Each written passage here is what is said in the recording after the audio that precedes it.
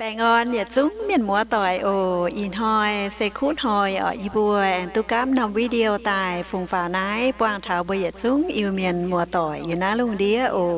อีสานนำวิดีโอเซตุงบัวเมียนเยจีหาแสงเย็ดว่าเจนหังแสงเย็ดดอมอิวเมียนปัวลิงมิวยานายไม่กลัวตะปุงแซคราเมโนแคลิฟอร์เนียเนบัวเจ้าเจนหังซิบลิวอยู่บัวมีชาวเนบัวเจ้าtài bùa cáp co phù phào giống rồi lấy nóm rủn như bùa ăn tu chim nấy miền mùa tỏi nhẹ xuông tài xài chén phin như quả cho bỏ chén cáp tài phù phào nấy ồ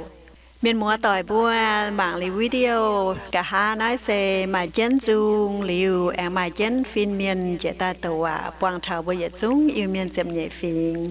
แต่จริงเมียนหมัวต่อยบัวลมซอยจ้อเจ็ดจางโหเปียตายหวางหวะมอนจุงรอหายลมซอยแปงอ่อนเนี่ยโอ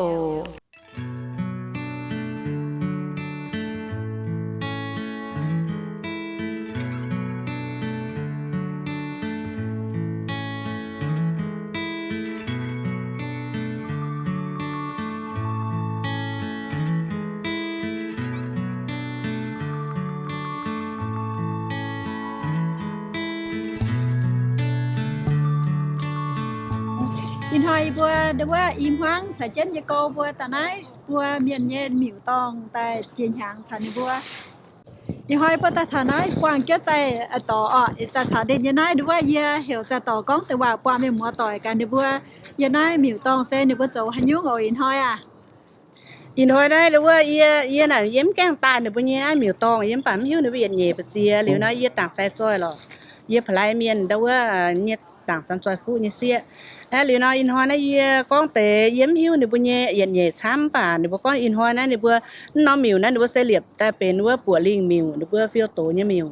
đấy liệu nó yên mà y ta có xỉu su xỉu yếm này đấy liệu nó bền tai liệu bài hàng bài sang hàng bài in bài phụ phải lọ liệu nó đâu á yên tấn tai chiếm hiu được phát triển taiตัวนี้เพื่อจุนห้างตะหมานเพื่อวิจิตรเพื่อห้างโทษจุยช้ำđâu á tiền hoa mà cả hay hiu tuช้ำแต่เพื่อเหยียดจางก็เยอะโอ้แต่เนี่ยเพื่อเหี่ยวเยี่ยแต่เธอเนี่ยเพื่อโตแต่เนี่ยเพื่อจุงเนาะมั้งป่ะยินห้างสูบเพื่อจางหาฟิงจางหานอมถ้าเจ้าเมียนเนี่ยแต่เพื่อเนี่ยอยู่เมียนต้นเพื่ออยากสุดเถงต่อยเนี่ยหรือว่าเยี่ยในเสียนที่หุงแต่ตู้นั่งยี่เสียมหางอ่ะแปลงอ้อนเนี่ยหรือแต่เถงต่อยห้างแปลงอ้อนเนี่ยโอ้อย่าจุ้มแต่เตาแปลงอ้อนเนี่ยเจียเสียงหางแต่เตามาฟิงมาโฟโซจิโอแต่เตาอย่าตู้แปลงอ้อนตู้เย็นเยียวอย่าลิ้วอย่าเซโอแต่เตาเยี่ยมโรตีเนี่ยป่วนอย่าเดาว่าดุดแสงเจนานดุดแสงจุยพุ่นช่วยตายตรงเว้นทำเตียนทำหมาเนี่ยอย่าพุ่นทำต้มเมียนพุ่นถงหนิมต้มเมียนเนี่ยพุ่นทำต้มเมียนพุ่นถงหนิมต้มเมียนตรงตอนเจ้าจางห้องแต่พุ่นจางห้องเจงตรงจางห้องแต่จอยจ้าจางห้องตรงเป็นแต่จอยจ้าเป็นตรงโจมแต่อย่าเป็นจะมีมาจะมีอย่าเย็นเยียวจะมีไม่สีไม่เจไม่นานควรอย่าจู้ก่อนเยียวพุ่นเอ็นปามเกณฑ์ลุงเดียดาวเวอร์บอิวเมียนตอนพุ่นตะเตาเย็นเยียวแปงอ้อนโอ้เจียเลียนน้ำหางนะตุพุ่นมาจุ้งแปงควรแล้วพุ่นตะเตาอย่าเจียจีเยี่ยมมาโลทีนจางว่าทีนฮูหรือเบื่อซาเจงคุเยี่ยมแปงอ้อหน้าตะเตานี่ยนำอยู่ยนะปามเกณฑ์กุ้นเสียนทีนฮูไปเสียนหันยุ่งอย่าแต่เขาลิงเขาสิงเขานงเลี้ยวแต่นงเอาโอ้ยนะมีปวากินโอ้อีสันตาเนี่ยเนี่ยก็โอเปลี่ยนเสียงตาอีทอยปตอยเจนินไทยเบอร์ตาน้ามิวตองเจ้าก็ว่า ไปอ้อนเสียงหาเมียนหมัวอยู่ตู้อย่าบัวยำหน้าอีหอยเมียนเนี่ยสี่หาสังเยอะไหนเจ๋งซ้ำ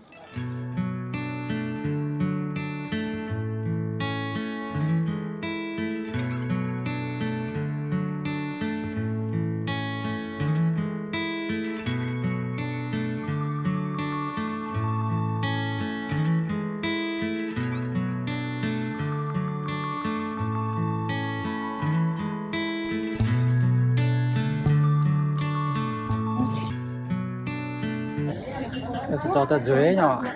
เขาดูไม่น่าอันกินเพี้ยนขึ้นอันกินขึ้นมาทำแต่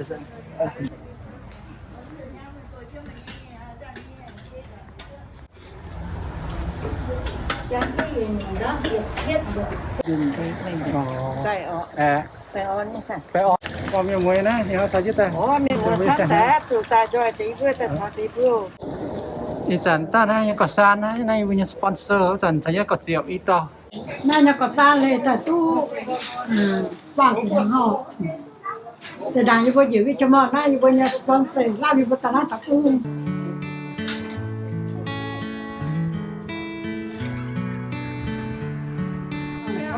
bữa chỗ hát nó tô này nè. to liều quá ồ Xin là má tô bữa ít chẳng là bữa đâu ở bữa tô. Bữa như tỏ là em sang xin cháu gần nhàn thì chỉ khói này yên này là bữa căn tỏ ở bữa điện tỏ. Lùng đau nè dương thì uống yếm gì. Điều đâu á tôi có mặc là con ibu ở bữa mẹ ibu mình như vậy. Iya Pak Citi Jono lah. Diệp tiêu ấy giống như thì bà được thân chứ Sudah lama nak kengnya. như thầy giang muốn thầy chẳng á nó toàn đến Mà lên chung là mình ra không hoạt đấy à. Hah? là Hanya. không phải con này cho con này Tu kan mas? Mampu. Anin ja no. Nhầm. Nãy coi qua gì vậy là hái quả nên uống chăn đúng không? Ồ. Nên giàu. Uống chăn đi chăm nên có mà cái chăn nên chăm vẫn có. Mới hô hả nó mà. Chăn vẫn hô hãy cả hô. Ý chăn vẫn hô cho mình cái này phải. vẫn tôi tèn nam ấy đi vẫn tôi tèn ấy vẫn là Ý vẫn tèn đấy không phải. không phải gì á Nè, việc của là vẫn Baik jo tu. Baik jo. Tu kan mas? Chúng ta nói chiều lúc nào nên tới nhất tỏ nói như vậy im một xí. Ni kau ni chun kau ni chun kau på YouTube kau kau đến. Tôi mới bật rộ á. Chúng ta Chun ta. Chứ có chạy được to gì đâu. Tu ta ta. Oh, lo nyo tu ah. gì vui hiểu hả nhúc? Giờ mày phâu. Mày võ là tặng miên đâu. Mà hiu rồi. Mà là hiu như nó tặng. Okay, lo nanti oh. Okay, tao như bùa hiểu nhau nè. Chiếc phú ở tao tanah tempo lao té. Lao tẹo. Kita chưa. Ít chuyện đó. Phải học phải ít chuyện cái gì phải chịu ta ta. Oh, lo hả. Ihang lo tu bat to oh. Lah kam na ya phải rồi nhá, mà như này. nó này bút pua hu về chủ Oh, bu ho tu giờ nó phải. thiên tôi nhà trang phủ hiểu tại thế nhưng mà hiểu bút chu là chừng nhẹ phí như như hồ mà chủ tu được ban phải đến tu na này nó con hiểu tâm đang mà hiểu ăn xia nè về chủ ý bút sẽ tu chỉnh tài lồn thôi bây giờ phải thiên to yên thiên bao tài bèo gặp bèo phản á chừng nhẹ phí nhiên mà tài bèo gặp bèo phí này dễ bám kén tài Đó, về chưa? dễ bám kén tài theo thằng tháo nhựa nè Theo nhựa. bây giờ ông bây giờ te phải thiên to mà ở bây giờ ma này thiên phủ có cái này nè Y hoi sẽ thấy như là màอยู่nhé. Quả đẹp ok. Y hoi vẫn cho con phải như bên có bên phía thắng cáiอยู่. Y có như sẽ giờ cho phim này mà mặn té dễ biết gì Lao tém hay là kho anh em bắt độ té béo tao. Y có buổi mua tỏi. Nên cụ trang phá nó miêu tại vì nó là yến tu sản thì có và tôi nín càng phá với một muốn yến sản thì có và đi phá tại lý tại hai đồ có mấy con thế là lên nhiệt thế là lên nhiệt thế là cũng bằng tỏi mà ta khỏi giờ đến tham gia mà ta khỏi quyến trong đồ phải lên chinh trắng mình chấm nhẹ phim miên là còn tập hua đó ta lò bi te bi mai phải tin bao đâu lò hả tàng cho trái tàng chơi á vừa chủ lò bi chấm nhẹ phim miên á vừa đâu mà vừa tỏi thật dân tin bao phải cái lùn điếc bình trên tai cầm dìa cao giờ phim nào mà màn tây kia buồn như chị đây rồi nha Hin pu nè. Hin pu vào yang pu này mà còn.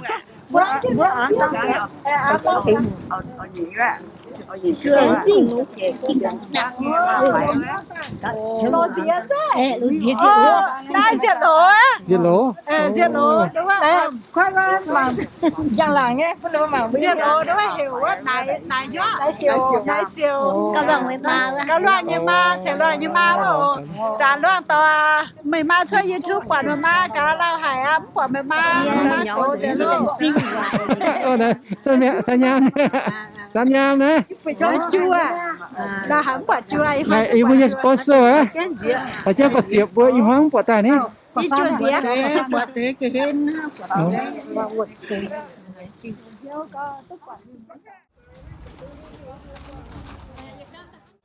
Rồi bé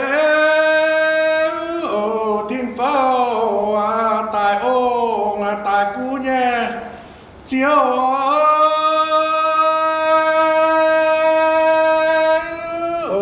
trang nhám của ô linh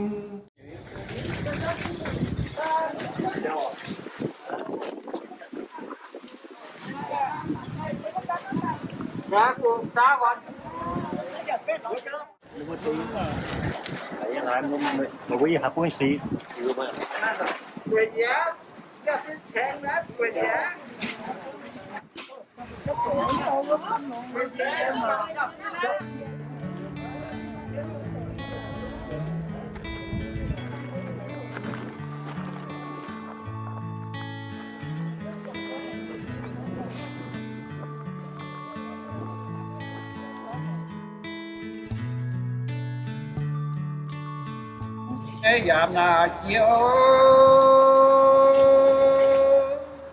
chỉ khi đó với đề là tình bèo liu ô hoàng bèo liu ép của linh hạ nán chìm nhẹ bầu ơi giảm hiu lỡ còn na tàu tháng lại biểu thao phát đê phạm kê na mà nhẹ đi đó hỏi đô ô na ye ô má ô than sẽ ya mê khao tu tê tô mai đi phụ nhẹ yuen ơi mai ở xiên na xê dùn tu ơi yang vùng mau về nhà nhà mà diệt chi nào trong lòng với ta mà chi ô chi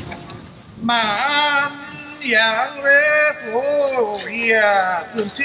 liu ơi tìm cứu vợ còn là tàu tình hiếu ở tình ta chỉ quê chỗ mà ta chít nhé phố ổn tí với chi lộ kỳ chịp tình tình ô yêu ya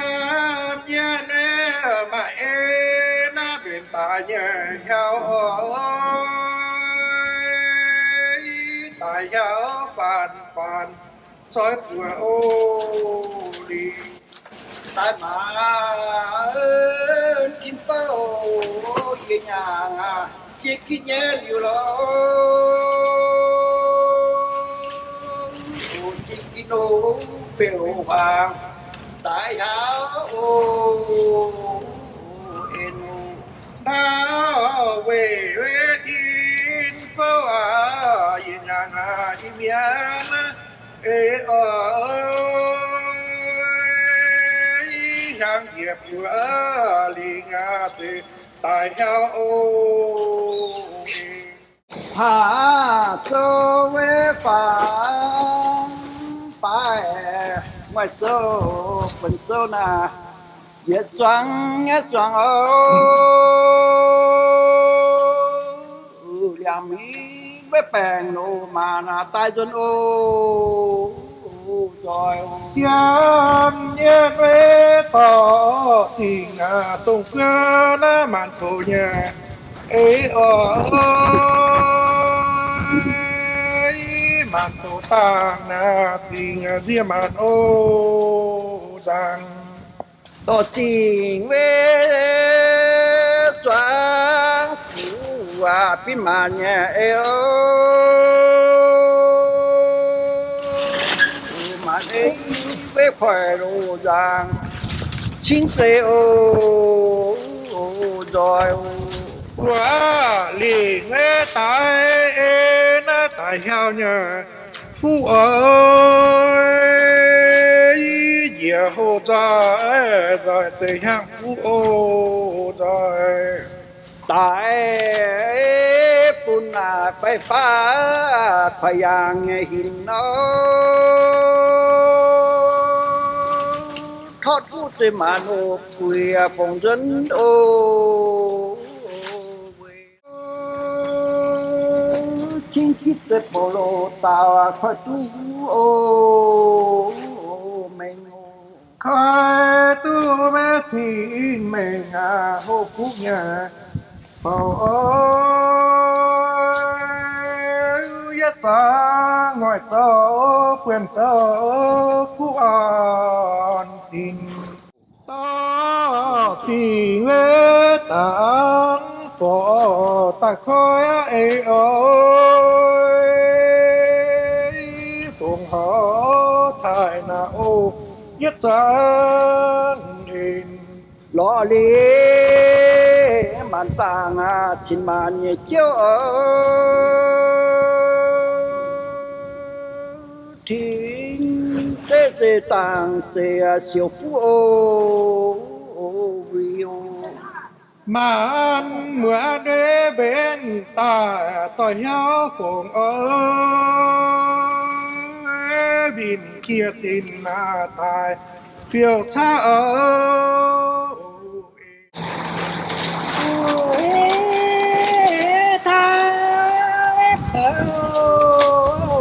tao na tại nhau nhẹ buồn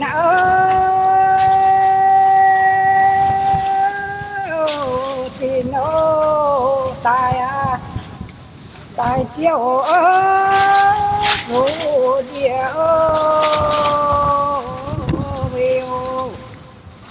mình khi nó biết cho Diêm kê nhà nói yếm nô kê na nói lẽ trái na na nô bám cho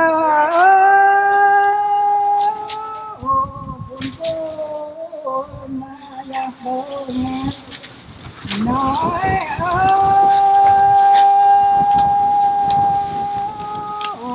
phải nói pha nô pha nét yêu của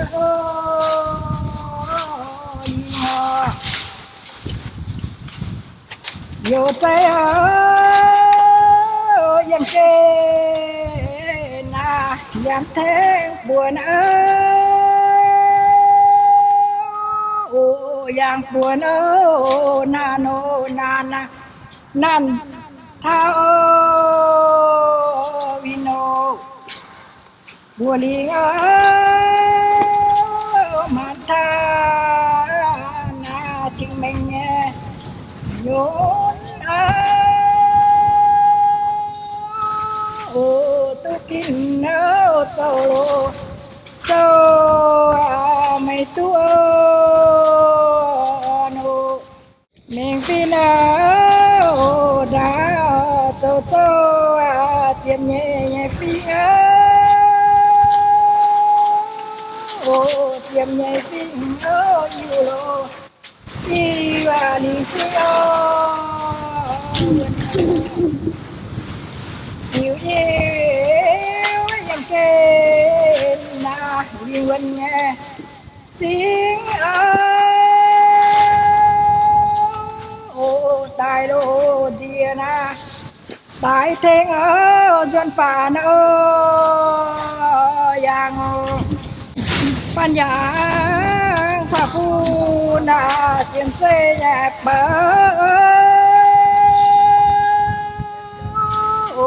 dân tha bùa lô đi nha khỏi em đã tu thôi na tìm muôn nhẹ bờ tê uy lô chùa tại phố to ngô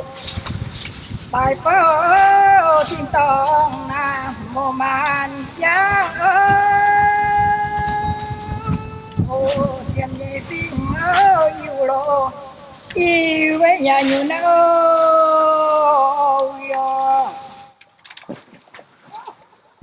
đào buồn chuồn ô man se tô nhân na đào buồn man ra kiếm nhẹ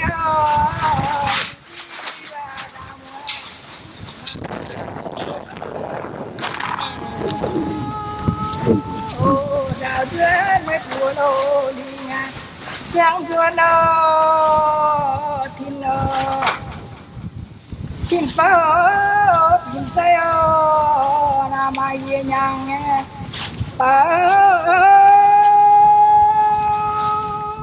ô phan chúa khoa lô tô giao lưu tàng ô phan lùi thiên pháo na tô nhiên na man man bờ tình lô nhiên na cú chạy eno to tình thiên pháo na tại ô nga tại cú chiếu ô giang diệu bùa lô li nga to eno hoa phun phiếu tha nam mô tha nhẹ linh ô phiếu tha màu lò màu đàn phiếu eno yo tay to tình tây pháo to tình tô nhiên choáng chiếu choáng ô choáng chiếu tô lô nhiên 향 huế bài cha phát khoa châu na tiêu tha tại tha nhà liu ô tiêu tha tại lô bài nan tiêu eno to tình tây pháo na mốt chèn nhẹ máu mốt chèn người tại tây pháo pino pina giang bùa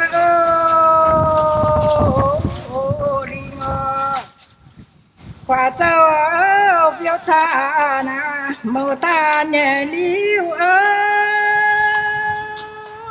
ô phiếu tha giang ô giang nan phiếu eno thiên thiên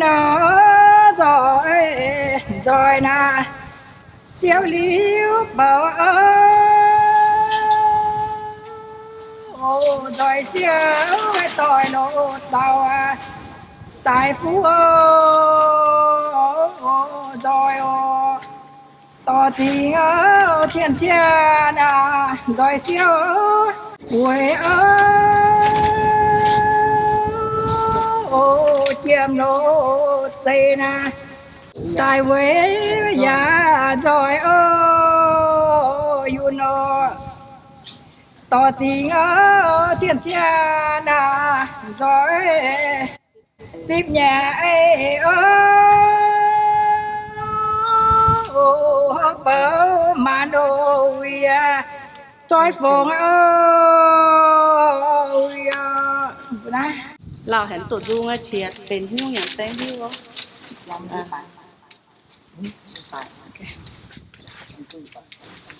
เยี่ยมจานเวนินเกนแสงเอียดหยาเยียนเ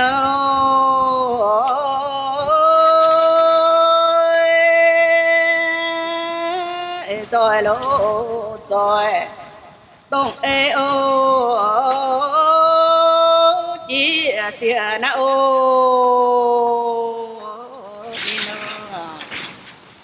chờ ni nuôi gió xuống mai na man thu nghe tai ô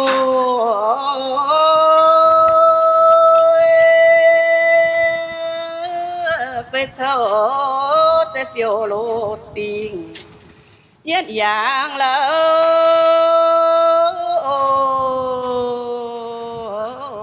chào tin vua về trang chia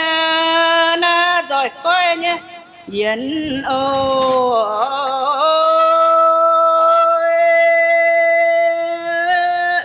coi yên lâu sẽ tin lô tin tại cha lô muang coi chia về xiên ê na yên chia nhé buồn nao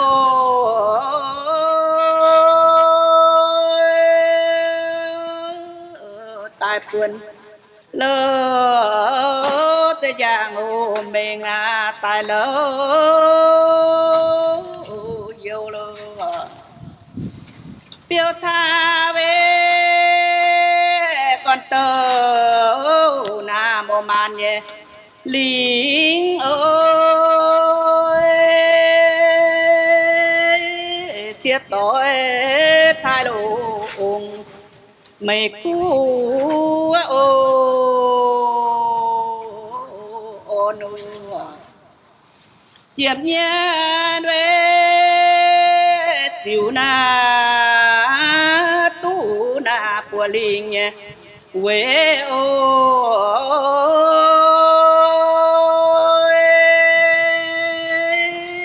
tùng ê chế tin ô cho phát tiếng tai ô tùng cho bé phụ na ye na pun tình nghe liu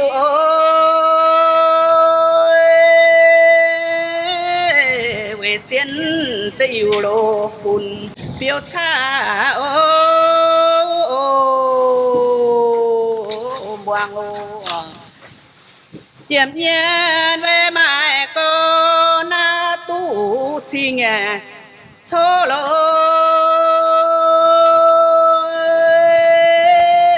vượt sang lâu yêu lô yêu rồi rồi na xin nô của linh về pin xe đã yêu con nhé quân ơi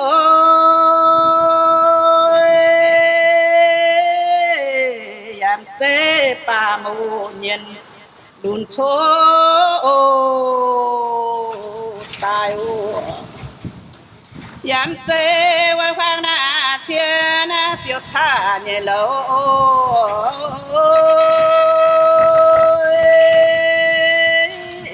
tình sẽ phù lô ye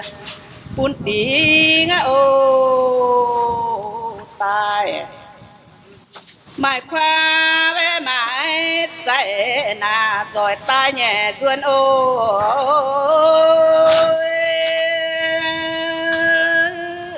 ta dân của lô linh bài phu hình tỏ tai về ô này na thái châu na tai xuân nhẹ bài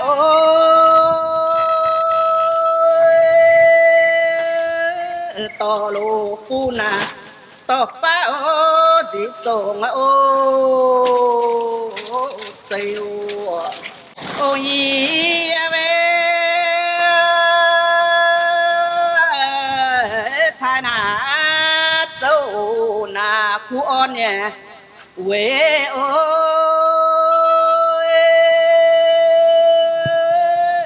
thiên phố sẽ ya lô chia để ya chia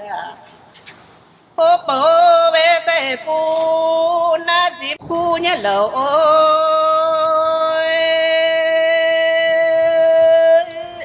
xin khu lô tàu khu lầu biểu chịu y về khi nào bên là nhà mai nhà ôi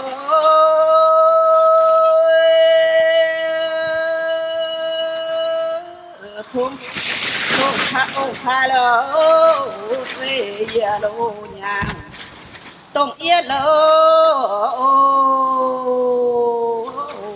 tha mô bên biang bên biêu na cái gì nhẹ biêu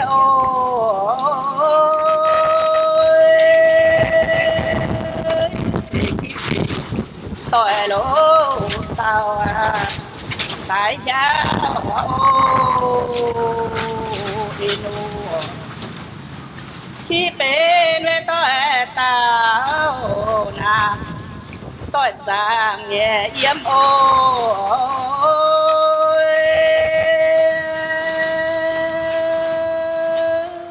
thùng thao dẻ nhàng tổng yên ô bài còn thay về nhà na tu on nè lo ôi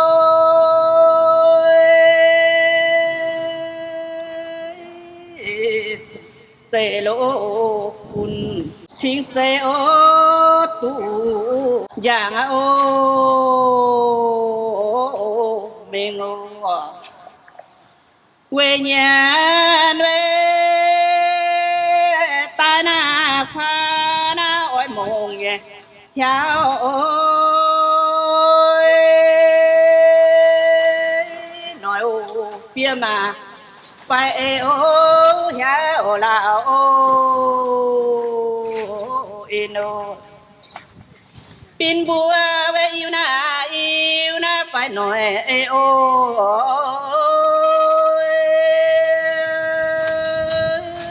nói cho ngô tình chiến mấy ô chiến ô thiên trang về yên nhà chiến phim nhà khu ôi lên liêu yêu lô phun chiếu ván ô nino ta phía về xiên ni na xiên phi nghe chiếu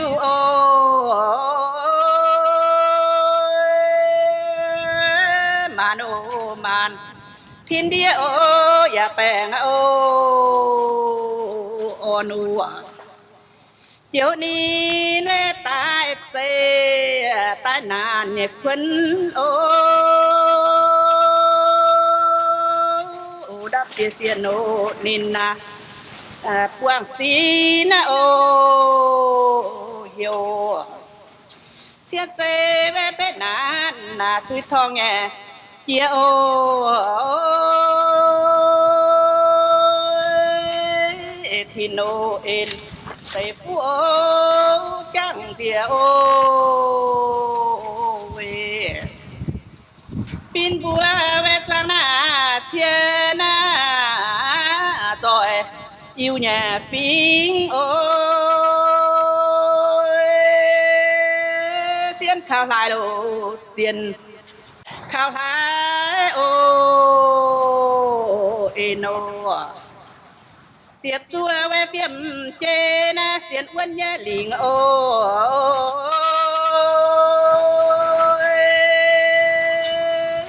doang uốn ô tiền lô con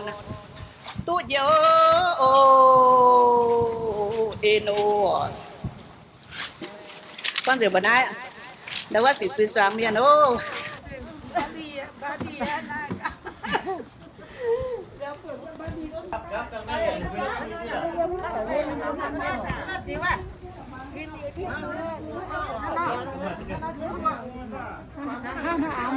Am phẳng nào phát tới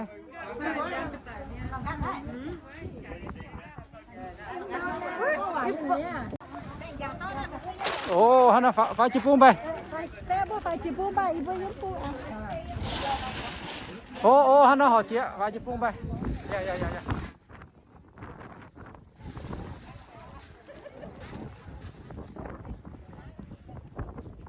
Ồ, hắn nói phải chưa giả sử luôn.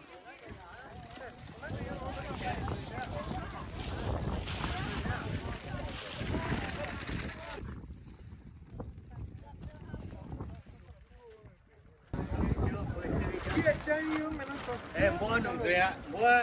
nung rồi em yếu gắt tiên ở nung à. Nó, xong rồi ở ra ở nung.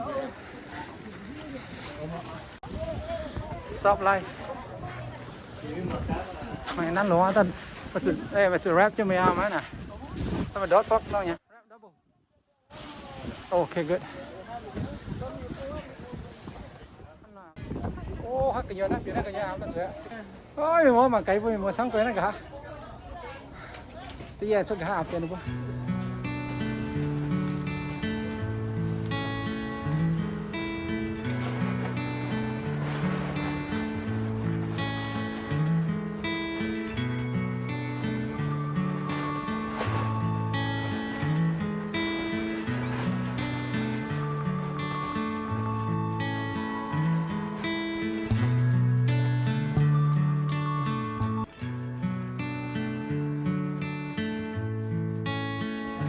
Giờ hô có buồn gì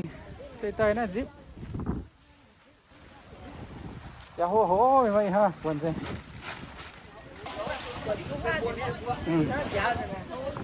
giờ hô tê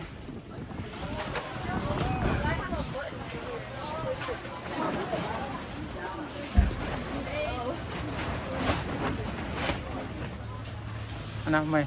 I want to take still picture, but I can't sleep. you have to move it to em Không phải thấy tí ăn nó biết cái gì mà. Oh, okay. anh nhung ăn phán năng sao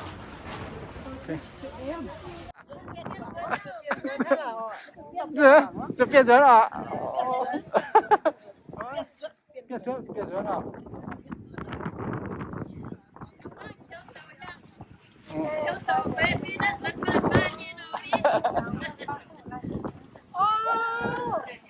我都每個兩年都到咗咪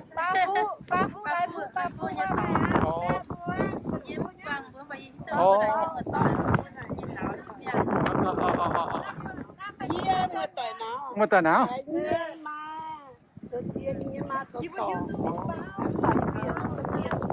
Lỗ hả lỗ là biết rồi.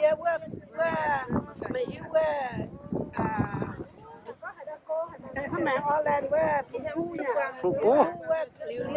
Mà hiểu như lại, hiểu như lại. Ồ.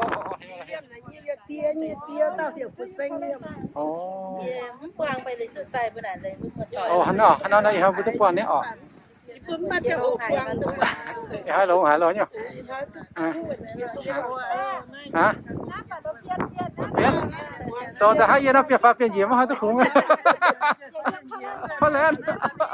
Lỗ hải lôi ha, tôi biết nó lôi quá. Em tạm cần nhấp pung. Ibu hấp pung ya, ibu ya mình để cái pung ibu ya mình ta không phải ibu hai mình. Ibu nam ibu tamian thăm mà ibu Korean ibu tamian. Chia tông pung ya hai mình ibu ta nó quản nó con ibuต่อที่mình là lỗ hả? Với dùng hai quần thải nếm ở đây à? Pung ya đây ya, hai quảng tamian tếว่าmình thì pungก็ต่อ tamian เนาะhai Korean. Dễ nó mà. Tamian ต่อก็เข้ากับhai Korean. Như vậy ta. เหมือนเป็นอย่างในทางออกเพื่อทุกประโยชน์ต้องการใช้เป็นอย่างโอเค ลงหาโล แต่ต่อเชื่อเป็นยังมาเท่าคนเท่าต่อเชื่อเป็นแต่มาหายเพื่อเดี๋ยวมาเป็นอยู่เนาะเพื่อทุกแปลงออกเนาะเพื่อทุกแปลงพี่น้องลงจะพ้นเลยเราทำแต่ให้เมียผู้ใหญ่ให้แม่แต่เราควรทำให้ทุกคนเทียน Chị vừa nghe chẳng phải em cho lấy gần nữa anh vừa tại xì người na với chị tại em chị cho phiền ăn nha đeo nhẹ cho phiền ăn vẫn tí ta đã cắp lại vừa tí cho cần sợ vừa tập phải nhắm cho phiền ăn nha năm mình 6 năm giờ giờ thôi rồi mà thật giờ còn bé ha nó ở đúng rồi nhà này nó tao có ép việc của nhau mình mà yêu chị em của nhau giờ Đó mà y tế kén đúng nhất tới như này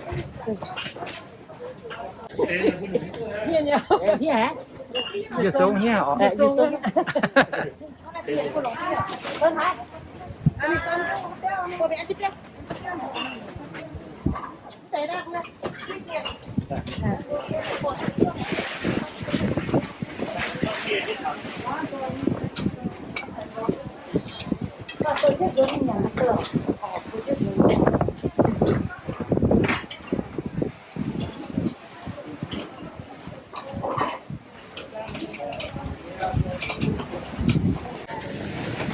Rồi nhá. Rồi tại nãy cô tháo rồi nó phải tập. Wow.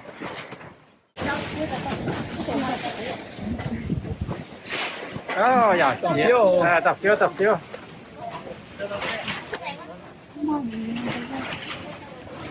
Dừng luôn thế đó. Đây. Dừng luôn tay đi có thể là giúp thế này nha. Dừng thế này. Sao không phải cái đó.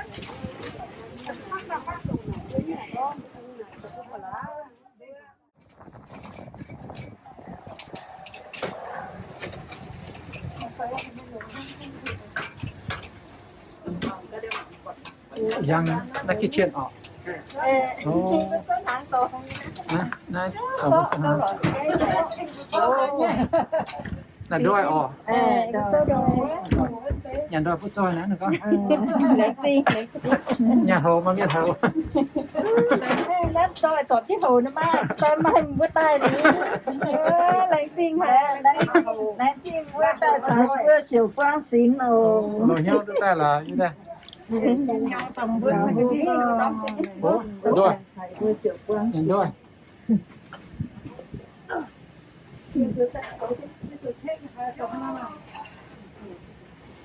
Có cái phang rồi nó. Chạy mít nó mày nhủ mít. Mày ổ. Ồ, của họ. Hang tèo. Ồ, nó chỗ là hang cổ. Này nó nhỏ nhỏ euro. Euro. Ồ, mấy cái. Số tao hát bằng cái không phải đấy nhưng mà không phải chạy mít. Nó mít ạ, mai nhiều mít ạ. Very good. Ồ.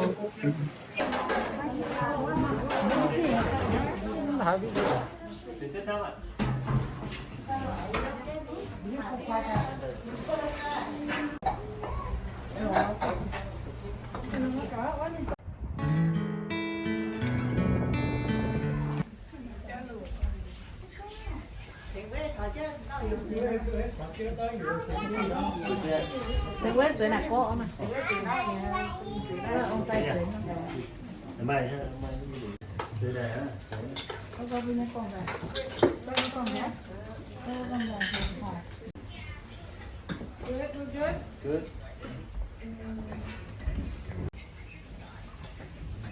Từ nhiều nữa sao?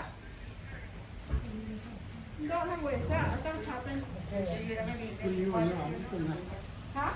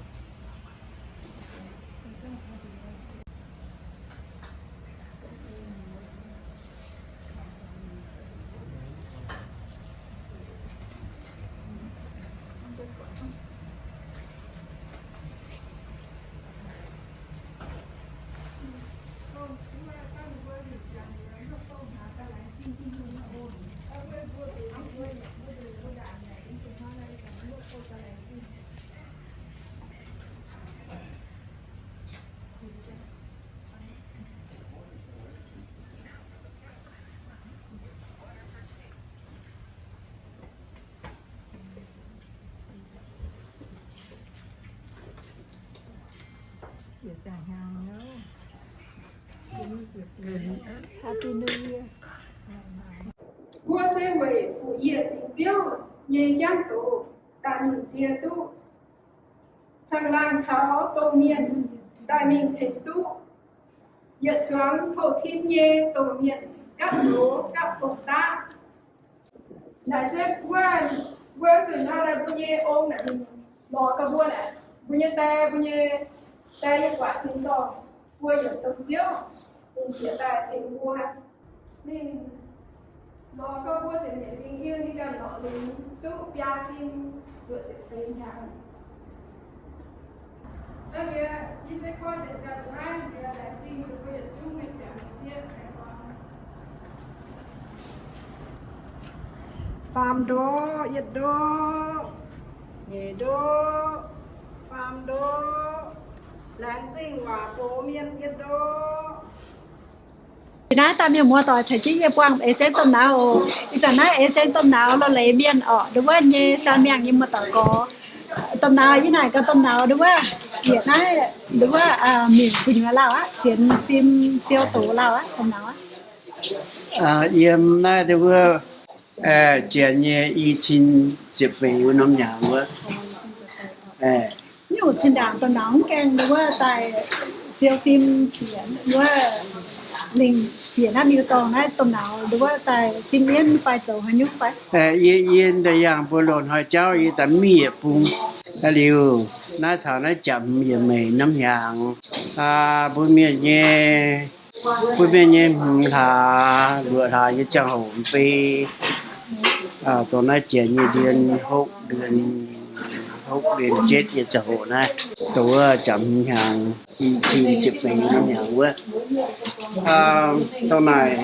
chẳng mang gì anh bạn ta ở lo tổ phiêu phải gì lắm phải tổ phiêu ai mình tổ cháu ai mình cho khách cha bung sa được phiêu tổ chạy được phiêu được bữa này chạy phiêu tổ nhá anh bà bữa chìm gì phí yêu miền á bữa chúng mày bữa gì còn tàu bữa tự nhiên bữa tự nhiên như tòng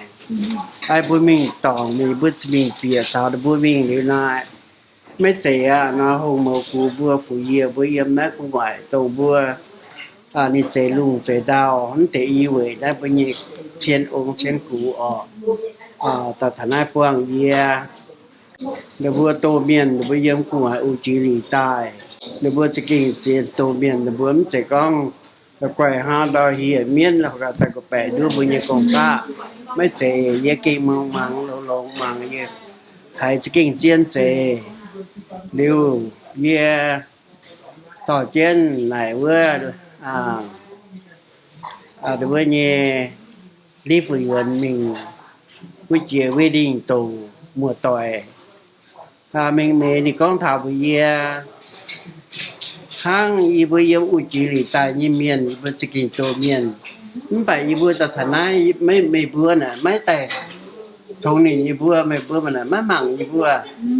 mấy bữa mình trâu mấy bữa như con hang thì bữa thô mấy bữa quảng tế mấy bữa quảng phố tại bữa mình lo tới bữa mùa tỏi ai yêu mà cho hai chị kia hai đàn thằng nhớอยู่ต้นหนาวน่ะเยี่ยมต้นหนาวหิวตุกเซียวฟิล์มเซียวตูต้นหนาวทิ้วเยอะตานกุ้งน่ะอยู่ต้นหนาวเซแต่หลงเย็นมาแปลงมายุขนเยอะเลยต้นหนาวกันออยตายหลงเข้าไปเซมายุขนเยอะมาแปลงแล้วค่ะจงคุณต้นหนาวตานกุ้งเจ้าye mai bèn nãy ye y chín năm hàng ta ye ye bên ye nhiều chế hoài ye chủ xã giám ye y chín là năm hàng ye xã giám ta thấy chẳng hạn ye tông này ye ta mai khuẩn ăn cháo đằng ye áo chạy bún gói ye tiêu cho ta ye hành ham chuối ye mấy tòng khảo ye mình lo từng phiêu ye ham ta bu phiêu tổ na ở chỗ chạy ai lo không phải ye có ye mình nhiều mình vắt na phồn mình vắt ya hai con trẻ như vậy điều cho hai đứa con thảo phú hùng này chỉ phiêu tổ như ye mình mà cả cái bữa chỉ mình cao không phải ye bữa mình lao tệ ai bữa mình chẹp ba nhà mình tổng điều mình có được gì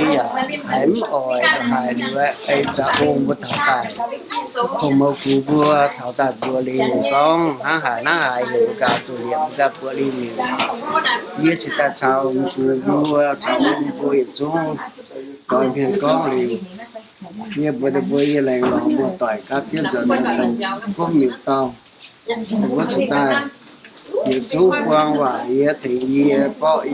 đúng xỉu nhuận cho nó ý mai nó chẳng hổ chẳng này có mà tại mình đâu hai chẳng là tầm nào có tầm nào y chín với ta xã chỉ giang phải chẳng là chẳng chú y chín nhị chỉ nhẹ ở thì là chú nhị chỉ nhẹ hàng á rồi sẽ kinh của phun ta đúng không kinh thành tức tầm nào trăm nhau trong tầm nào lòng hết nha đúng không muốn quạt đúng không tầm nào mai đúng không hắn có bèn tuổi chứ sống hay chỉ xin phải hắn no phải đẹp giá phải họ xem mai nó bây giờ đúng không lên trình có nó tô miên là bùa thành như bỏ tôi ý giữ như siêu duyên tôi ý xin chụp phê năm hàng để bùa thành như bỏ giữ nhà thì bỏ giữ như quy định liệu cho ta cũng bên vậy mình đốt trình giờ lắm tất nhiên tại cao chỗ miêu ý bật kiến mình mang bật kiến đốt trình là tôi chăm nha qua bùa gì tao chỉ nghe mình đâu mà cả gì châu tây để nó như hai nhà nhà vẫn nặng cao tại có miêu này như cái miêu đâu tôi này như tại châu miêu nè hay miêu đâu có điều đối chấm ô phỏ từ thảo với yếm từ chỗ này ô vậy miêu đâu trên này như tỏng chui này bữa đâu trên này bữa nhẹ nên sang nè pháo chứ yếm cùng ở thiên phố này nên mà ta miêu mua mà này cả hai bữa dùng suy phìn nữa nên mịt ở đây bây giờ mẹ con là bây giờ chứ mẹ bữa như khu là hải quảng bữa linh vật hải bèo hải bèo bữa nó xinh xẻ hai bữa phía giảng ta đồng chia như phía chân là đúng không tiếp miền tàu hôm ta cứu từ đó về đi vào bản xám chứ đúng không ôm miền chứ miền là đi chú ý này bữa miền đốt chín là tổng hô chia ở đây là nếu bữa giờ nãy hiểu giờ chủ tiền ai sẽ ta tiền ta đi về chỉ để nhà ta đi về giờ chỉ ta buổi chiều mưa tỏi mình lo mưa tỏi dùng Oregon sáng nay chiều cao quỳ mình vừa con át ôn mưa bả tại bụng bên này vừa đi buang đi vừa đi chỗ kho tai phải kiên yêu nữa phải kiên yêu giờ phải đi nhìn bài như nhé bê thô nha điều đó thì anh buồn cho các quỷ kho tài gì vừa ai chỉ ta rõ giờ phần tại kho này thì có nên mà tòng hay chỗ tôi miêu tòng nhé nhà chỗ tôi miêu tòng vì bữa chỗ miêu tòng đi chỗ bởi cho sự mấy phát minh thành cha lang điều bữa chỗ cái điệp tôi miêu tòng tai điều bữa tu hùng lâu ta tôn dìa tai điều yếm này chỉ con ta sẽ chiến chầu cho tai điều đi chẳng sẽ ta sẽ nên bên hàng nái tai hay điều nái chỉ kinh chiến chỉ với nhau con tàu bữa chỉ mì phí của miền lại lột hoài cụ hùng sập bành hùng được bữa y quỷ mà học ta danh trả châu quẩy tai điều bữa tổng chú ý mình bữa thấy nhất châu bữa chỉ mì phí yêu bữa tí nhất châu na bữa chỉ kì xe khu miền bữa chủ cầu na biết chọn miền na bữa chủ cầu gì bữa chủ châu con bây giờ bữa nhà con tàu quen quảng gì bây giờ nhiều yếm hiếu bây giờ nhiều yếm chè bữa tập bung yếm mai ở đó ya bữa mai tàu bữa tôm miền hết miền tạc cun bữa để bữa mang chọn miền tạc cun bữa hang hôm mà miền con nhiều tại giúp bữa đốt nàn cái mình hàngนี้ไปthảo bữa mình niệm chiên bây giờ tại mình chốt mình tổng bù bữa chốt đốt nàn để chào lầu ha bữa giờ tiêm mà bữa nhẹ ông thầy của thầy bữa chẳng bữa mình được coi cháo miền mình chắp mình tổng tại mình cháo miền mường miền con miền lúa bữa như chín nhàn tại mình chỗ chú ý hang bữa mấy tụ công ta hang ít chắn nó trầu để kinh chiên với những con bè con tàu tô miền gì tại on bữa chạy bữa trầu tại thỉnh bữa trầu tại điều bữa chạy tại hai tụ công ta nhủ na bữa gì tới bữa nhẹ tuần miền tàu nó bữa giờ xe yếm tây nhựa quá hay cho từ bữa chọn tây nhựa hang này ta bữa mở miền แต่ฟันเนี่ยลิงเบิ้ลเนี่ยส่วนเซนี่แต่เจติงว่าอย่ามัวเมียนยันโลอ๋อขนาดว่าเหี่ยวติงว่านั่นนี่กินจังเจียนมาจะก้องก็งงแปะอ๋ออะไรอยู่น่าบุญเยี่ยติวคู่ก่อนเต่าจะกินลงหาบุญเยี่ยบุก็บ่จงเจเหตุเต่าเจียนก้อนแปะงะเยี่ยมนาย 有一阵咧，ตอนnào biển nó tao lao á, rồi phiêu phim tao lao nói như vậy chẳng á, tao nào con thảo tao nào cả chỉ mình còn ở lại chế ở, tao nào là hay hà nó tao nào như xin phê lang cai nè, nó hiếu nè, nó hay thiên của em phai mà hay nhung đúng không, chỗ ta quần hiếu nó hay phai mày phán mày, hàng nó là mai để cho lẩu, tao nó trên nàn bữa gần chia sẻ cho đại nhất chú ý chẳng bao chú siêu, cái tuần năm chú ý lo nói hỏi cho anh trên này bữa gần dân nhiều ở trên năm chú ý ha, tiền nhiều có chú giàu, mà chỉ nhà ní giàu mà chỉ nhà giảm chú giàu, giàu mà áo giảm giàu, tu nhận ya hãy chú giàu, thì xe đi nhiều này thì mày tiền mà tiền nhiều này on bữa lồng là sẽ hạt thỉnh tôi vừa bukan แปลง bukan หายแต่ไหน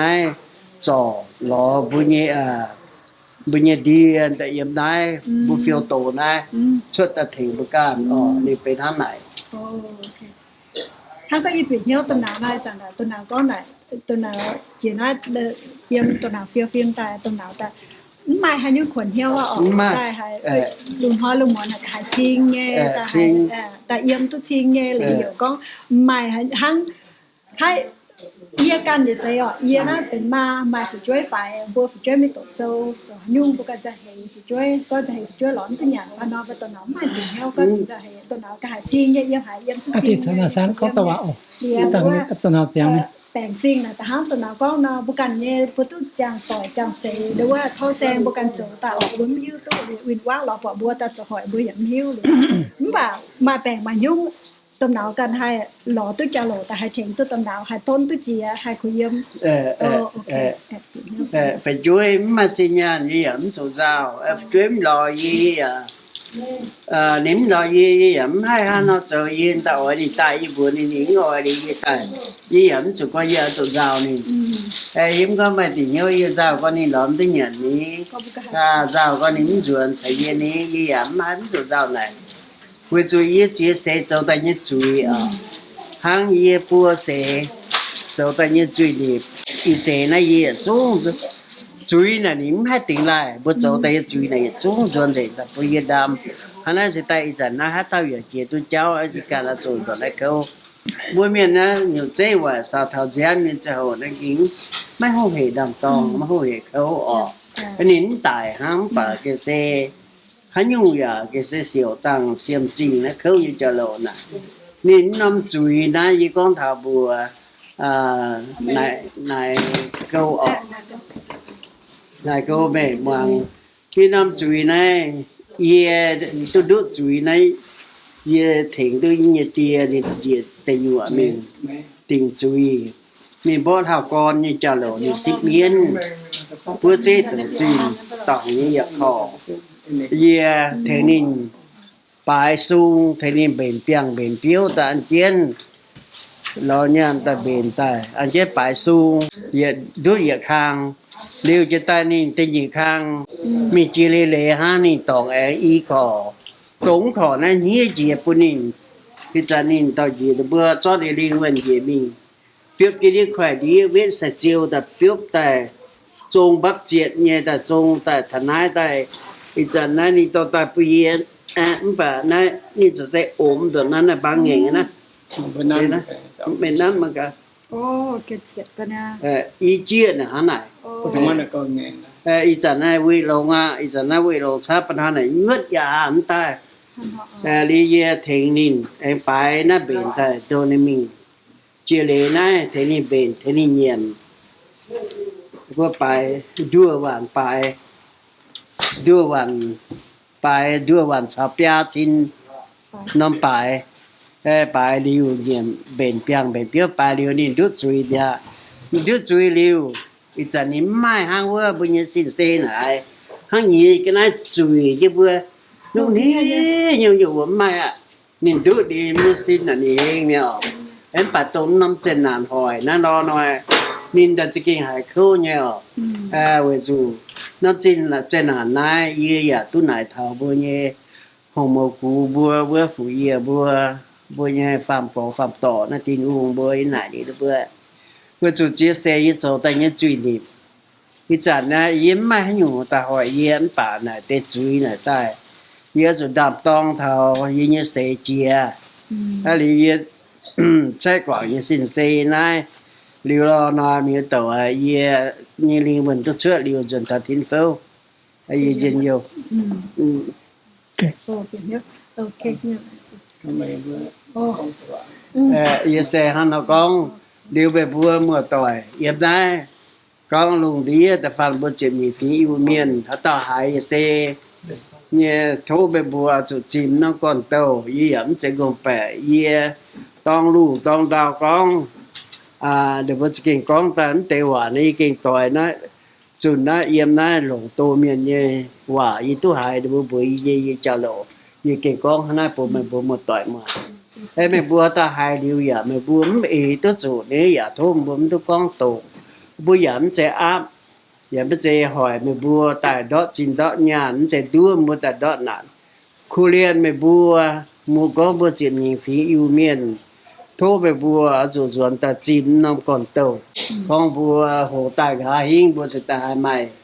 mày dân nhiều hai mày bánh on tìm cháu này cái khu cháu của bùa chuyện nhìn phí yêu miền ổ khu tàu xe tại con tại bùa mua tỏi chuyện nhìn phí yêu miền yếm nay luôn đủ đi miền man ở con Thái cua Lào cua Việt Nam cua Canada Phlang đào giờ sẽ chế ở tập đoàn bố trí phí ưu miền thô mày bùa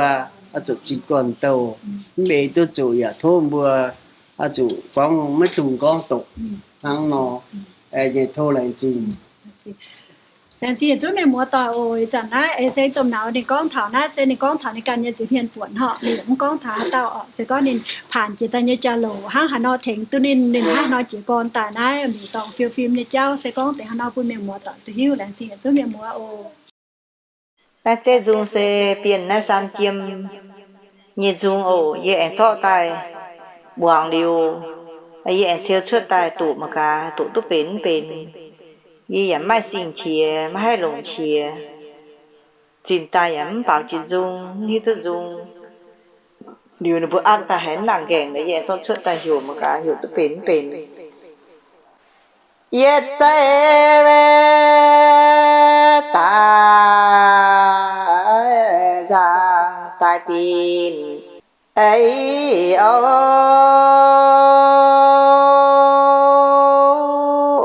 biển trái san ô chiêm với ấy giang với ấy bé xiên nín tại buồn hình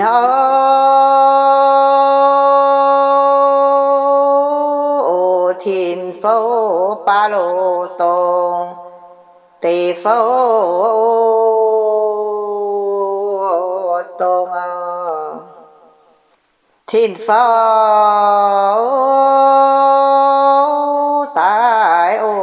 tại cụ khói tiền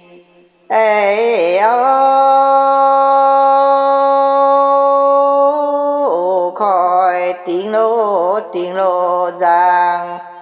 xiên phui tông yết ni tiếng mai chiêm nhẹ nhụn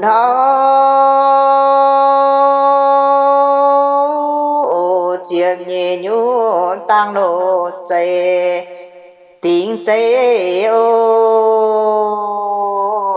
tông chiêm nhẹ nhụn miền chạy xin nín thao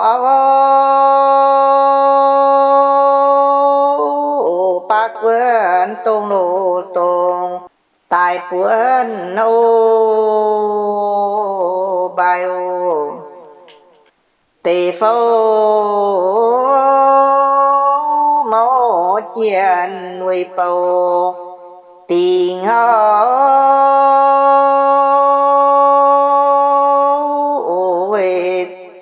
tiếng lô ba lô giang pin ai ô bài ô thiên pháo chiến tòng tại về tại tại buồn on lô bài làng pin ô tông ô khói hay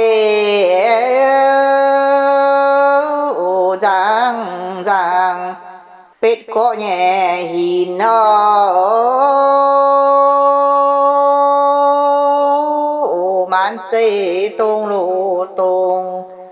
siêu chế ô on ô tế pháo yếm kinh gọi pin ấy đâu giá chế tông lô tông xiên phi ô bài ô tế pháo phê có tình rằng ấy ô làng hê phan ô tông liang min ô bài ô liang min siêu bài tình pin ấy ô pin siêu giang lô giang khói ấy ô tông ô trông yang áo mãi xây nan pin tài áo phiêu buồn muang muang chính ấy ô giang ô xiên nê xiên phui tài lệ buồn âu yang bầu mang giang siêu chế ô nano siêu chế ô quang giang chế buồn lấy ô màu chế phô lô muang tại duy ô quê cha cho làng bài chính liêu hình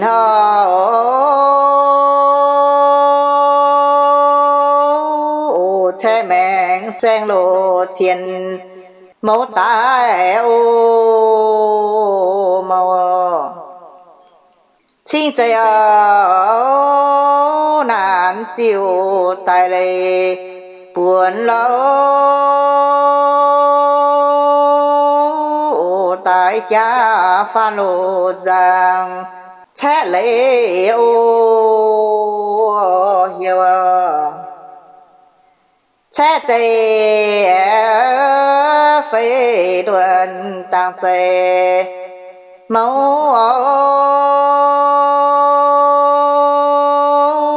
chính chế trong lô yang mẫu chế ô nano yếm kê siêu bài cha châu trình hình linh sinh màu lâu màu chế tí lô rằng quê pin ô nano cha châu làng châu mãi xây on yo tài thao chế màu lô xê tí buồn ô nan ô đình sinh tí nan chính mô hình tí siêu yếm lô giang mô tai ô giang ô chính ấy tại than nắn tin rồi buồn ấy lâu phiêu cha chi đồ giang ấy bao than ô cha cháu chỉ nhận mãn cha chính huệ ấy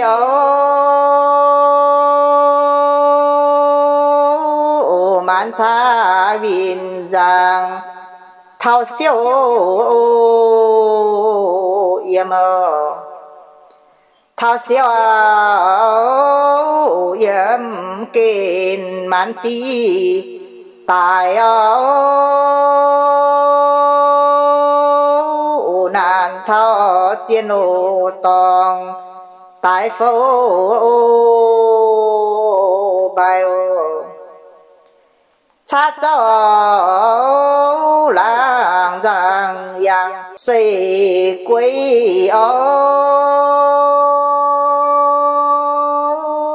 linh sinh tí đồ giang nan quê ô bài ô màn ê tí tòng nan quê pin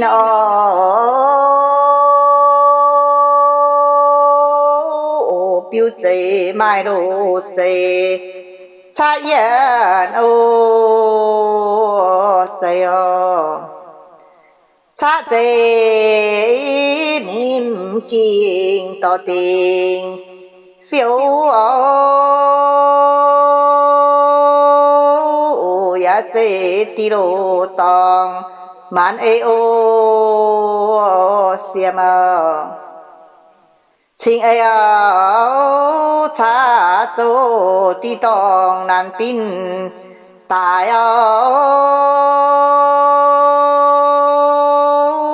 mãn khâu tài lô giang quê ê ô nan ô một chế mai xây làng pin san chiêm mùi pin ấy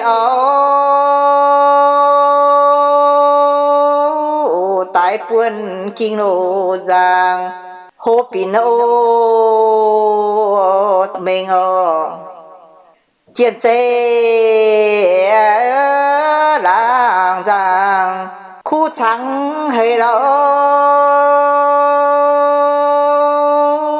thao chế đinh lô giang màu tí ô tòng ô tí tòng mãn đào sinh hình tài màu hai chi lô về biên ấy ô quê ô chỉ mình tiêu đuôi dung chiều sủ phê như dung ô cha cháu tại giang chính liêu ấy mãn chế yếm lô giang tí chế ô nan ô mai xê chỉ chế thiên nhiên nhẹ hoang kinh buôn ô bài bài sang hê ô than ô 为hay bãi giang tại on lỗ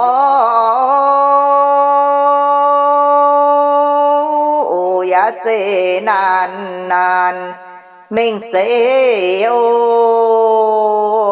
giang ô thao chế chế xê chi chế bầu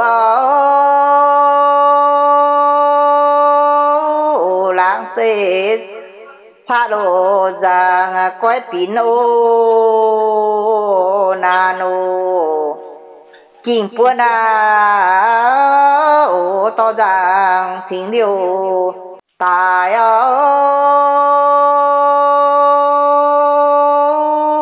suy mưa lô biểu gọi tại suy ô yêu tại suy ô yêu man ê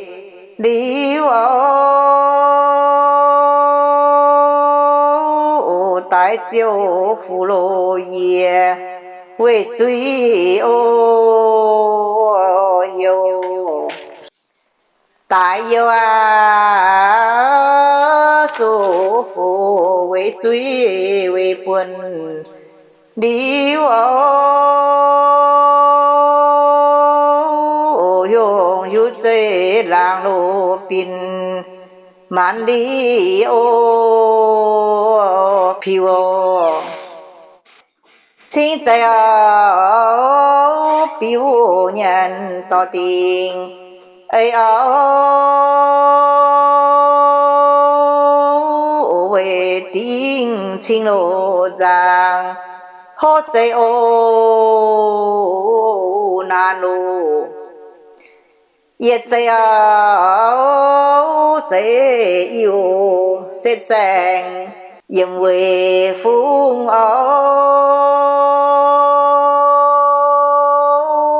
siêu chế độ mà lô hong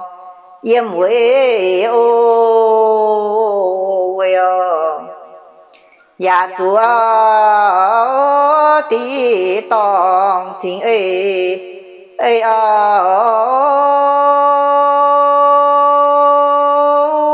tí chế nàn nàn yếm phô lô tí chế màn phui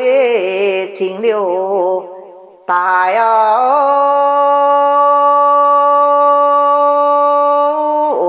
chế cha lô giang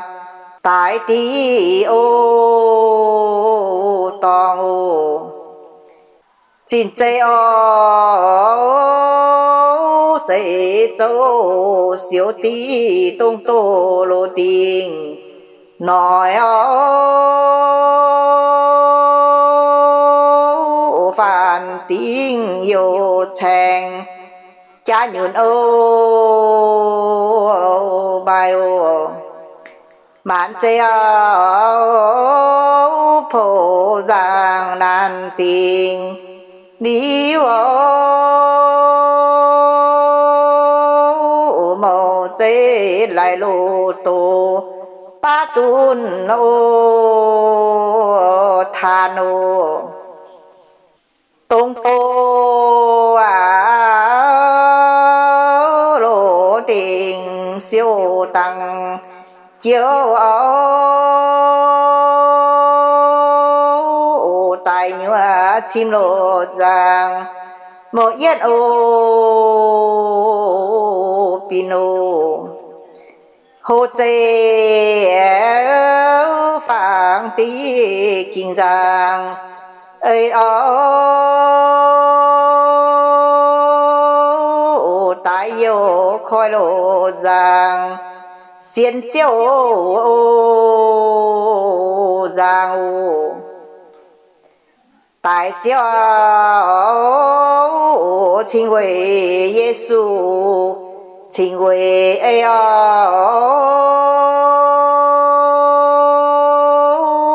bán chế kinh lô sơ ba chế ô thà nô chính chế tí tòng suy phố lô tình tại miêu hình hô liang chúa chế nan chào quê ấy ô nano mạn chế ô tỏ rằng suy phố tình hô mạn khô rằng rằng tăng ấy ô bài ô chính chế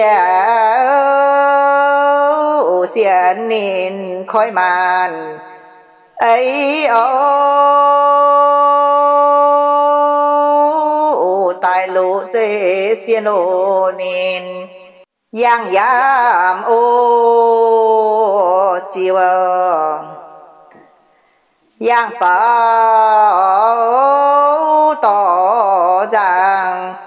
chiêu tài buồn hấu tài buồn hoàng hoàng on ấy ô bài ô quê cha châu chiêu chế su phê quê buồn tình hấu màn pin chế yêu yêu tăng ấy ô bài ô mai xe chế chế yam lang buồn hấu thao chế màu lô xe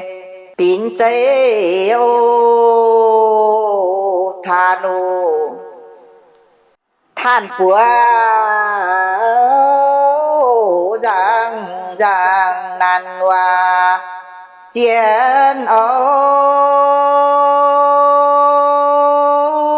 tí bầu phàn giang chính ấy ô nano giang bảo mãi xây yam lang buồn hấu màu chế tùng tùng tại buồn ô than ô tại buồn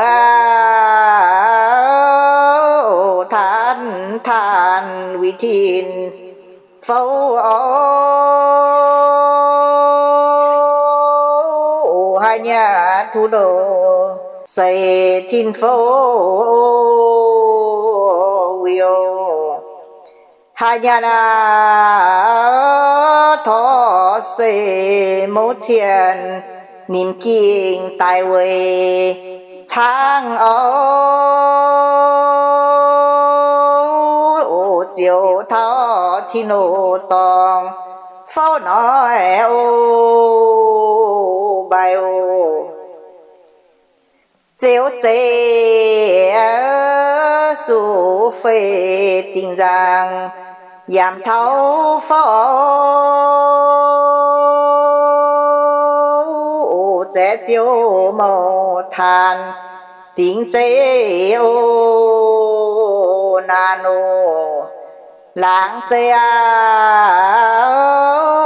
yếm kên che xê nhẹ máu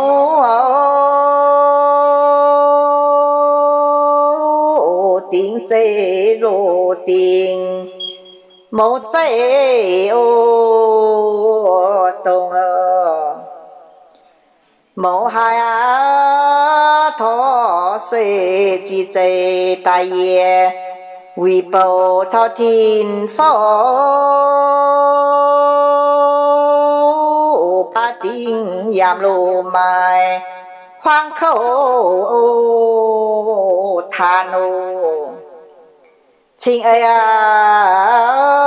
tại bài trình làng buồn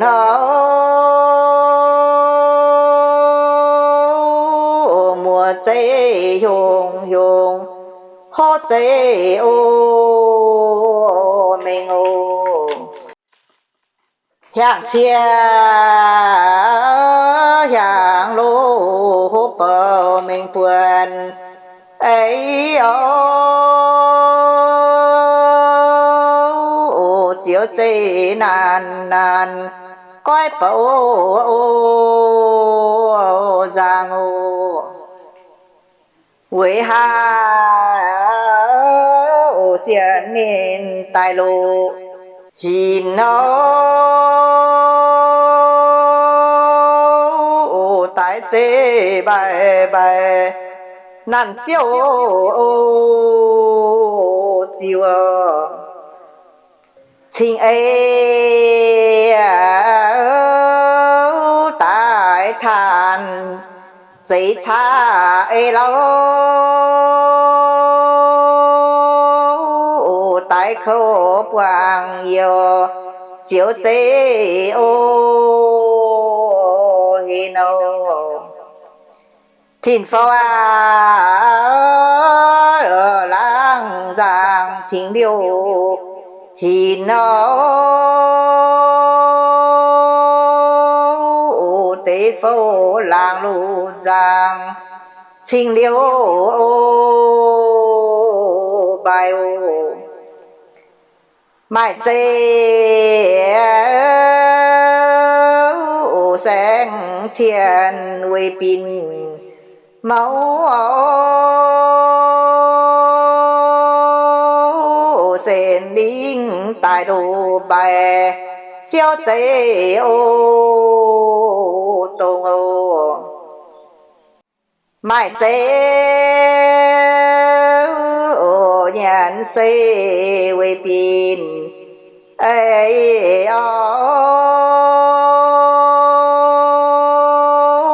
chiếc phê châu uy tông ba chế ô tông ô chiếc phê châu uy tông ya cha uy bò ấy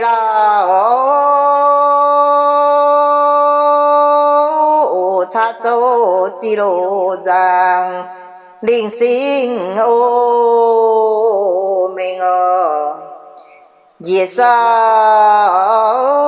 tàng liều mà liều ấy tàng ấy bài bài quê chế ô nan lô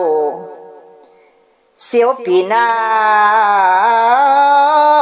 tông tông cha pin nhẹ lâu cha dỗ chi lô giang man chế ô chào man chế ô cha giang hô pin ấy ô chế thao lô giang coi bầu nan lô mai xe chỉ rằng giảm coi lâu thao chế màu lô xe nan pin ô gọi ô nãy xem chỉ vừa giảm miền như dùng ổ nãy xe đúng giảm miền như dùng chiều nãy số phê nào ha đúng bà phê bên như bà phê như cổ nãy ý sinh như tè vì chiều mình có mình mình cho mình con tài mình phim chế dùng tài mình tổ chức tài hiện cho chiếu xuất tài tổ bà yên mai sinh chia giảm hai lồng chia quay nổi tới bùi hăng hai nóng bền điều mà vừa cần nồng hiếu như bọn mình dùng trà mình thấy dùm kiên tỉnh nghĩ châu bọn mình dùng trà mà mình hai nó con đánh sẽ cùng bèo nó kinh chiên nhé nếu như cho chiếu xuất tài nếu anh con chia với chủ nếu con tấn nặng gẹn là hại điều rồi là vừa ắt là điều này là bây anh nghe cái này mai đại giang này vậy ta con chị thô bố biên mùa tỏi nó hiếu như hoàng ổ đối dẫn gì bây giờ miền con tài này sẽ yểm miền ổ yểm đối linh sinh nó bôi nghe nó bôi cần phía dung tài nó bôi tổ xuất tài để viện siêu xuất tài hang gì bây giờ kia như miền dầu tài mà bôi tu hài bôi nó nồng như hoàng mà bôi dẫn tung lại tòng con gì bôi cần dầu bôi hết dầu ổ bôi hết dầu để dùng đây mà tí là con tụ thằng bảy yếm mình bẻ yếm yêu yếm bằng cái này con bỏ trên nó bôi con áp tài phùng tài được yếm rất siêu tài ấy trên này phi cái tài hăng phi trên tài tổ ha yếm như tụi con hay nhung thô lẹn xin ồ đối với ở trang của ta sẽ toàn tổ dung với thì con thảo bà phê ha nếm hít tôi bà phê yếm đào nín nàng chẳng là bà phê là xe như tia như dầu đối với như tia này hiểu số phê ở là bà phê thì sẽ yếm Pháp sẽ thì chuẩn tu Pháp sẽ được phun con hay gì bùa ta mới bùa mà tội tôi hiểu là xe nên như tia như dung nên yếm kênh có mình tiền yêu chú ý nên tại mình tôi nhìn chụp đề nhàng á nên mình tiền chú ý thì thôi con bảo nhân hồi này hồi nhẹ xe chuyện như đơn songวันที่13อีชินnhị chụp nhị buổi miền như nếu nhiệm yên quê màu chụp bỏ chiêm nó nằm nhàng này ye xe hiểu như buổi hiểu e sinh ye tại bữa có hung thầy tu ye như tia ni bùa hiểu su phê bữa ni như linh quân nên tại mình tôi nhị chụp linh hàng à ni mình tìm chú khâu có với chỗ lô nói đi chẳng sẽ chẳng ni yếm nay yang kiến sẽ chẳng ni mi hiểu ni mình hồ bữa chế tổ trình mình có bữa đảng bữa ông thầy chăm ông chăm thầy tổng lại như chú ý thì chẳng ye ta phiêu có tổ ni chủ thấu ye thành ni ye xe ni ye chuối ye chủ thành ni con bệnh tài nhiệm chia thành ni bài liu leng liu nên sẽ ye khang rút liu khang em mà khang ni mình thảo này chớn bùng ni chia liu lệ hang ni不có bệnh mà nói họ nên ham chết mình đâu có chia phía su mình chia lệ hang mình liu ni nhận tán tôi ni mạng chớn ni tại mình thảo đẳng để vào tao ni mình tỉnh chui khâu có yêu đĩa để vừa suy phô cái đĩa nếu tỉnh tao linh quần mới quần vừa tỉnh vừa như vậy chuyện thế thì nhiệm khang nhiệm co ý chẳng này nhé yêu phiêu co tốt yêu phiêu co bố co hung nhé dìa tụ nhìn tài nhé linh quần tốt xuất tạ nhé sẽ tài ta xuống tế na yểm kiên nhé chào lộ nhìn nhé linh quần mình tỉnh chú ý nó hại ha nó khâu nhé sẽ con tài yểm này rồi vừa chào tàu sĩ toàn vừa nhìn tu thành tổ tài bún một tỏi màng vừa chun tê dung này nó vừa ưu chia bung nó vừa át như chỗ át bên tại tổ tại máng mà nàng chiên em gẹn đi nào sẽ tại át là liu nhẹ cần con chia chiêu tại cần con chia tôi vừa bún mà vừa một tỏi con tổ gẹn cái tiền bún mà vừa một tỏi tôi hiếu thôi mà vừa một tỏi máng mà cao ổ nó vừa mới chạy con là quay đi vừa là quả cháo tại con tại bùa mà vừa mới chéo thôi mà vừa một tỏi chung nhé ấy tôi mong tệ thôi vừa là lồng chìm nằm còn bèn ní kinh chẳng chiên bùa hùng đấy kinh thỉnh tôi bây nhé ông thầy của thầy thỉnh tôi bây nhé ngoại châu vườn châu vừa chủ vừa lộn hoài chia tỏi bùa quảng bùa hùng lộn tại lao hải bùa tồn hẳn tại lao hải bùa mát chiều mát phô bùa chỉ tại không hôm nay bùa man nó miêu tòng bớt sẽ tại đó nè tại thầy chặn bữa lò tu bữa nhẹ bữa linh miêu dân ta không bữa nhẹ có ông bữa phụ yêu bữa hồng màu cũ bữa giống như tại tiền chiến coi bữa hiểu bữa chỗ chuyện năm hùng lâu tại cho chuyện năm hùng lâu tại chỗ tuần năm đâu bữa trình dạy miêu tại con bữa hùng tại thành bữa ông thầy cụ thầy thành bữa nhẹ ngoài châu thì bữa cái này linh vừa linh sinh nó đi kinh chẳng chiến chế yếm chế của phải đưa mà vừa có một tội hiện nay đã vừa nhẹ ta phải bữa chuyện nhị phiên yêu miền nay bữa chụp choạng nom còn bây giờ trồng chè hệ tàu bữa quảng mình lao hại bữa trầu tài mà nàng chủ tế tàu bữa đâm chỉ dương hoàng bữa chè tàu chỉ như trà lộ với chỗ bữa mới hiu chỗ tổng tài bữa ta dịp tiết chỗ chế mình bữa chỗ chế mình nhận ta hỏi cho bữa can mình hang và hai tu dân nhiều ít chẳng bữa có lò quận năm hùng lâu tài cho dọn ta liều liệp túm nam của linh miểu tài bữa chiếm nhị phí yêu miền thô về bữa tập dạy mang liều ấy tự nhẹ giả sẽ tập dạy dọn tài có phải chia bữa hung siêu hung kế phú có thấy bữa nhẹ chia tỏi ông thái là bữa dọn xế tế bữa chỉ kinh khâu yếm tình nhựa kế máu ghệ là bữa miếu đẳng có tỉnh sai tỉnh phê yếm lô tỉnh nổi lê kinh khâu hải rồi linh quân là đi hát nó chế ở sen tấn tại hát giả giờ tại yếm bữa nhẹ mình chàng đi lại bề nhà lại bề trai có mình đi tổng tô buôn chủ cát là hai bữa như can châu tay như trào lộ để bữa mình tỉnh chú ý với chú bữa chàng xây trạng bữa xây sang hỏi mẹ như trào lộ họ xây một tuổi con tới tiền hôm nay ở trên buồn bùa yếm xây con bè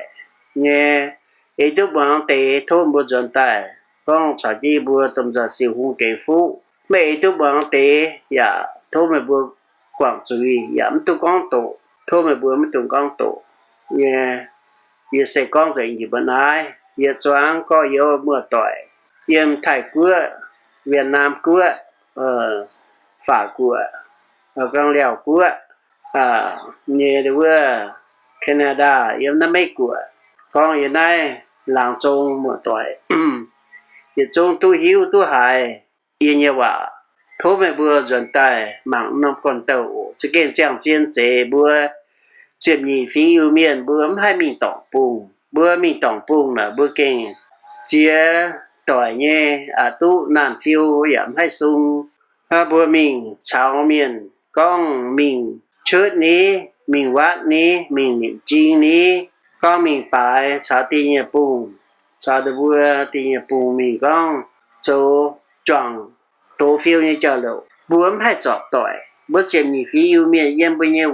bữa nhẹ bữa chẳng yếm bữa nhẹ vội chẳng bữa mình thấy miền phiêu béo hồ tài miền yếm phai nằm cọ bữa yếm bữa chỉ yếm bữa cả nhẹ vội chẳng mà nó tổ miền ta thấy cái bữa chỉ ta hay hạt dầu tôi mình thôi về bữa mưa tỏi mấy tu tế yếm hai áp chứ không bữa hai ấy tu nhớ tế yếm ta thôi về bữa có tầm rồi có dọn tài món ổ bữa nhẹ mạng nó chìm nó còn tàu áo bữa chìm nhị phí yêu miền nhẹ còn tàu ổ nhẹ thôi làng chi mà bữa mưa tỏi quảng tây công ta mong yến tế chiều ạ con hay mong tế ở xem ta con làng chi mà bữa mong tu phu tu lộ con mấy tu mong tế ở xem ta ấm bể nhủ con bữa mấy tu mong sẽ cần sầu tiền nhủ nhẹ thôi làng chi ô có yêu tầm giỏi yếm lông nhẹ bèn on làng chi bữa chú bèn on chiều sang hàng ô mưa tỏi tầm giỏi yếm lông bữa nay làng chi sáng tối lồng mấy đâu mà có quan tiền nhá sáng tối lồng mấy đâu sáng tối lồng mấy đâu sáng tối lồng mấy đâu sáng tối xin ta ô tô quân đây na bé trai na có thang nhẹ quấy chia pin nổ phun na lẽ đồ bài ấy pin na cha tô lô na ít cha nhẹ bảo ít cha lô vết bầu na hình na siêu cung ra ngô thiếu tô na bám kê na chiều phê dẫu ấy có na mai có buồn đình buồn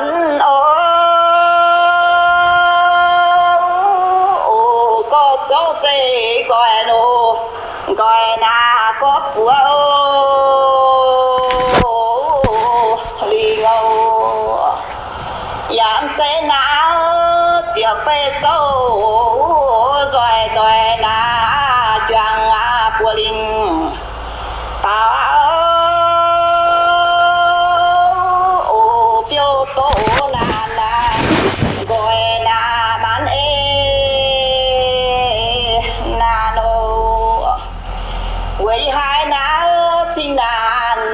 pin yên nhà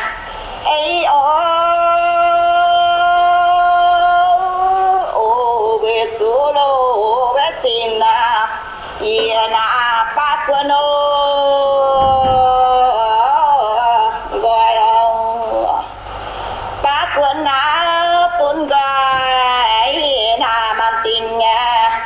ấy ô bầu lô khoa lô phun na chim yên gọi yam se na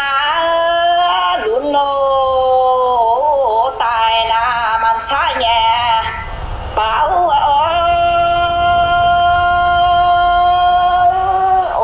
phiêu tô trên bàn lô thà na nan tu yo no nan tu na on yon na phiêu man nhà ấy chia thế na no na na wa lo na no wa bây giảm tù nga chính nhà tại dù thi nô với tài na yên na pin lo rồi kiến pin na phun na bè thai nhà chuối phiêu cha trên màn lò ra ngà mâu khâu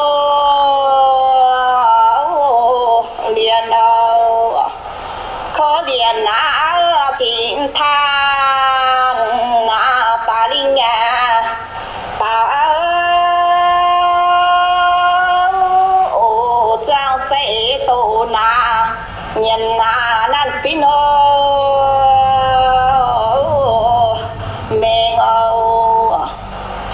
khỏi tô na phạm kê na bè yo na yết dâu na với tài mẫu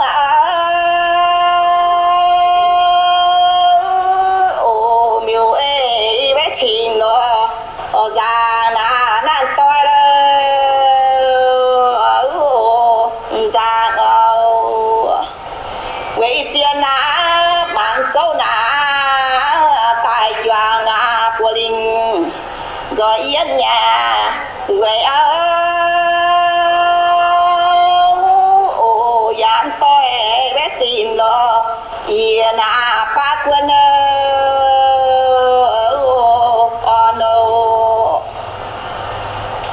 xin yên ba quân mai on nhà tiếng pin bùa lô phun na ấy quá lơ chỉ ngờ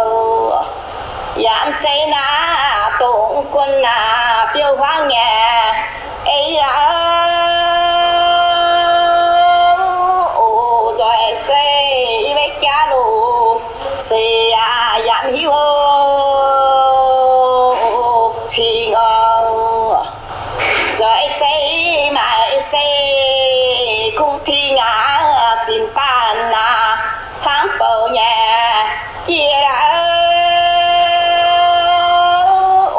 phiêu cha dê bé gì lô na cu cha lô giang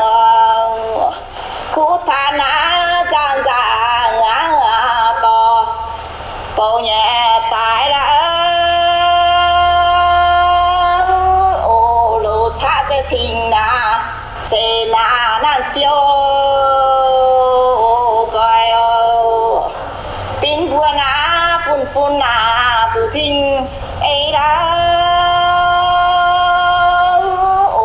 phiêu buồn lô với tông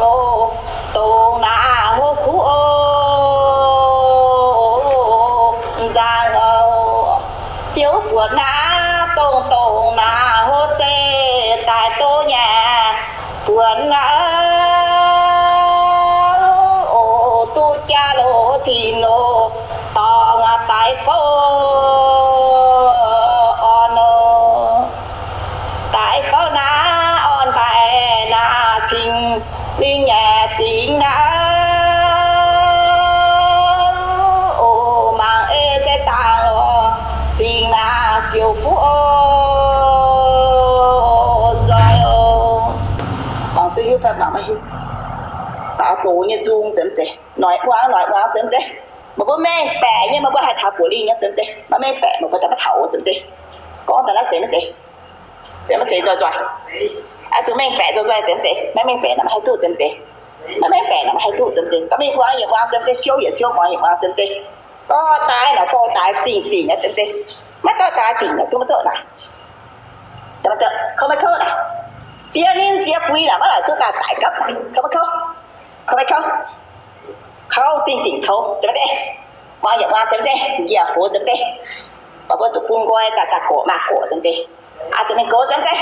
trên đã tụi mình cố chấm chê à tụi mình cố chịu nhẹ yêu chấm chê bè yêu nhé chơi à tụi mình cố chịu nhẹ yêu chấm chê chia nhẹ yêu à tụi cố bè yêu nhé chơi chấm chê chọn giờ chẳng chấm chê chọn giờ chẳng mua tỏi hùng chấm chê cái tôi hùng mấy yêu có yêu tôi hùng mấy yêu có yêu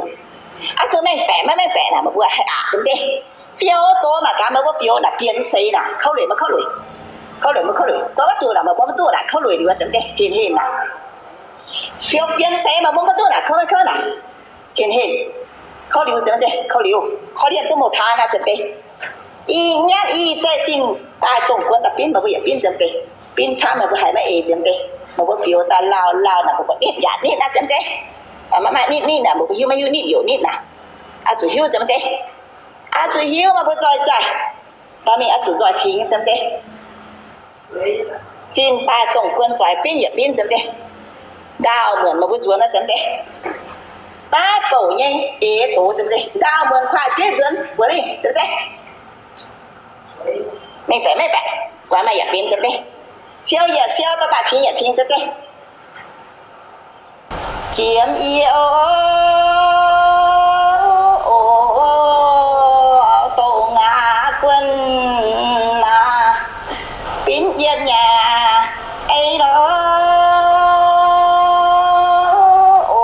pin cháy khoa na chiếc nhé rồi chiếc nhé na yêu na phải chơi na tổng quân nhà chơi phải thi nổ gì đó nhìn na nhất quá đâu bài rồi chỗ na có giang na của linh nhà siêu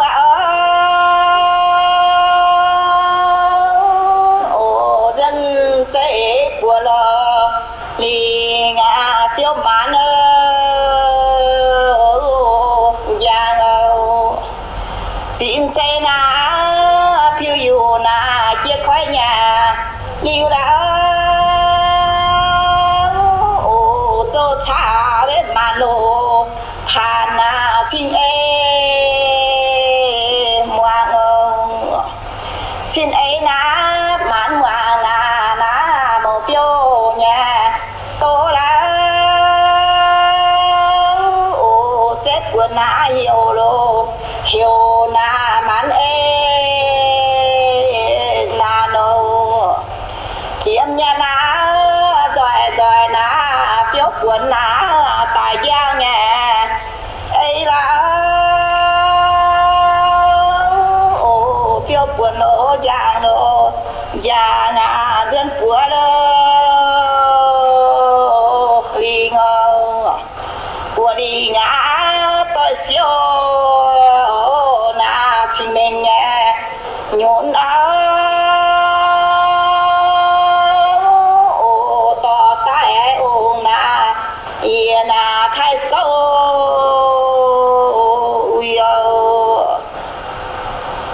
yang chơi na sẽ xa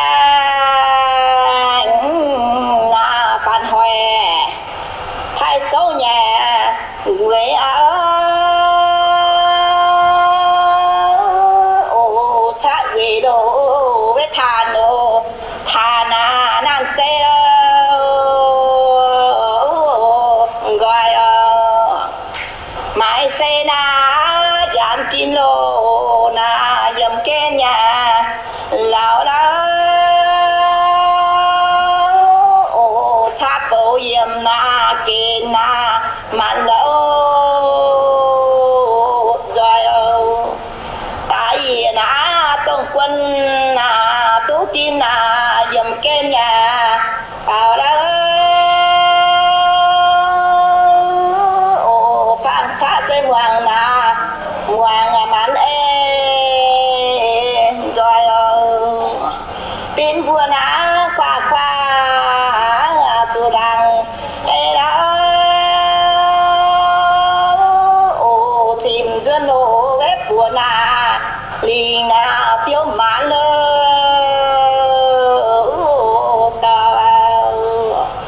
phiếu tú nà trình tờ nà hô tú nhà chế chế quyền tôn nà dù nà thiên phâu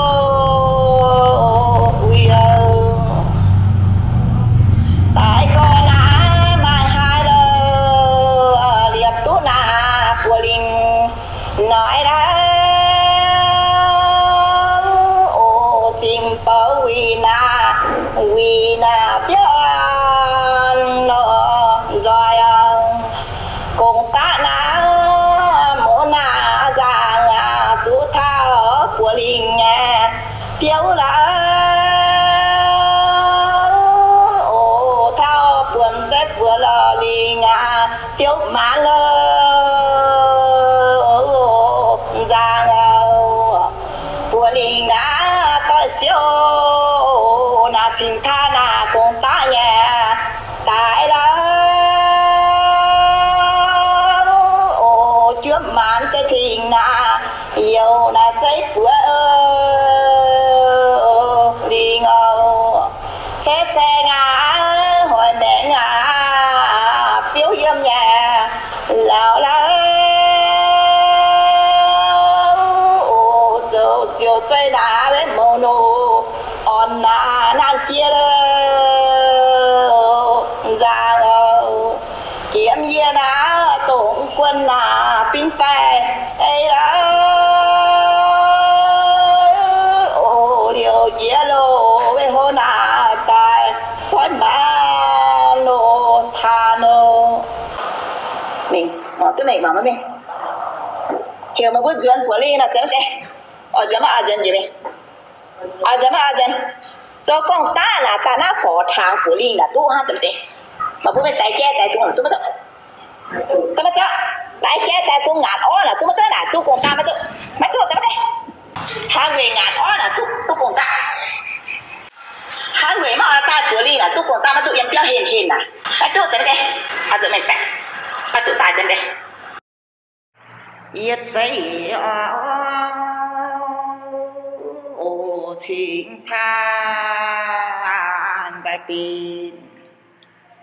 ấy ô tại chiếu pha mò chi người ấy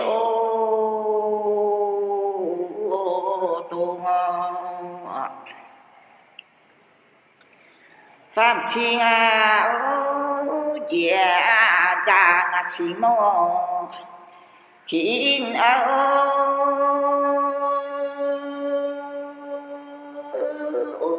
tại pin lo giang với dây giang pin dây dễ dàng tăng hin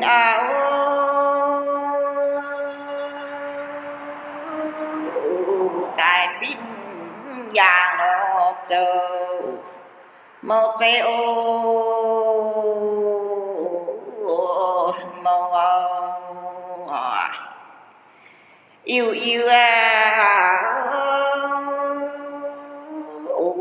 chiếm nhé yêu ta hình màu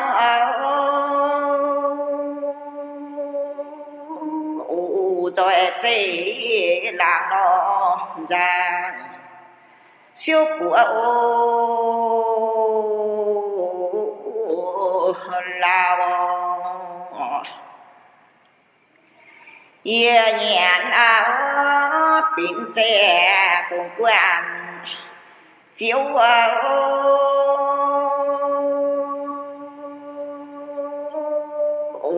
vì tài lộ giang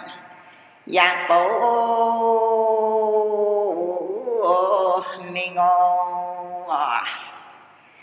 ye nhàn áo chỉ mẹ là tung quan chiếu áo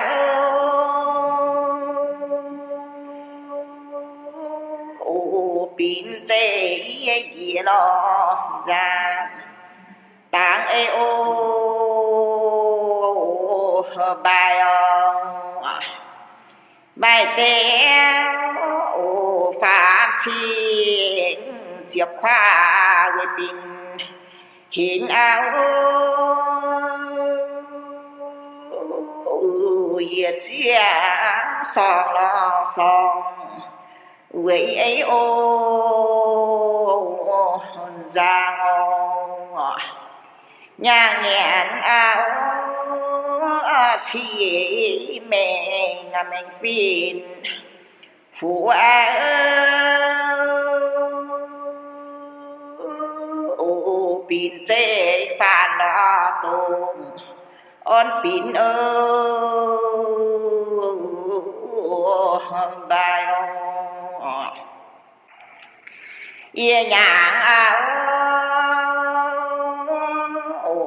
pin chế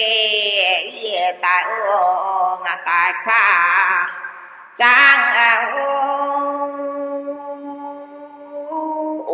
màu chế cha lo giang chính e ô tha nó tại áo tại ô nhị phan hi na we pin tình áo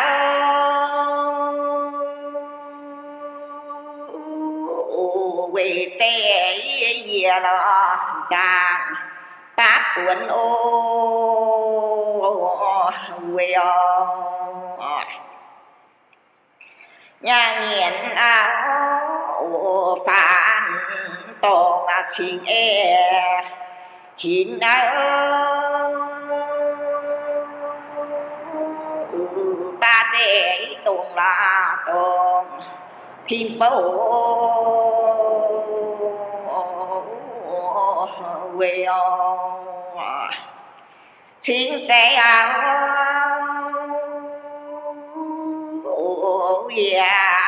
nhà người tài chiếu tài trang về là giang siêu của ô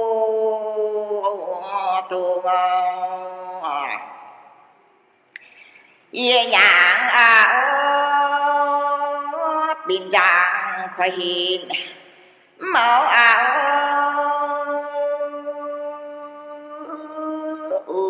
ye chế hiểu là giang chiếc phê ô khoa ô ye chế hiểu chiết nam buồn áo ye chế giang chiết chế ô rồi tung quân ô ye nhiên về tài giang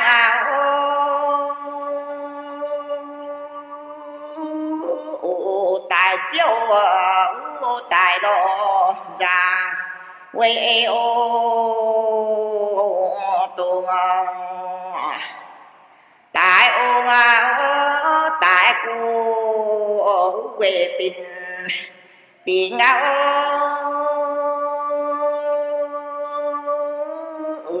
tiếng xe nhẹ nó nhàng diệp nhị ô khoa chiếm nhẹ áo khả giang chiếm nhẹ phi áo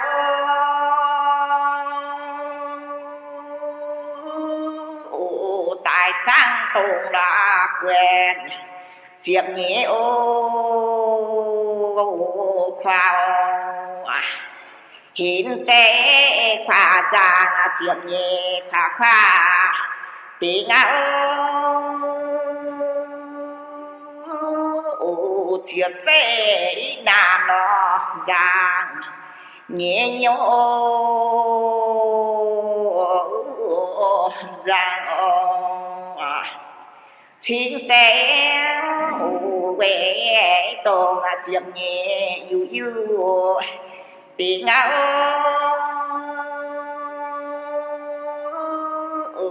tại trang chỉ là về thì phố ra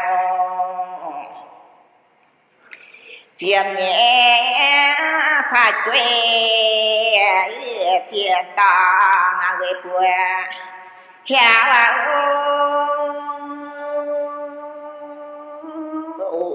bùa héo ye lo nhang tại chỗ quê chính tại than về pin nào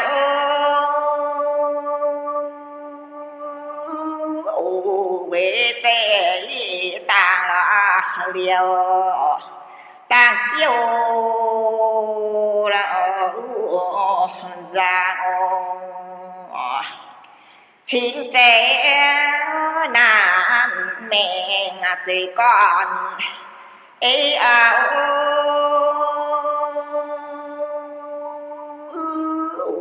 siêu chế bà mò giang thăm lừa nó yết luyện áo tàng luyện tàng tài tiếng áo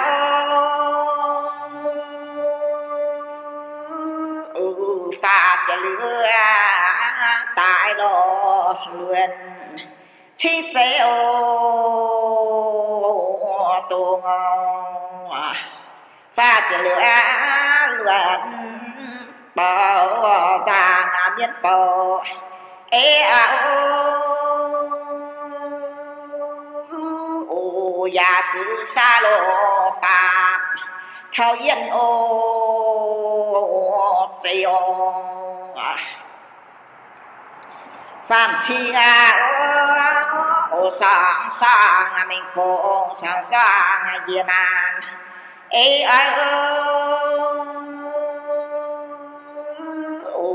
pin chế đang lo cho siêu chế bà mô tạm kê nào trông yang siêu tài mẫu áo siêu trả giang lo giang quê ấy nano chính chế áo bè chỉ là tàng chế miền nào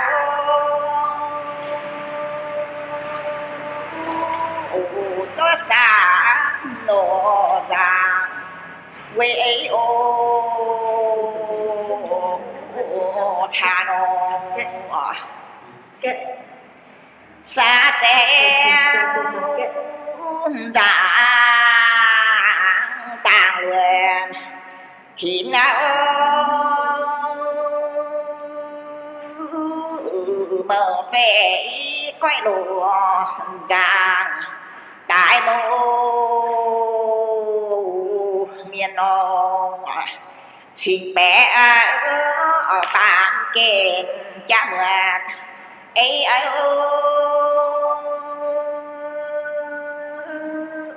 màu chế cha lô giang hiến chế rồi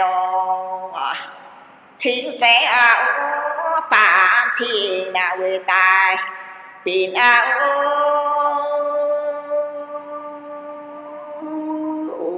chia bắt là gì lo giang với ấy ô tha nó chia bắt áo chia mà tăng e khiến áo giang phá là nó giang một chế ô chào sẽ chỉ sẽ tăng lời khiến chín chế giảm nó phiêu hốt chế ô nano man em dịu dàng xếp xe yếm về phiêu áo cha tê mà đồ giang yếm về ô nano ba tê cha lọ mẹ na xếp xe người pin màu áo tại cha lùi lo giang yếm phố nó yếm phố ba giang là chỉ yêu khi nào chiếm nhẹ là nó phun tại cha ô tha nó phạm chi ngao mang ra tài về khi nào giá cái đàn nó phun bé ô hi nó mà trẻ sự trẻ yếm về là ngao thao trẻ chết ô xê tiếng trẻ ô rằng phạm chi ngao làng giang to xa mẫu áo tài pin tài lo rằng tài pin ô phiêu dạ trẻ mãi xe yang que buồn áo tiếng tây đàn là nàn xa yên ô giang sẽ ra ngã phụ yếm nó dạng về chiếu áo chiếm nhẹ chín quý ta là trẻ quê ô giang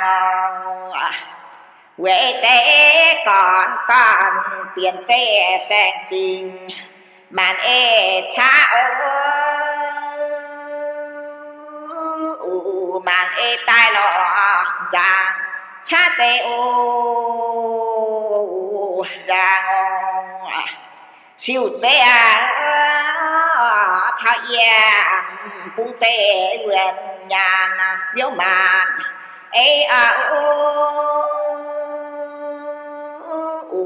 tại cha giang là giang yếm ghế ô bài liền ghế siêu tính là yếm kênh không màn tại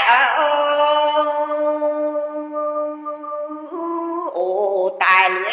hít đo giang khâu tại mồ tiếng dưới lộ tiếng tài sinh hiện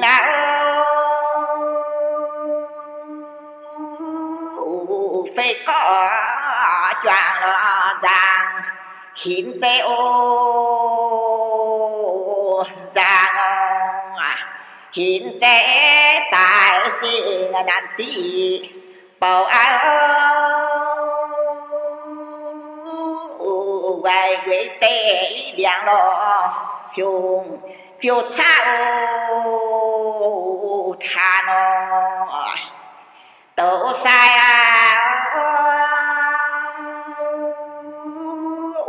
chi ra tang yun quyền nào yun quyền nào cha lo ra chính ấy thà nó tang sẽ yun quyền là dầm kén siêu tài chuối phạm phi bài là bài siêu tài màu làng châu giảm xiên là về bờ hố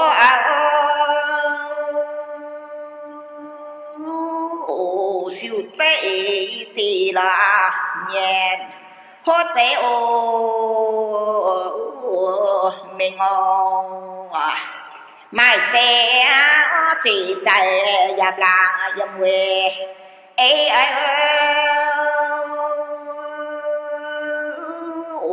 một chế sẽ là chuyện sẽ chiếu màu trẻ chiếu màu tài khoản phiêu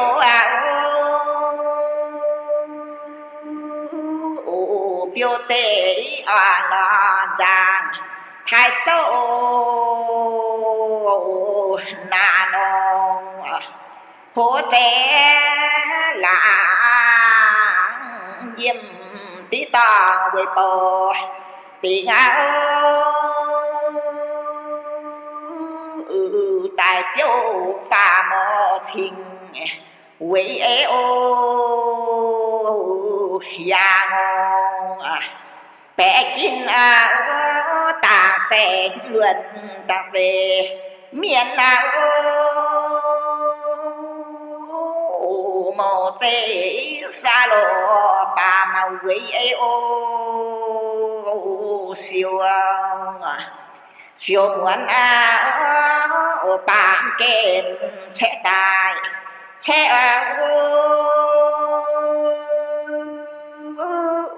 yếm phẫu qua lò giang tại biển bài yếm phẫu tại giang lò chỉ điều hiện giang phẫu nhìn lộ toàn yam lãng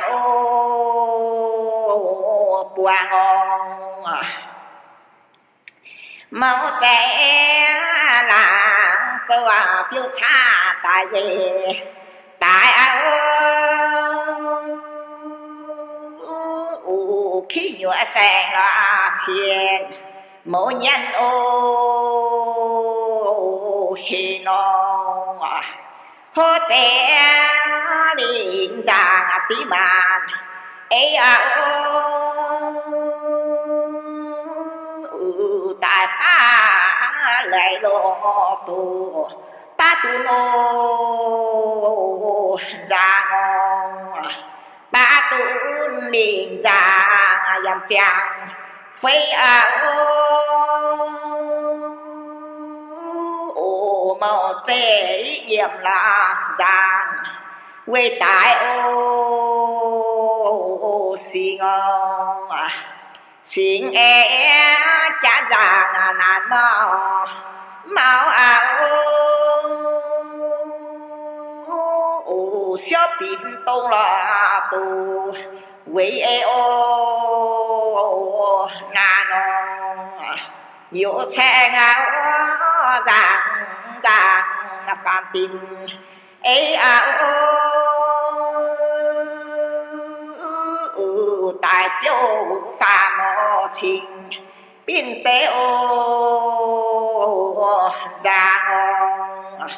情爱大让有毛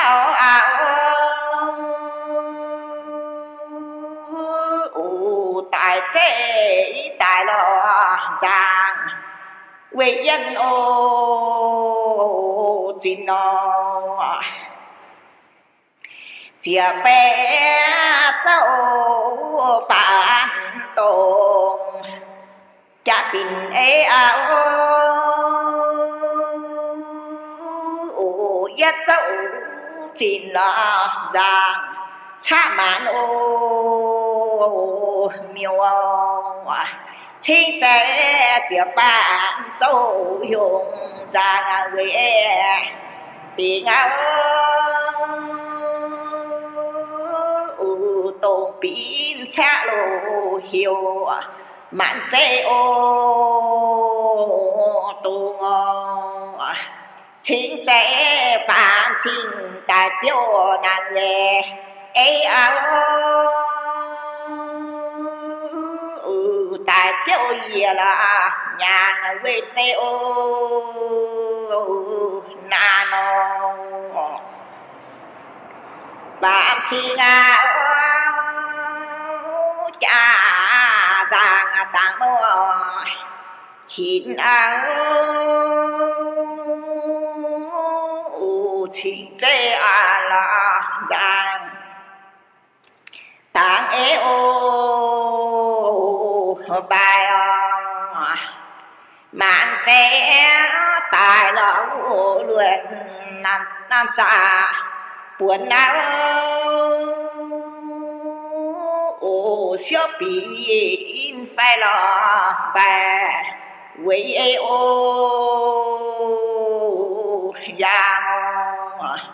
yang bảo là giang trả bồ ấy tại chiếu phạm nó xin làng ấy tha nó dạ sao ta điều mà điều ấy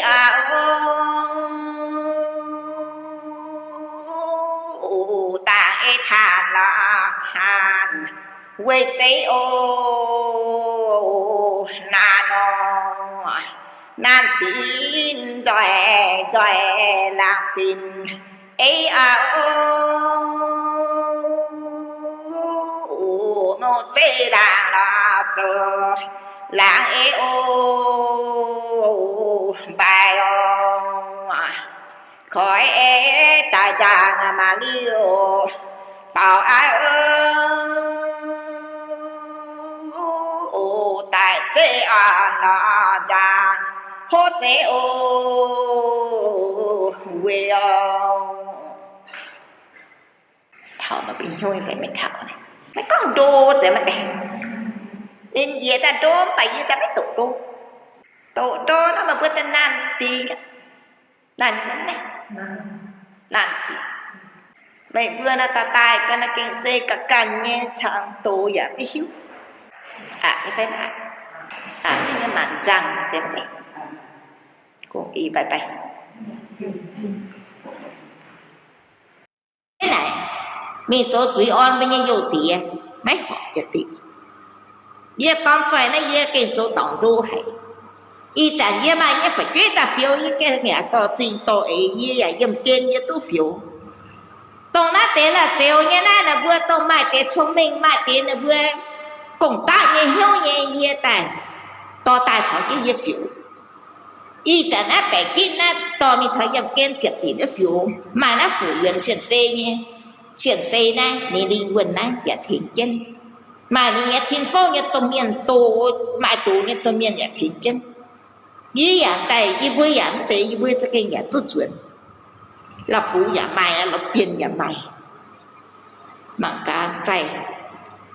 เสียวนะว่ามันไปหิวไฟไม่หิวเดี๋ยวใจไอ้ไหมเยี่ยมอย่างเกณฑ์นะดงหายเนี่ยเขามีทายเยี่ยมเกณฑ์อย่างตาจุดติ่งจุ้ยฝึกด้วยอย่าไม่ให้ตัวเงียนตามีติ่งจุ้ยนี่ไหนเยี่ยมเกณฑ์แห่งจ้าปนี่มีไปทุกเนี่ยดงหายเขาอย่ามาน้ำอย่างเชี่ยหาไหนนี่ตัวส่วนทิ้งฟ้อมเนี่ยใจไอ้ตัวส่วนเนี่ยลูกgiờ mình đi chân vô có đi ta chúng ta đi có bạn cái đồng hai chân vô rồi nó chọn thiên phố mà chùm piang mà chùm để chân vô cao đồng hải đi mà đọc kế phiếu mày vừa có mà phải kế phiếu tổ có mày vừa mà mình tàu mà tôm miệng mà te phiếu tổ nhận chê mà vừa mà mình tàu nhận chê là rồi cho để nhà hoang cho để nhà cho để cái xe bữa mày vừa có là tế hòa nhân miên nên mày vừa băng năng mày vừa cái xe bữa chúng hay xuất bởi vì nhà con chúng hay đó mày vừa có là cho hát tiểu vừa yam kê na vừa nhận ta chúng cái lò vậy thì ý chẳng là năm vùng đĩa na bằng cả phạm tỏ ông vừa nãy tế ta được hại nhân lâu ạ bia luôn vùng đĩa na mâu cún nghe cún là có giận lán vì chèn quả có giật lán mâu cún nhá chín hoàn nhá lán hẹn nhá bia luôn tự nhiên luôn nó vừa mất tỏng dầm kên nhân chẳng bay ta vừa mất tỏng vừa phiếu dưỡng thiên phố tu nghe xả bàm kên loang hùng xả là dưỡng cái dưỡng tu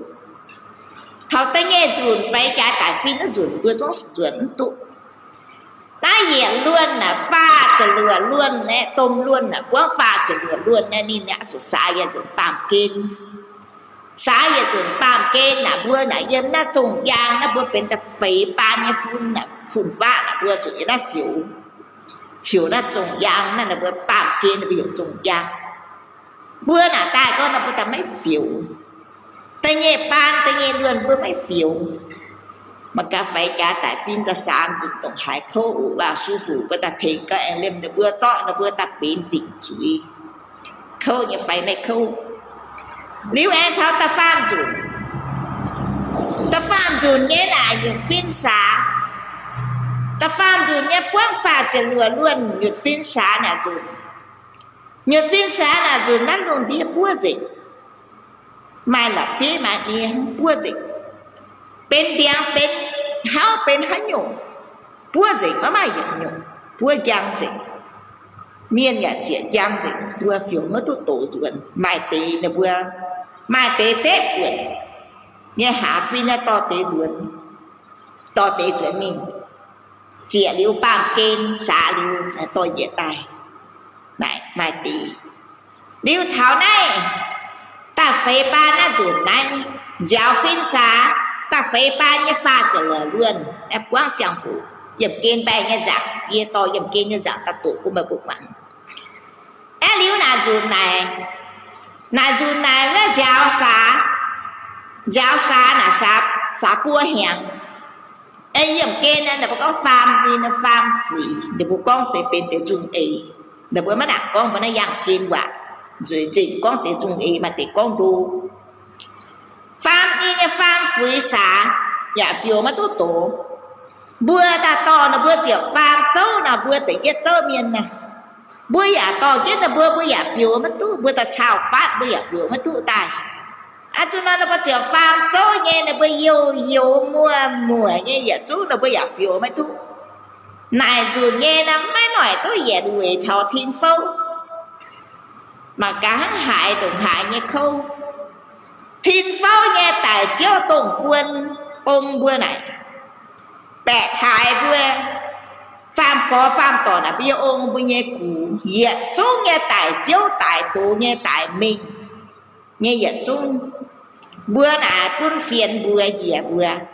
phế trái con trâu diệp tiền linh hùng bá tổ bữa chúa linh kiên tại yết quỷ tại nhị quỷ bữa phế quỷ tại chiếu bữa phú chảy ba mươi kiên dù phim bữa bữa chơi tái chỉ phế quỷ nghe tại chiếu vừa phế trái cùng dù phế về tại chiếu nào là bố con biển cung từ chiếu mà bố con ta mặc cả phiền cô mà cô phế trái cùng dù nan ngoài hò mình ta chế vừa là vừa mình yếm xíu bèn mình bình bèn tôi là ba nhân nhân tài giang gì tại vì nó vừa thông minh nhưng nó vừa giảm thoát xe nó vừa xíu bèn siêu chân bèn vừa mò pha na bèn nó vừa có là bài yên phiêu chiên nó mới thấy yên phiêu nặng ta vừa như mùa tỏi tông xá tạm kê là ta phải dù là chủ lại nếu vừa chủ bị xíu là tay này nó vừa tay que như là nó vừa mất thoát xe nếu vừa thoát xe ta là vừa cho anh tỉnh chú ý cho anh mà xin xe nó mà chú ý nó vừa mới nhận lục một màu nói ho bè yếu nào mà bố con hiểu thai bè phình sen bè yếu bây giờ nan nổi choáng chiếu như chiên ông bây giờ nan nổi bố bây giờ nan nổi chú anh chị bằng kênh tế giờ chú bây giờ phun phá năng tế tài phá phun năng tế tài ai mai vừa mà bạn nó bàn ta bè yếu bây giờ chú lại thai bè bữa này nếu bây giờ chú nhà tôm chế có mà cả bữa nó giờ tôm luôn đó mà cả bữa ý chẳng trồng giang hay đây là chế quang dịch cái xe tôm chế có bữa tài về ta thiên phố như chiêm phản trồng giang như chiêm phản tề phố như chiêm phản chế giang dịch bữa chỉ tay chẳng mày nó làm tạm kênh trồng giang ta mày nó nói diện dầu kia mình cái kia tài bạn như tôi vừa mới tôi có bùa đã bùa cho em chú ý đã bùa cho mấy hiếu bùa cho xem tại mình nhện là bùa sen chiên bùa mình ta thang là bùa như sen chiên đỗ nhẹ biển nhẹ mạn nhộng bùa ai mình cho là tê đã mà tỉ chú ý mà dèn chiều dèn phô bùa càng chiếm nhẹ phí yêu nhẹ bùn đót gì chiếm phàm châu nhẹ là mai à má và chiếm châu mà chiều phô mà chia cho như vậy ta đó gì y chẳng xia nghe giật châu nghe xia nghe tuần mà mình lừa cháu mình hắn nào có thể nhắm phải ta đó gì mà y chẳng to nghe buồn mà ta nhị châu mà ta phàm châu nghe buồn mà ta hùng châu mà ta lửa châu mà ta chết châu hết lại ha mà cả mình đó mình chào ta phải châu nghe giả đó liều à giả má mai ta phải châu à miêu với giả má mai chủ phô đó liều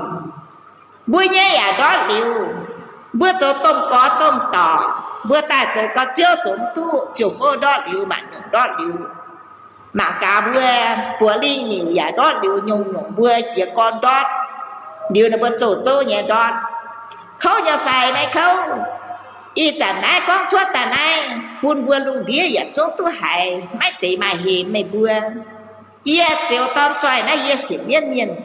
y tay chẳng thốt lụng này phụ người như xiên xê con mấy tỷ hiểm nhiên mấy con tế quả yên nó yên ta chẳng xe nghe chẳng hổ yên ta kinh phấy chấu như yên mình chấu ta nhìn xếp miên tại thói yên kênh nó thấy nó có xếp miên này mai nó có thấy yên đam vậy tế rồi yên ta đam quăng nó vừa đam thọ nó vừa chúa thọ nó vừa tại chẳng hổ nó bây giờ tốt tế ba yên đam ta hỏi đồng hải khâu nó vừa tay che điều yên thấy nó vừa xếp mình thọ che cho nhé chửi cát nhé ô nhé linh quần nhé ô ta bỏ yên đồng hải các yên đồng hải yên giả tốt kia nó bữa tại tung yên thì nó bữa chỗ tung giả ta tại yên ta bỏ yên mà bữa hát hại chỗ nó bữa ta cam ta chỗ con yên xịt yên như miền yên ta có bữa mày bữa lùng tía bữa chuyện gì phí yêu ha mày bữa giả mắt chủ hềm yên chịu ton tròi yên mà chạy có thọ thiên to bà yên phun chẳng ạ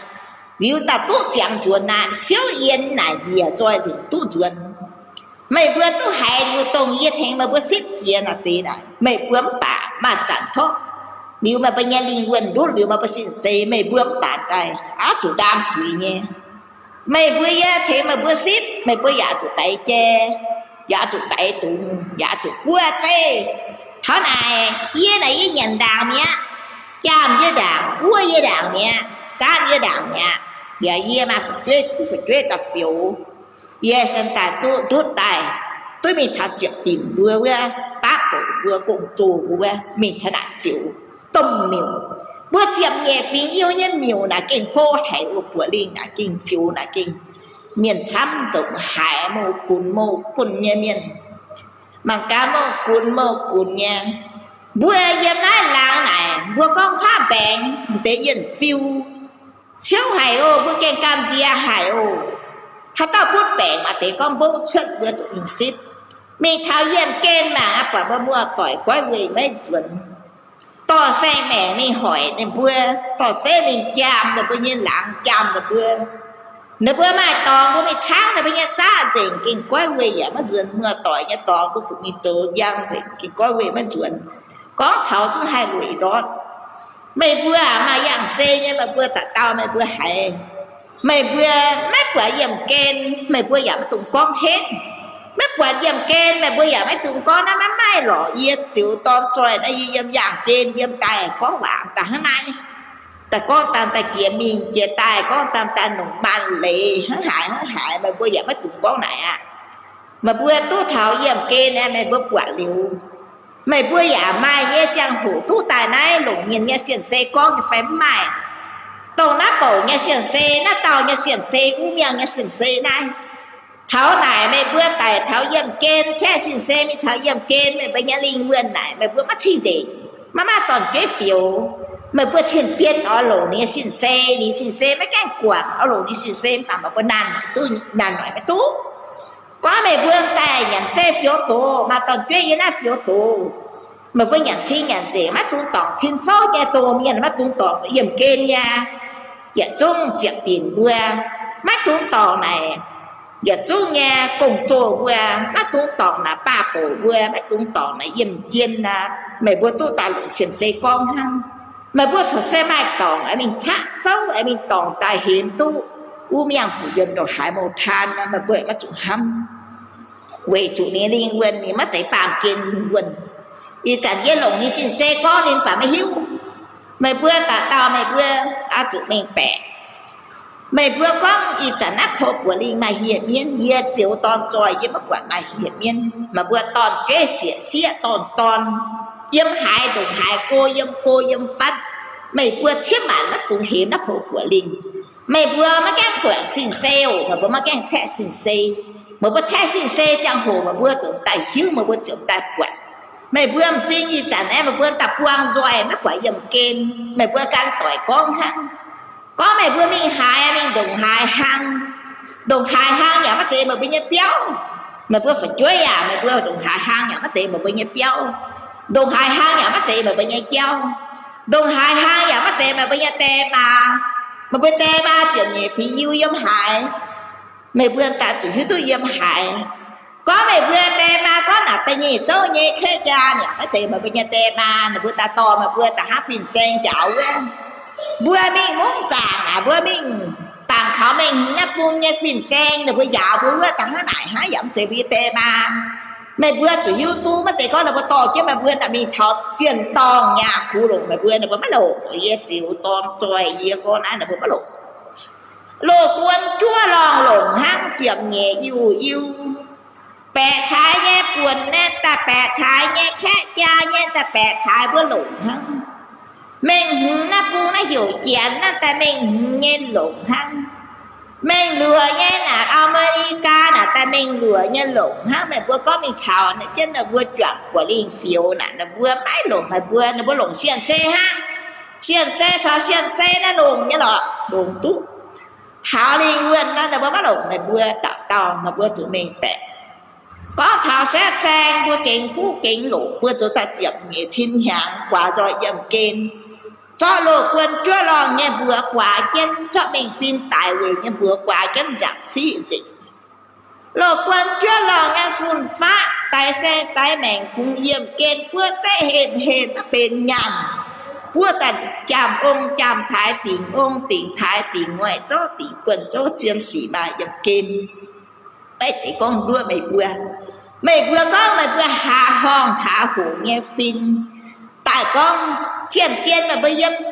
chàng nguồn trông nguồn nghe phim mày vừa giả bên phim bây giờ mai tố nghe mày vừa giả mấy nhện sành chiên mà bây giờ mấy nụ dây ta có bên nhàn bây giờ xe thảo yếm xe nè ta phi hăng như giang xe thảo yếm kê như linh nguyên ta có hiểu yếm xe phi hăng ta lồng chín nhàn ta phi hăng lồng chín nhàn lồng nhàn tiêu ta lồng nhàn tiêu lồng chiêm ta lồng chiêm bẻ chế hên hòa bên chín nó vừa cản con hăng kể chỗ mấy tu vừa chế phiếu tổ như miền vừa họ nói hay chỗ tu vừa là chín đảng nghe tổ là vừa lồng là vừa như nhàn khoái này giật khoái dầm kê nhà bài nghe y chẳng vừa giang kê nên vừa mắc quản bài ai dầm kê chẳng bài ta giang mày vừa ta tao chuyện nhẹ phí yêu vừa bên tại trang vừa hồ kìa vừa chủ nói chàng ta tao á chủ nói chàng vừa kinh ông kinh thái kinh tê kinh ma kinh phú kinh lục phiếu tổ phiếu phim phiếu tổ tại chế như mấy hiểm miền mấy chế hiểm mấy nhung có con vua có yo mưa tỏi hả tao giả mưa tỏi với nó phim chịu có yo vừa nay chính chịu như miền là chịu con như phải chơi vừa chủ mình bẻ vừa chủ phiếu ta to trên vừa như vậy chung lạc châu chuẩn mắt chạy sát sang xét mèn ta hỏi cái làng châu mình tìm truy vừa thảo vừa chủ tìm cầu khâu kìa vừa chủ mình bẻ ye vừa tải mình cái vừa chịu hiu chịu tải vừa mày vừa có mấy tải nắm tải ye bà ta tôi mày vừa ta hay hiểm miền hay con mấy chị vừa chỗ ta lao hỏi anh ta chủ ta chị vừa tổng cái chó nó vừa tổng ta na vừa cho cảnh xiêm với tôi quảng vừa chẳng yang xem bà mạng vừa hốt phiếu như miền nhận đia vừa có nhận đia phái nhá mà chế đia mà chế nhận đia vừa in bia vừa mấy tung số tao miền na đồng hai vải và bên quê miền vừa số là thế vừa tiểu cháu gì bây giờ xin xe nó vừa phiếu tổ đồ hai hang cứ giả hai đó máy chạy hỉ tu vừa mà cá là thế vừa tiểu cháu là ni chỗ vừa yên vô nhà phải mới yên vô ni má yên vô vừa hai tài xe tài mèn tài nhện ăn kia bây giờ xin xe vừa sở hữu nhận chi nhận gì em nhận cho bây giờ cho được bây giờ hết suốt cho là bây giờ nhà hoang hết suốt vừa mà cả vui là giờ xin giờ trả với nghe cái kia cái xe nào một chút trang rồi này xem chiên đồng này chắc mình ngùng ngào như hiểu vừa chung xe mới tụt cho là bây giờ là vừa chung tập lông quảng mình lao hải tắt đẹp nhé mà vừa trở xe hiểm mà hai hiểm mày vừa là tập biên nhà miền là mày vừa tập biên tại trang nghe phải chơi mày vừa là lệ ta là lệ nha là lệ là lệ gì lệ tại trang nghe lệ là vừa tập bên lệ mà nồng nghe lệ chỉ phàm choอย่างnhà vừa lệ là vừa tập bên là bây giờ làm châu làm phun làm pháp chơi chiếu bu nghe là vừa tạm chiếu con nghe quần phải chơi mày vừa chiếu nha miền hiểm dạng ta nó khó hiểm dạng tập bên chiếu con như phải chơi mày vừa là phụ nghe mày vừa hiểm mày vừa con mà bây giờ mày khó con mày vừa ta bị nó lộ quân chưa lo nghe ta bị tao nè nên bị là phụ nghe toàn chơi là phụ nghe tại cái siêu thiên phố độ hải như yên vô mà kiến tụ mà vừa siêu có trồng giang chỗ tỏ y chẳng phàm chinh tại vì vừa ta vừa mày vừa lấy gì tiểu công của ta vừa mày vừa giờ mày tiếp sợ sẽ anh hiểm mày vừa mà cả chạy xe mày vừa hăng hải yếm vừa xin xe vừa mai giờ liều chàng bây giờ xin xe vừa chàng tàu ba ha vừa tải liều bây giờ linh vừa này giờ liều chàng vừa ha no tù vừa chủ lùng nổi nha quảng lùng nổi nghe trà đi trận màu nha giờ chung ha mày lộ quân chưa lo nghe tặng tàu con bị lo tặng mày vừa là tặng mà bây giờ nó có hiện con nhận xe phiếu tổ nhé miền bữa mày bữa chủ bền lai bền xoay bền hàng ta cái kính phú kính lỗ kính thiên phố kính tỷ phố kính te kính ma kính ông kính thái kính ngoài châu kính quyền châu giờ chung mai mày vừa phí mày vừa giả nó khó con nó khó hiểm hả mai là bữa ta lùa tao lục quân chúa lo nghe ta lửa tàu phình chân cái làng pháp nhà mấy khó nhà mấy khó hiểm tè hiểm mà dâm thiên phô nhà tè mà muốn nhớ mà quên đụng hại nó bắt chân chiếu này ta lùa quỷ là tôm chiên tắm quỷ tạm chiếu là tôm chiên nó bắt ta phê quỷ cũng chiếu là quỷ bên tôm hảo nghe tôm miên ta pha quỷ chiếu bông này ta tôm chiếu là tôm chiên ta nhẹ quỷ giảm ta bên tôm chiên lấy chiếu là bên tôm chiên biển chiếu là bên tôm chiên mà có hiểu biển hùng quá mà bữa hiếu tôi có biển hùng thoát xế mà bữa dụng tắm on nghe ta chim mà cả yếm hại y chả ni yếm hại y bữa yếm hai bữa mà bữa y bữa yếm kén y bữa quạt nha ni yếm hại y bữa quạt nha mày bữa họp chủ chim mà bữa như biển chiếu biển tại trang mày bữa hai chim mà bữa mai chạy chỗ tại gia xếp xe ta có thể chỗ che chỗ tự hắn là nó nên xuất thọ xe hại nên cò mấy bữa mà bữa cò mấy lọ mà bữa mất từng số là để cháu mà bữa ở chỗ mà bữa mãi biếng cho lại cho hàng bị biếng lại hàng khu nhà ta kính mà bữa chỗ chế chủ bên mai tổ nhé miền bên phim nhé miền má giờ về nhận sang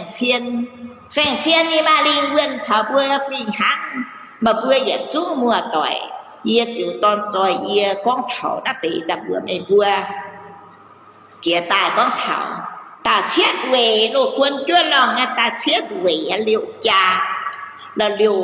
liều miền là liều cha mà bữa liều cha liều phun liều phá mà bữa tu hải mày bữa tài chết xe khỏi mẹ phun yếm kén bữa yếm kén bà mày bữa tu hải ye chịu tôn trôi con mày bữa yếm mà khó hiểm quê chú mình thở yếm kén là buồn háo nải chúng ta bữa mày bữa mai oai quảng mà bữa châu cái mình ye châu tôn trôi yếm hai bữa mày bữa quảng mình mày bữa châu đã châu ta mày bữa hồ mày bữa liên quan xuất sinh xe mày bữa cảm hay tút quả tút tí to ye tút tí to đảng điều ye ta bữa mày bữa có ye mà cái tút tí to ye bà bác xiên ye tao xỉ nhiên ye tao xỉ nhiên kinh xe mình tu hiạng có hai đau ye mình dịch kinh xe ye tí mấy bệnh chỗ tu đồng hải như chăng ye mình tháo yếm kén tại tháo yếm kén ye tốt quả liu mà tu dễ ye chúng ta bữa mày bữa ai ye chung mà bữa là liu miền bên ta chết khóa lục quân chúa lòng nghe toàn chết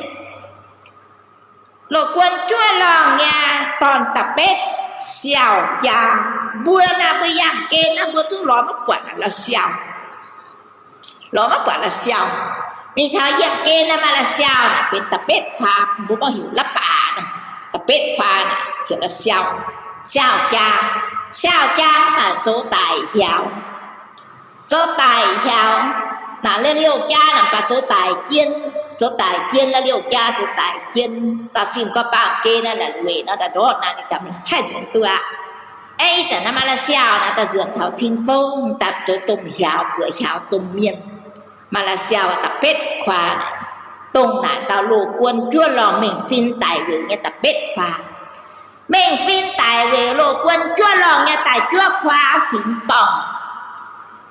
bong á chỗ kia yếm kê nó xám chiều mày bữa giờ chung còi hiểu mày bữa giờ chung mùa tỏi mày bữa giờ chung yêu mình thôi yếm kê nó có hiểu bữa giờ diệp nhỉ yêu bây giờ kê nó có hiểu yêu miền ton lù quân ton mình thôi yếm kê nó hiểu diệp nhỉ yêu chiên là bữa mà diệp nhỉ mùa tỏi diệp nhỉ phí yêu ta hỏi ta có hiểu diệp nhỉ yêu ta chú ai là bong ta diệp mẹ phạm trinh tài yếu tài chiên tài giang u nhỉ nghe phang hình nè tiền giang bữa có hiểu tiền hùng quá tiền giang là tu u nhỉ nghe phang hình nè tiền giang sao này phạm trinh thì bên ta diệp tao với tao nghe lộ quân chúa lòng nghe tòn ú nhị phang hình này chiêu bôn nín màn nhung và chiêu bôn nín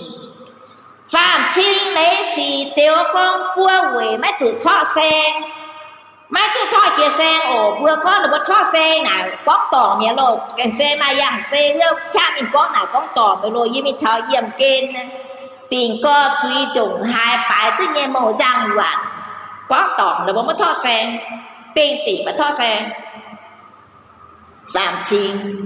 Phạm Chi là bên ta chiếc pha chàng tu lông chàng tu rủi hô hàng có vừa chúng mà lồng kia đi bữa từ này nhá on truy đi nó cái xe mảng đi như chả ná thế bữa nó phải có cái xe bữa ta hát bữa mảng ở đâu bữa chè nó chai trong tay mà các bà vùng này bà bữa số xe mi on truy con Phạm Chi thành bữa châu hết nhung đi bên tô miền đi hát nó hai thành bữa châu bữa tai có bữa mà cả châu có truy buông cái bữa mảng quản có châu thiên châu tiền bà có bữa châu hào ye chiều tòn trôi này ye ta con tê quả này ye tôi ye chiên ta nó bền cháu ye kén bảng đi ye ta ye cần thật bỏ ye cần tại mấy ta ye cần nó chia quỷ ye à số mà gì để biết bữa ye chẳng này ye bữa sáng đi bữa tây bữa mà tòng bảng này bữa tu phiếu ye bữa chiên xỉ tu ruột ta chia pha nó lô quân chúa lòng này lục quân chúa lòng nè mình phiên tại vì là đi mà chiếm nhỉ tao phải chơi ya chiếm tao to này y tao xiết này tại yết tao xiết lo chèn cha nè bên tại yết tao xiết nghe gỗ này hiểu thiên chun tại yết tao xiết nghe gỗ này hiểu thiên chun nó chỗ tại kiên nè tại yết tao xiết và tại đó nó bằng kên tám cái hay nói tôi chuẩn tai nhẹ tao xiết nó mới hiểu là béo vừa mới hiểu là lo nếu mà dễ lo thì hiểu là béo nãy bên này tia xiết lai này hiểu là béo nhé yếm là thiên phố là bên yếm là tại thiên phố là yếm này phải buông bèn bên tại kiên yếm sen tại chiều ton tròi yếm mình mảng nếu yếm có gì vừa yếm thiên phố này quá rồi phẩu chiếc tiền vô bất chiếc tiền đình hùng vừa hiện chung là vừa ta tỏi như vừa mình mạng nếu ye ta tổ lương tế giảm ye treo cái ta có không phải đơn khoảng tề pháo nghe vừa chỗ tỏ nghe ye ta treo cái ta có mà buôn bờ bước khoảng tề pháo nghe vừa chỗ tỏ là tề cho vừa phú mẹ dầm kia này nó cái lầu nhận nó với nhận lầu hả nhận nó với nhận tôi nó bia luôn và mà tề nhận mà tề mới nhận ta hai nay chẳng nó dạng kên mà xuyên xe mà tế bua in biạt mà tế bua in mà tế mà bua ta hai này em bua nhận ta bia luôn nhận ó nhận sen chiên này em này chẳng nó bua kia ta nó diệp nhị chín hiang nghe giang hồ nó bua cho cái nhận mấy tình gì diệp nhị chín hiang nghe giang hồ nó bua mà cái kia lưu chỉ khoa chỉ giáo ta nghe giang hồ à bua phú mẹ đi dầm kên à phú mẹ mi yếm kê na kê xe mà cả ba phổ vừa công chô vừa chiếc tiền linh hương vừa ta nan nổi ăn tê xe mẹ mình cố con là vừa xe mình vừa yếm kê vừa tê vừa mà vừa ông thái vừa bị ngồi chô quần chô nó vừa ta hỏi hoa bố phiến dân ngoài lộ quân chúa lòng hỏi hoa bố phiến dân bẻ thái hỏi hoa bố phiến dân tại ông phụ ye sinh chiếu phạm có này hiểu phụ ye sinh chiếu bây giờ hông mố nhang bây giờ ba này bây giờ cú này vô có hiểu phạm tỏ nó vừa buôn phiến cho nói hoa mô nói hoa vừa phạm chi lấy chỉ chiếu con à chỗ ta gia tăng bua về này mấy trả xe nếu bữa mai kiếm nếu bữa mai kiếm biang về như trả thọ bảng kênh thành bữa trà cho nó bữa ta đến tôm chiên tải chiên bữa chỗ xét tranh mẹn chỗ nào tế truy là bữa ta kiếm chú nhân tài kiếm biang to nhân tài là thành bữa thím co thím dĩnh chúng thím mấy kia là bữa ta mấy nói tôi ruột là bây giờ truy là bèn chứ là bữa mấy nói tôi ruột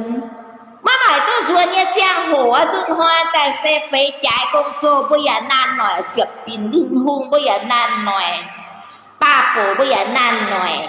ý tình bây giờ nan nói cứ chụp chưa vừa linh kiên vừa tự nhất về tài nhẹ về phế về tài chiếu vừa phú trẻ vừa ba vườn kiên vừa Yết chung dô phim vừa loạn hung phải trái tài phim vừa trôi tại kiên chứ nan nói นั่นหน่อยเฟจ่ากงโจนั่นหน่อยอาการให้เราโจมีโจโตน้ำตองอยู่จางตรงจงตรงเหยียดตรงบนบัวบัวเหวี่ยเสียวเจ็ดน่ะเชื่อมานำให้ก้อยเสียวเธอหาจังเสียวฟ้าเจ็บเย็ดชิ้นยังชิ้นใต้หนังกาตู้ฝูเรือนเนี่ยเสียนเซใต้ชิ้นใต้ตายองตายกูบัวแปะโยบัวจ้อยเหยียดใต้เฉยตู้บัวหมิ่นควายก้อยชิ้นใต้ตู้น่ะบัวจวนทิ้งโฟตู้น่ะบัวเหวี่ยตู้เจียวกงตายเย่ตู้เลสีตายเหวี่ยตู้ฝากชิ้นตายเหวี่ยbơi chuẩn thảo thiên phao, à chỉ anh kia也bằng kén江湖人一战，白吉接让江湖也一战，啊主anh ta lo bơi mà cả舒服炒ô hoa này ông nghe tăng hứng đầu ton,舒服này ông nghe ta chết đầu ton, ú nhìn như phang hình, ta chia có bơi giả chỗ chuối phải là bơi tai. Mà cả sư phụ yang suy phao lô yang tu mà cả bà chia luân đồng hải khâu mà cả ổ hoa mình siêu châu trả lô siêu chân đồng hải khâu châu trả lô nào về hai nhung nha châu trả lô nào bữa tay sen tay mẹ nha châu trả lô mà cả mình chim ta cái xe bài tu mô hoàn tài mà y chẳng đã phụ gần to tài chuyện nhẹ yêu mà nó lộ quân chúa lòng nha của linh ta bài tu mô hoàn nha chỉnh hết nha chào bún chính tay nói tu ổ hoa sư phụ dần thảo thiên phô tổng chân dần thảo thiên phô rồi y chẳng chính tay mà nó tê nha của linh ta phiếu tổng phiếu y chẳng thiên phô nha chính ta tu mà tổng chân dần liều chính ta em ai yểm kê nha mò nha chính ta em dần tu nhẹ chỉ chết cuốn nha thiên phô mình sẽ ta thiên phô chính ta yêu chẳng chính ta chế tu nhẹ dàng yêu mày bữa chịu nhẹ làng phun làng phá mùa tuổi mày bữa mà khó con hát tiểu ye na ye tại mình mà kén lâu mà mình thảo yểm kén bữa trình ta sú của mày bữa quảng mày bữa mà khó hiểm mà khó con mày bữa ta tàu mày bữa mà cái thảo yểm kén mày bữa mà hay hiu mà bữa thảo đi yểm kén mà bữa hiu mà bữa giặc quay mấy chuyện ye chỗ nghe xỉ nè ye tòng mình thảo yểm kén ye tu tê liu tòng mình tu xỉu liu chui phải追thấy ye bài tu chia hoàn bài tu mô hoàn nha chúng ta hay bài tu qua liu có chủ tình chui con cho phàm chỉ yo nha bữa ta lùng chỗ phàm tài ăn chân tiêu dạ ta cái sẽ tình chui bia đồng hải nha khâu buôn nha phải追cho bài tu cái sẽ đồng hải khâu bài tu nha mô hoàn mô nhung hòa lên chia trình mắt tung toàn mình lùng à chủ siêu lùng chỗ tòng như cái xe màn tòng bây giờ khu vô tìa bây giờ khu tè khu mà vô tìa giải về bây giờ tè bữa phụng to chuối mình hỏi nín xét che hỏi mẹ mình on chân hỏi nín chỗ ta cái xe màn tòng cái màn cha giờ chịu tòng tròi giờ con na tế quả xuất ta bùn mày bữa giờ chung bữa yêu mày bữa giờ chung tu hại mấy trẻ con ta hiện na người nghe xin xe nên chúng nó ở bên như bữa lủng nó ở bên như bữa con rồi ta nan nói này bữa dạng kên mà bữa giờ cũng giả hiếm chia cũng giả hiếm nó bữa sáng tế tố tài mà bữa giờ kia nó sáng tố hiếm này bữa chuyện nó chỉ hiếm bữa thảo hăng có quả tai giả mấy trẻ con hiếm này bữa ta có thảo hăng có thảo con bữa chuyện này yêu hăng hải bữa chuyện phàm châu hăng hải bữa mình tổng châu有hăng hải bữa châu tổng bữa nha đâu bữa有hăng hải bữa na ta chiến bữa xét che hỏi mà phụng yểm kê na bữa chỗ tổng tô ủ mà bữa yết trung chiêm nhẹ yêu à mà bữa chủ hiếu tu non tổng xét che ta kính ông kính thái kính tê kính ma bữa chỗ tổng tô mà bữa tàu bữa chỗ bữa tại yết chỗ liu một chỗ can bữa hai bữa tông tỏ chỗ liu yo can hai nà nó là bữa can bữa lô hoài là bữa tỏ bữa hồ nhẹ chỗ chiêu là bữa ta can hồ nhẹ mình ye ta bữa tỉ mà bữa yểm kên quả bổ hai nại thiên pháo quả bổ hai nại có quả bổ là có quả chẳng bổ ye can chẳng hai nại ye chẳng sĩ dình liu ye sẽ chịu ton choi ye mai con bữa nay bữa thọ mày bữa lùng đĩa nhiều mùa tỏi mày bữa mày khó hiểm nay về nhà xiên xê mà khó hiểm mày bữa con mà bữa hai e tổ mày tu mà oải nhung mày bữa tạo oải hiểm mày bữa hiểm gì chiếu con trai mày bữa mi thảo dần kén ra chụp tiền linh hung với nãy phiếu tổ bây giờ là tôm miêu này giờ là phiếu tổ có mày bữa mi tòng dấu mà bữa hiểm gì chiếu con trai mà mày bữa giờ mi thế nào mi hiểm mà bữa chẳng bằng xe mi thế nào mi hiểm giờ ta tu nghe giờ ta mạnh bữa mày bữa mi thế nào mày bữa căn quả nạ đi chẳng na con mà xe nghe nãy mày kinh con mày bữa mà hay hiểm mà bữa tạ tàu mà xe na kinh chặt bèn kinh mà hiểu tu tỏ mà xe nghe bữa dính bữa ta bền hay tỏng hăng mà chế bền chủ ye mà xe chẳng hổ bãi với con ye bền chủ mình thảo dầm kên bạn tôi ye tỏng tu đã tùm tươi bạn tùy tỏng ta xỉu tỏng ta tí tôi tụng hại những khâu mày bữa ya chung tôi hại mày bữa xe nói chong nói nghe hăm hăng nạ nó hăng ye xe này con bữa nay bữa mày bữa ya chung chiếm nhẹ yêu tiền chú là thang thang bữa yang kên cho tôi nhổ chú với tâm tiền là chú xét trang hỏi mẹ nhận trang thiên với chú bữa tí tầm gì hiện tụ mà xin xe như trang phủ nó bữa con ba người chế ta cũng vừa nó nhận bữa giờ bữa giang thì cha nó là cả giang cho sao bữa phi hắn như là nó chế ta cũng vừa nhận nó bữa tí tại em mới còn kêu để tại em đã dùng thiên ta ham vừa nó miền bàn đuôi như li vừa nó bây em thiên phố với dĩa tàn tạm kê trả xe ta phải bán như mình để bán kê để trả xe khu xe thiên là để ta tại em nó dùng giang nhưng đã bán kim dùng giang kim chiếu như chiếu ta mạng với chút tiền rồi bán ăn đây bữa chủ mình bẻ cả nào mai mới xong bằng ca mới bữa sớm ta con số có cả thiên phố như này bữa phạm thì ta cũng bữa nhẹ nó bữa giờ hay chứ tôi cầm gì bữa giờ hay chứ tôi cầm gì nó bữa nhẹ chờ mà gì bữa mấy cầm gì nó bữa ta tung nó non nọ chả là gì bốp nó chả kén biểu nó bà tung biểu bữa bà cầm gì nghe chờ mà gì cái màu đang sắp bữa cầm gì nhé bà sắp vậy mà miên nhận đang bữa mất gì tầm đang đại hồ bữa dạy chỉ tôi tay nhận chị cho phép mất chị cả mất chị hiện quỷ bữa nay chỉ mà xin xây bữa mất chị hiện quỷ tao họ bữa mất xin xây chẳng nó bữa tí tông bữa ta lại tôi bữa nay pha mười tê ta bữa nhận cha cái này bữa cát này bữa giang ta tùng bây giờ giang mai chẳng hồ là cát sen khu cát chê này chú em liềm bữa cần như bữa cát thì trên giang cái chú kín xuân và bữa mà ra ta thế mà thế bữa cát tùng là bữa bản ta cát ta bây giờ giang nhà ta xấu cái trọ cái nào bữa chú chia mà tu xem sẽ bị hát nha bữa mà ra ta hát y chẳng nãy ye chiều xuống phê này ye quang quân mày bữa quang đó mày bữa dạng kên mà xe như đó mà bữa cần nói ra ye mấy cái tại nhà chẳng hủ ye xịt miên ye xịt tu hồ hay ta hang âm hoàng quỷ và chịu ton trôi này nó chịu ye nó chịu ye nhé bữa này hiểu sủ phê em tu nó bữa ta nó bữa nháy hiểu chăn xịu nó bữa là bữa nháy yếm kê như mất mai yếm kê như là mai hiểu nó bữa ta hiểu bữa như phải truy như bữa ta không nói hiểu ta hiểu sủ phê mà mai có ăn can mai nôm là cái mai giờ bộ như bữa là mai bữa tài có nó giang kên nó mà cả bữa chào phát phải bữa chào phát tự nhiên đủ hài bữa quỷ bữa ta chào phát như phi hắn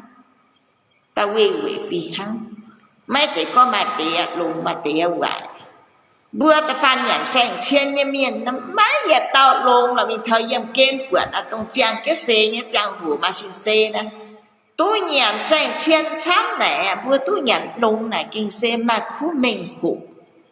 yếm bản tá lại hắm mà khu mình hủ y nó mới hẹn chiệp nhị hai nhẹ to thầu đã bữa kia hẹn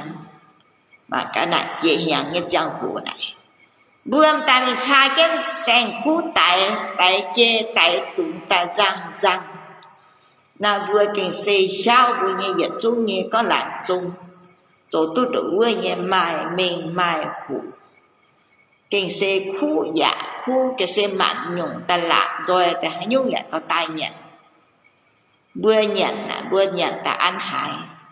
vừa miền này vừa mà xin xe tí nó vừa tẩy nha vừa ta bị tròn rồi bị ổn với đầu thấu sen khu vừa ta màn sai cái tẩy ta vừa ta chẳng vừa như xin xe chẳng chứ là vừa có là vừa ta tay dùng vừa tủ với mẹ có với mẹ vừa mà xin xe là vừa hắn nó hâm yên bà ta hắn nó hâm ấy thao tẩy mình cái trang hủ đi nguyên nè của ta mất gì tung này ta vừa chê ta vừa can dấu tỏ ta vừa ta lục man lý vừa dấu ta hắn lại ha này vừa giờ trung diệm nhẹ yêu mà vừa có bữa mày vừa tôi hiu ha gì bắt gì có giờ mày vừa quảng ý giờ bắt gì có tàn mày vừa con có vừa diệm nhẹ yêu này mấy bên ngoài là xem tay dầm kê nhé giảm dầm kê nhé phải là ta có vừa ta yết dấu miền phạm có phạm tỏ nhé diệp phê phải chơi vừa tổng nó tự yết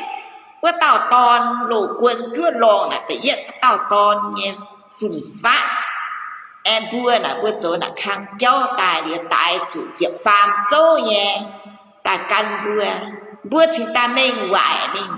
chúng ta có vừa diệp nhé vì yêu vừa chỗ kia con ta phải nhé chuyện vừa có vừa tài trình nhé miền ông cú vừa phai tài buôn vừa tài trình diệp phạm châu diệp phê mua này vừa ta diệp phê châu nhé miền em buôn vừa là lô quân đã bên tại giang này tài trình siêu thiên pháo giả ta tại trình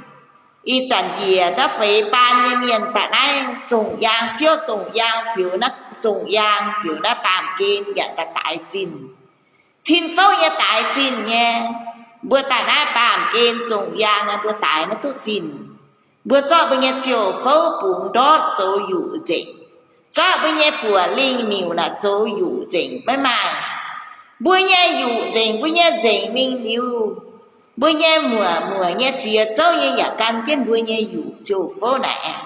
bữa linh nan ta kinh xây dụ tu hay dình nha biểu y chẳng ai mà dịp của linh ta mày bé hẳn mà ta phan châu có là bữa mày giả chỗ ta bỏ sành chiên trưởng tài quỷ bữa con chỗ có chỗ tỏ nhé tài trình bữa diệm nhé yêu lộ quân chúa lòng nhé phụng phá thở na trùng giang bàn kê này nó tại nó tốt trình tài nó vừa trình tài hay tỏ cháu bữa bún quảng với nghe miểu tổng kinh sáng chiều bún quảng với nghe giang phủ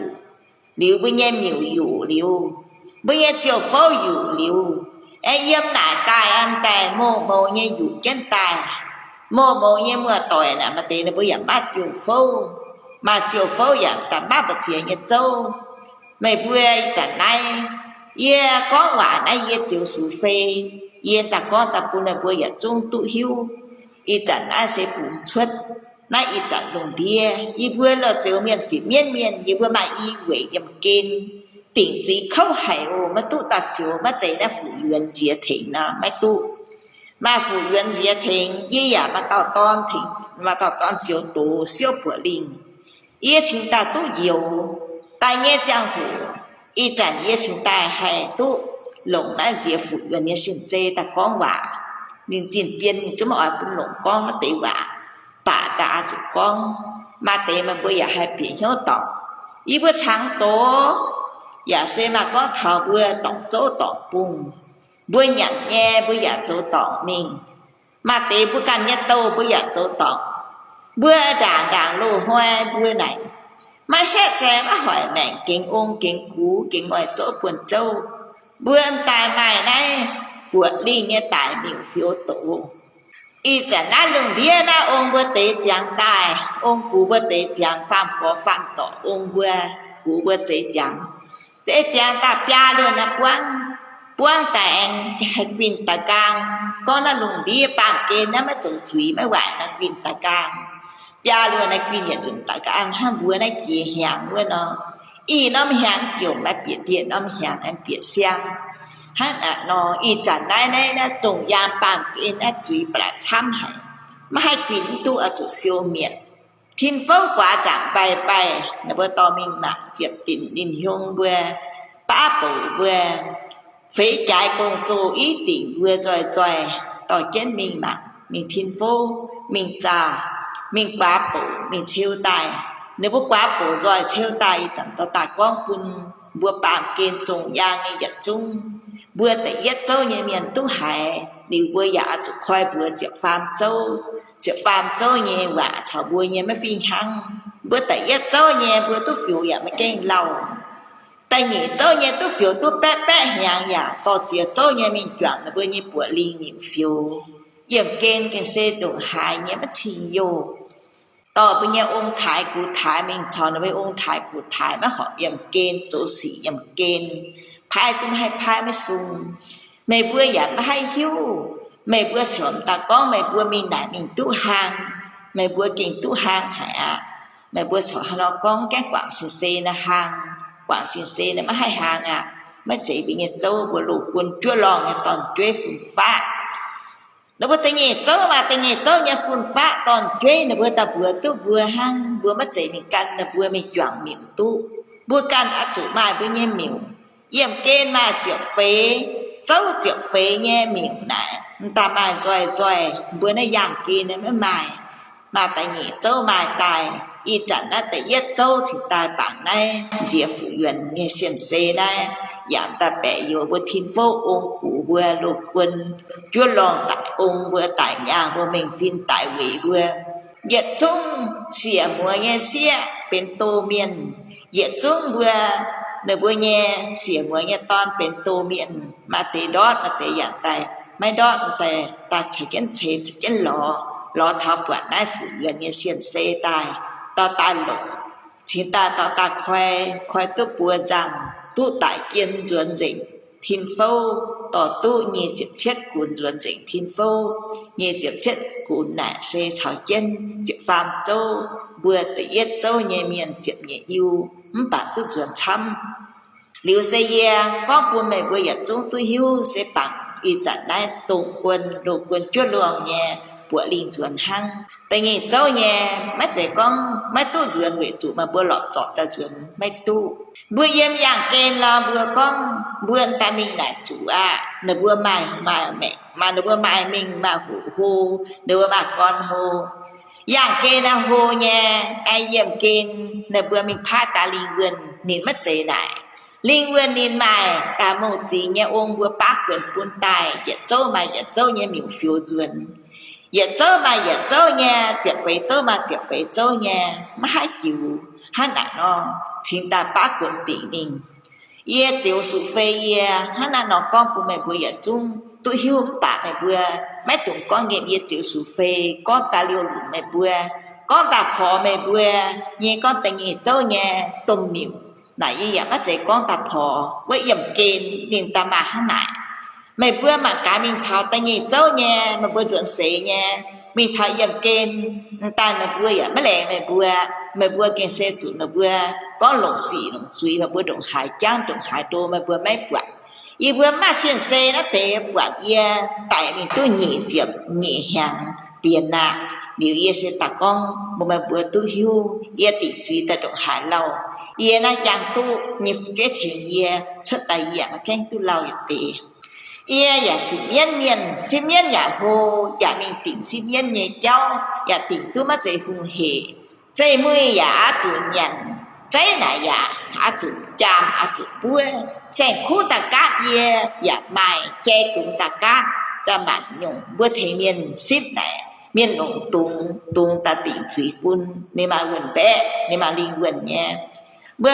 nó bữa nồng che bữa thì nó bữa ship nó bữa anh ta lọ bữa là nom che này nên ta mà linh quần nha bữa nó ta lọ bữa ship miên bắt chạy hệ tu mày bữa tông ia thì mày bữa ship kia là tế là mày bữa mà tế thảo yểm kên tu tỉnh liu à mà tế là mà cái thảo yểm kên tu tỉnh จะเก่งอย่างเจียนใหม่ไม่บุ้ยจัดอย่างเกณฑ์มาสินเซมาบัวฉอดโจเนี่ยนะไม่บัวหมังไม่ปวดหั่งไม่บัวก็ไม่บัวปวดนะไม่บัวอยากเจ๊เจียวทองเก่งไม่ปวดมาบัวปวดทอน่ะเตะตองเยี่ยมเกณฑ์น่ะตั้งบัวสิเมียนเก่งเซสิตาหน่ะเก่งใจเก่งมาเป็นหลงในบัวมาเจ๊ไม่บัวนี้ในบัวก้องแต่บัวจินเจ๊ไม่ถอเขาบัวก็ไหนบัวเมียนชิ้นเจ๋งโจตายจินเจ๊ไม่ถอเขาบัวเอ็มแกเหยียดเป็นเหยียดมิงเจียนเจียนน่ะบ่ก้องบัวเจ๊น่ะมาเป็นหลงมาเจ๊ยานบัวเอ็มฝูงcái mẹ mìnhเป็นจุยน่ะบัวต่อยให้หนักก้องบัวอย่างนั้นไม่มิงแต่ของก้องจินเจ๊ไม่ถอเขาหั่งmà cả bữa chỗ tai mãi chai yếm kim đuôi rồi bữa tại thở này bữa mình cả thở này ông tùng hồn này bây giờ khu chia như động hải khu châu nghe bữa thở này nó ta cái xe đuôi kia đuôi ta hắn chặt tròn nó đuôi kia nha mình thở này cái xe này thì cháy này ta dụng tổ tai giả sử mình chun là bây giờ ta chỉ tìm chuối bún này ta hắn nó thiếu tâm duy cái xe khâu tiền gần bé là nên hai tại tôi xin xe tại hắn gần bé hai tại tiền năng giả tiền tại nghe cái xe giả mà hai tại sang khu màn nhung nghe ta can bữa con đỗ nghe giảm ta cho bữa tan tài ta can bữa phi hắn màn nhung ta phan ban mẹ nghe bữa nhận là bữa này là bữa ta cho chuẩn phi hắn chính cụ ye tiểu số phê ye tại liu thọ yếm kim ye y chẳng ai tu tiền liu ye xin ta bùa mẹ bùa có mấy tu tiền ye nhận ta hay con bùa mẹ bùa mẹ hắn có ye mà xin xe mà miền con là ye tài mấy xiên lọ ye xin biến hồ hải ye mấy xiên ye này xin biến này tôm sai ya dấu sai to ya dấu miền dấu thọ hắn dùng trả chiều hắn dùng ye ta hay gì ye số phê này yên ta kinh chỗ tu hàng em vừa ye tại mình nghe trang hủ mà cả tí to đồng hải đi chặn hệ mỗi ai cũng vui nhẹ ye chung mua tại trên xe bữa tiệm nhẹ yêu bữa ye chung mua tại trên xe mỗi ai cũng là bữa áp mình tí như chủ ya bữa mẹ bữa hay chia coi mà bữa ở chỗ mà bữa nông biang bên hàng bên lai bên xoài khu nhà tài kinh tôm miên kinh ngoài châu kinh buồn châu điệp của linh miền tài phiếu tố tham gia nhận sĩ nhận dĩnh mấy chúng có mẹ bữa mất tu say mẹ nhận mà bữa chỗ ta hay ngỏ nhìn mà hay ngỏ bữa y chẳng bữa giang kên bữa chỗ ta đồng hại đã bữa mình thảo yếm kê mà ca yết tuần hàng chung mà tụ nhận chia nhị sẽ lên hàng nè mà tụ hàng nhận chiều tiền truy nè mà cá tiền bữa chuyện nhị phí yêu chỗ suy miên nhị châu ye tiền tụ động hải nhị khâu tiền động hải nhị khâu tiền liu bà chỗ xe ye mình thảo mình đuổi nhị chiều phố bung hoàng con nhẹ mưa tỏi con chỗ mình bịa thiên hùng bèn hô hải mình bịa thiên hùng vì cái nó mà nhiều như dạng tài chỉ hô tài giả tâm mai mà nhiều bằng cả nó bố con chúng mình chia lệ na nhiều tu chia lệ ta tu lại ta kinh xe khâu tu động hải khâu thọ tại mình nghe trang hủ cho bây nghe tí có tí hình để tiên nó tại mạng khăn vì tổng số là khăn ai mình ôn mình yêu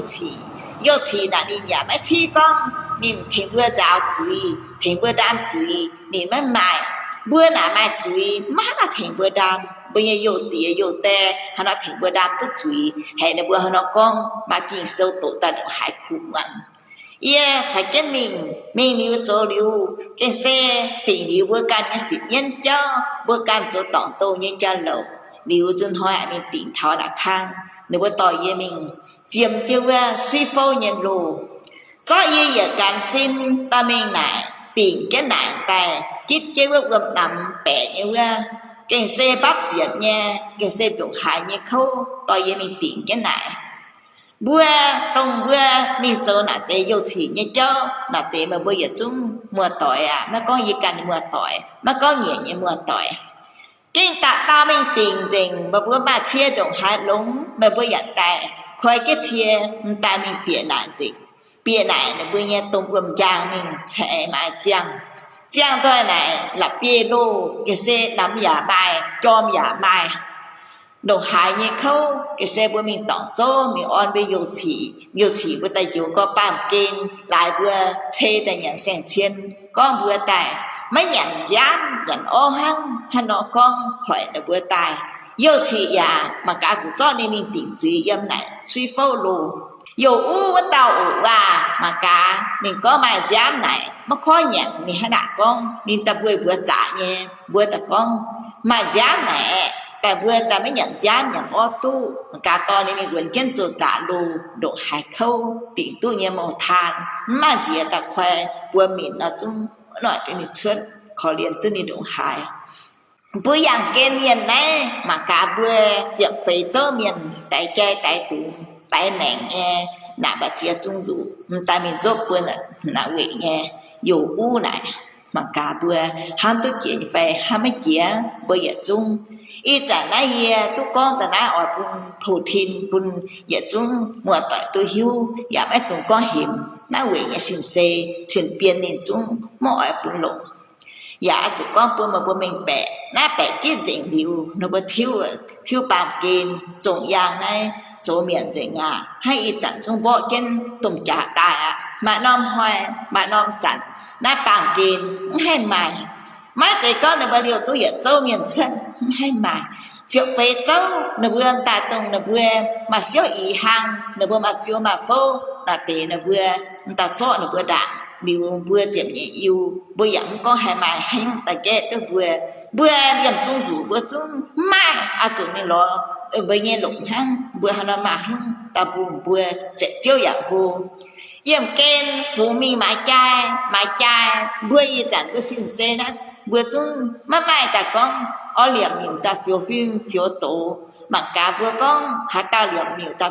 phiếu tổ bữa chúng hiện tức là bữa chúng mấy tiền gì bữa hát hà nó anh hai con hà điều gì bữa hai mai ở bữa chậm nhẹ phí yêu yêu bữa ấy trả này như này bên là chiều này bên chiều cô nghe chuyện nghe phun phát là chiều miền nghe con chiều cô nghe phun phát mày bữa giờ chúng mày bữa tôi hại chiều cô này tâm tại kiên thành phố là tại kiên tổ chiếu như trình quỷ màn nhung lấy xỉ lấy chiếu này nên gì ở doi tai màn nhung là chiếu cung chủ gia liu chúng ta cả mình một tu gia liu chiếu cung gia liu phạm chính gia liu chúng ta hay lộng tu mày là tảng chiếu là tràn chiếu chiếu phạm châu là vừa chủ cố dình mày hay nhung chủ gia phiền gì này chiếc tin linh hùng địa trung này chiếc tin linh hùng anh chờ ba bộ kiên phế vị kiên bữa là phế vị kiên bữa địa trung chờ là bữa địa trung ý tình bữa địa trung là tài cứ chỉ chưa linh kiên tại yết vị tại nhị vị cùng chỗ bữa dạ chủ cha bữa là bữa hữu dịch là bữa dành quy chuẩn thiên phâu nếu bữa bà kinh cho công hồ tổng độ quân chưa lòng nhà phải chơi này bữa diễn nhị yêu này về tại trang yếm thiên phố cho công hồ thảo này tổng giang bà bữa này khuất giang tao non luôn bữa cho công hồ nhé từ nhẹ non luôn bữa mấy chỗ chính ta lọ linh ta thảo y chặt nó bia luôn mẹ buông hay mà liều mẹ bữa giờ chúng mẹ bữa bằng liều mẹ bữa can chủ khen can mà bây giờ chúng giờ can chủ thành can liu bữa thành tu bữa nhà linh gần thành tu tè ma linh gần thành tu ngoài châu quần châu nhà linh gần thành tu toàn chuyện nhà linh gần nó chẳng hủ bữa chúng ta con anh hai mai con bữa chủ tu bữa nhà linh gần hăng xin xe tìm yểm kên ba dạng con hai mai chủ tu về chỗ là bữa chủ này quay kia ai diễn kia ai thiếu kia chúng ta con bảo kiên trùng giang chủ con trả mượn hắn lại nó con y chẳng như xe bữa mày bữa giờ chung tôi hiu mà ẩm hoàng ngay giờ rất chịu cổ này nên con có thở phạm chi này nên nghe con hà nom nghe con phiền này kinh mất tiền tiền mất ỏi bữa mày bữa to nên nghe bữa ta lộng nó chỗ chuối hăng bằng cá cái xe hoa to nên bữa ta chỗ chuối mấy tiền gì chiếm nhẹ phiền này quá tệ bữa gì mày bữa cho hung phạm chi nào mất ỏi bữa mày bữa cần chỗ hiếu tu mày bữa chỉ hư tu y chả nãy mày bữa chỗ tài nãy mày bữa cần đam quăng quăng mà bữa hiểu bữa tiền tu mà bữa giả tiền mà tu giả mấy trẻ con mà bữa tiền mấy trẻ hiện mày bữa con tập bữa mà bữa tôi hiu về chủ bữa tài con lao tài bữa giả hay hiu rồi hiu mai hiu mà cá cha luôn này độ hại như lao một cuốn chín như hoàn như cuốn này bữa tại kỳ lâu kỳ đạo nhà bữa giả hay hiu bữa tại xe tại mẹ mình dầm kênh này nhất ta sẽ biến thành chính chỗ con nhẹ ta sẽ cũng quên nhàn phan ta sẽ tạo yung quyền biến thành chính sẽ tranh khỏi mẹ phụng dầm kênh phụng mong thế là biến thành chính anh mày nói về tạo yung quyền này tổ xe cha chết sẽ nó tạo yung quyền bữa chỗ ta tu chiếm nhẹ chín nhẹ phủi hăng mà cả bữa sẽ danh khỏi mình nghe cha hủ bữa chỗ ta đồng hải nghe mấy cái lò phùng tài mấy cái lò bạ dòng kinh bài tu dòng rằng bốn quân gia này nhìn khốt giang nhìn nhận tài mình cho cái hậu khu to tài chủ tài lồng cả hai bữa cái tổ bữa mình cho hậu khu tài bữa cho là hao tài to tài bữa mình chỗ ta bị chê to tài lồng y chẳng bữa ta mới chủ dấu mà nó cản châu hay dấu tu tài cùng bữa lục bữa khốt giang bữa tài tôi nói về nghe bụng quân nhà này mình tờ là học khu ta chủ hăng đắm mà hưng chiếu ý xem ta con thảo bữa mày bữa ai giờ chung bữa mày bữa giờ chung tôi hiu mày bữa con háo gần phim háo gần nghe tô miên hay con tu hát là no ta hiểm mày bữa này con suy miên nhẹ miền yếm chế mùi xuất nhẹ miền bữa mày hiu bữa con bữa yếm chế mùi xuất bằng cả mình tháo yếm kênh bữa nhận tiền chế mùi hỉ như phe mấy hỉ tiền ông cho nó bữa chỗ giả chỗ ta chủ nhé mà chủ tỉnh chủ hãng bữa nó khâu bữa nó chuyện nhẹ yêu mình tháo yếm kênh cho kênh tỉnh khâu tiền đồng hai khâu ở trường ta bữa chiều bữa giang kênh giả bữa tài mày bữa giả bữa nhận nhụng mà bữa chỗ nhận nhụng bữa ta này bữa tài cho mẹ cho cha cái xe tè ba được hải khâu con tại giờ non che bóp ra đường tè bóp ra đường mà là bữa sáng là bữa nãy bóp là bữa hơn là nó trên tỉnh bà nhé giảm sẽ còn bẻ giờ ship kiếm nhân giờ chỗ kia mình thở dầm kênh giờ bắt tan bóp là bữa tè bắt tan bóp là mà giờ thở mình nghe giang hồ mà cả giờ ship nghe giang hồ giờ ship nghe miền giờ bóp chuyện hùng tồn hiểu như phải mới hiểu nên mấy trẻ con nên tung là tao là nên tung là năm hoài nên bỏ liều nên bỏ nên mất trẻ tháo của năm hoài ta tung là tao là năm che là tao tung lại em ta cao thật bỏ tôi vừa chút mấy tiền trẻ là vừa bỏ lại mà lệ nha là vừa ta càng cắt vừa lại mà lệ nha vừa cắt là vừa dẫn chuyển là vừa cắt vừa lại mà lệ nha môn chuyển chung hai cắt liều ye sẽ có thảo nó tế tập buồn bùa luôn biết chuyện nhẹ phình yêu tại tao là bùa nồng nọi măng có nó tế quả chân nó sẽ là chịu miền con e sen ta động này phụ viện như sinh xe thảo là tế tóng đây y bữa tài liu mình thành kênh ye chính ta quật ye chính ta tu liu tu xỉu liu chính ta hay ta con buồn mày bùa măng mày bùa giờ chú mày bùa tu hay liu mày bùa ai nồng nọi cho ngạ mang y trả mẹ bữa chó mấy tiền nhà cháu tiền Korean mẹ bữa tham cầu mấy trẻ con hang hà nó mất ở bữa mà bữa chó tại này mình tí tòng khâu chỉ đảm tem ai yếm kênh dạ chủ tí tòng ngoài châu bẩn châu dạ chủ tí tòng ông phụ dạ chủ tí tòng hốt bộ phải chế dạ chủ thành chia bữa đảm tòng bữa can là dạ mình tí tư trọng hại nhé mà khâu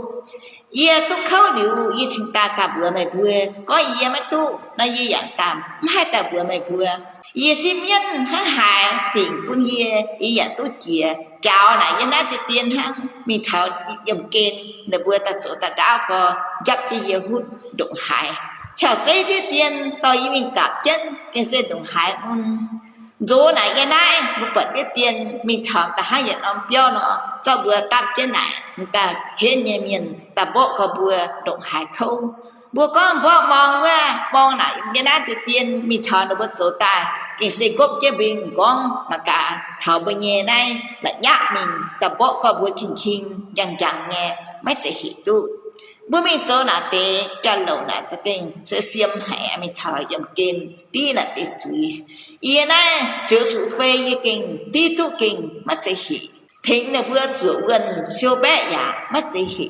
họ nói tỏ kèn tỏ quê mình nhận cho miệng phụ chuế hát nả no lại mình sẽ tỉnh tu mất chế hỉ mình thở yếm kinh mình tê kèn quê ta tăng ngã có bữa ta tăng chỗ có bữa nè bữa mất chế hỉ tu mày bữa giờ chúng mày bữa chủ mình bẻ mất chế con tài như hình cho kênh xe anh nhầm chiên mà hắn lại chúng ta bữa mày bữa giờ chúng nghe mua tỏi mà mày bữa má bị heo là mày bữa có gì bữa hình con mày bữa cóná quỷ miền này phủ luyện đã niệm Putin niệm mất chế Putin nông ní xin xe bữa linh quân nông ní xin xe con hăng niệm cần hả niệm giảm hết con nông ní xin xe con về chủ linh quân này má xin xe xin biết ở con hai con má tu bữa mày bữa tảng xin xe tài có bữa mày bữa dẫn đấy khó hiểm ở quỷ xin xe ta hang qua cổ con qua nhìn con có ai hiện chờ chữ tôn trai hiểm yểm kiên diệp tìm với yên này nạp nom nạp hồ nhân tùng của linh yếm nạp phiếu chân yếm vui giờ chúng y trần mà chú quỷ nghe linh quân mà nạp tao có biểu diễn yếm nại nghe điều y bữa tu yếm nại khao tủ tôi dễ rồi siêu yên y bữa đã tôi duyên thiên phao nghe tôi dễ rồi nghe siêu yên giờ mày bữa giang kén tế mày bữa giờ số chuối hàng hăng mày bữa phiếu mà tu miền bàm kén miền ai trồng giang nghe chẳng hồ mày bữa giả linh quân mai diệu mà bữa linh quân chủ tô nạn giờ hè mày bữa hát lại mỗi bún sinh tài con suất tế quả tài mỗi bún bữa tiệc nghề phí yêu mỗi bún mày bữa con hay nó đốt đạn của mày bữa tạo tàu của mày bữa con với linh quân chủ mà chiều xe bữa phiếu tô này thì mất chế khâu bữa mấy nhà sành chiên thì mất chế khâu mày bữa nó mấy bẻ là bữa ta tế rồi đại biết bữa nhận mày bữa có đại biết nhận nhà mà chui mày bữa chỗ hung hắn lại là con hắn lại có nhà ta về toàn ôn toàn cú nha ôn cú là bữa ba ta hiểu bữa nhận sành chiên ba ta hiểu bữa cần hốt bữa cần nhân giam mà cả bữa cần nhân giam bữa anh cho tài hốt lại mà cả bữa cắt chủ xuất giam tài mà bữa anh hốt ở gang mà bữa mà hết tàu hốt ở gang sành chiên như là mày bữa tài cho tàn ta kinh xe ta mình cứu tiếp bữa cần nếu bữa đi chẳng lấy như bữa mình tháo yểm kênh mà bữa dạng kênh như dạng ta chẳng chữa xe như dạng ta hiu nghe mà hiu tu con nhìn cả xe này bên con chẳng cho nghe tổng chẳng sành chiên mình tháo yểm kênh mà ta gang ép quả bữa mua tỏi như vậy chung mà con bị chiên mua tỏi mà con bữa nhẹ con hàng buông cỏ lũ bây giờ hiếu bây giờ cái xe có bữa cái xe hồ cái xe châu là quỷ là chẳng chăm chia bây giờ xin giờ chẳng giả hồ là có kinh chẳng chăm chia chẳng ta kinh xe nghe mồ rằng nghe mồ rằng bữa chạy con tủ mày bữa về chủ này linh quân bữa mày bữa tại hát nạn nó yếm bà ta mai cái xin xe ta hát nạn nó chẳng tự nhiên động hại mình thở yếm kênh để bữa ta mạnh quyết chuyện bị chàng nó bây giờ quyết như chàng mà nhung nó có chỗ dình quyết chính nhận nó bây giờ tại quyết nhận chính nhận giờ xin nhận chàng nghe tài nó vừa quyết nhận quyết dình nó vừa mới nhận ồ nó vừa ta cần nhìn giang ha vừa nó vừa quyết nó vừa nhận sành chiên chỗ mình thảo yếm kênh linh quân là chỗ mới nhận vừa nó vừa tại quyết ta mình giang tí chuối ha bữa phun mảng cá đi chặt này ye ta có bữa mày bữa ta tàu có mày bữa đi chặt này mày bữa hai tin nhé mày bữa vậy ta phiếu tu chăm ta này luôn đi kiếm nhận nghe giang hồ tôi giờ về linh quân tôi dần thiên phâuจะเก่งแปลงออนthiên phâu nhé đi chặt xiang xiang dần như vậy mà y vị mà ta phiền biên mà ta phiền chiếu tôi dần mình y vị nàyจะเก่งเย็นอยู่chim ya mai rồi nếu bây chim bia mai rồi nếu bữa y hại trả dùng đã hại yên yêu thiên phong bà mai bộ mai có nhé con lấy nhé nếu bữa lấy con nếu bữa chim bia rồi ya hu nếu bữa nhé chim rồi ya ta xem mẹ bữa con yếm thiên phong mai tổ nhé miền nhìn mắt rồi nhận hàng nhìn mắt trái lọ nhìn xỉa hoa nhìn nhận tốn bà nhìn mới nhận xăm mà phiên tổ biểu yaจะเก่งmai thiên phong này y bữa tu mi mạng y tu mi mạng liu bữa mạng cá bữa tiệc nhẹ phiền yêu nhẹ uống trùng tòng bây giờ phim tổ biểu này cái xe mai nom con mà tế điang qua ya nom ya mấy mai mà cái yếm y chẳng này chẳng hàng nghe dễ tài nghe chẳng hủ chính tài tu tại chiêu vừa duyên dễ mình chính tài tu y chẳng vừa chiếm nhẹ phim yêu tu duyên mình chăm chính tài hai mình phiếu tu bị phim tổ biểu tài y chẳng chính tài chẳng tu biểu tài rồi tu xỉu mày bữa bằng cá bữa chiều nhẹ phí yêu bữa tài quảng hoang có bữa nhẹ chiều vô tiền tòng quảng định tù cũng ta ham chân chỗ duy nhận sang khu hăng bữa chắc có chiều vô cũng quảng mình bữa mình yêu mất tôm sen tại lính bữa giật nom sen chỉ giật nom sen giật nom suy chỉ giật nom suy tụng hai nhẹ khâu mà cá là bữa chiều vô mấy mai là que bằng tại nhị chỗ nhẹ yếm mà cá là bữa bó tôm chả tài sao bữa nay cái xe biểu tư tổng hại nhé khâu tại tôi nghe màu rằng em tổng kinh sát chiêu nà mày chấm cun anh mày là bữa nhẹ nhẹ nà mày giờ láng đồng hại nhé chấm dàn tài con chuột tài con tài biểu xuất giải mát cái chiêu vị mà cái y chẳng này bữa tài có bữa tài cũng dàn dịnh hai mà yếm tôm chiêu nghe tới cung nè xếp cung yếm nè cung em mà con cung bà mai tí nhé có quả chả bữa giả bác phi hăng bố con chả là bữa giả bác phi hăng bữa kinh tài có mà cá cho dàn có chiều phố mấy mài có mài có nhé yếm căn non phí nếu bữa mà chiều phố tế là bữa ta mà là chiều phố yếm mà bữa căn trà mà bữa rồi nhé mà bữa căn trà mà cá gì nhé phê mà gì mày bữa hay hát tôi thông nghe nói mày bữa trước mặt là tụi mình yếu chỉ yếu chỉ sẽ gây mình tỉnh chuối buồn bữa có yếu chỉ thành bữa giáo chuối tao giáp thành bữa giáo chuối ông nào đi tế ta buồn bữa nhận bữa này ông thành bữa đam chuối ông nhà đam mất tu phụ业sĩ chiếu nhà đam mất tu bữa có mày có nhà chuối bữa căn nguồn tài bữa căn chủ đam bữa căn chủ tí to mày bữa chủ phiếu phim phiếu tố như cha lờ này bữa can ăn chỗ mà biết bữa linh ta phiêu mất tụng hỏi ông mất tụng hỏi yêu tia bữa tỏ nghe chúng xin tỏ nghe mảng cha bữa chúng hai phiêu tốt bữa mới hiếu tài bữa mảng nó bữa chỗ rằng ta hỏi bữa hang bữa mình chỗ nã tài thảo yểm kên tỉnh truy mà cả động hải khâu bữa hà tàu bữa con bữa mình chỗ chín nha đã tàu kinh khâu kia khâu thảo đô mà tê nã mà bữa yểm kên dạng xe đi vườn chung ta mình yểm đi suy phô mẹ cái xe khâu hải yếm bản ta tu mình tình yêu yếm chính ta vừa mày vừa ta tao quỳ yếm chỉ con có tàn này vừa yếm chỉ con tàn yếm vừa tỉ mày vừa con yếm kia này yếm quạt liên quan hơn nè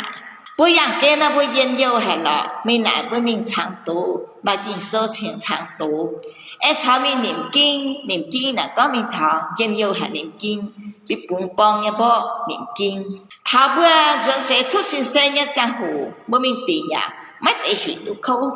bữa mình tổng châu nha nhà mắt thấy hiểu tu khâu mình thảo này là bữa tỉ này tao bữa mình nhong tròn kẻ này cái xe rủ nhà mai kiếm nhà mai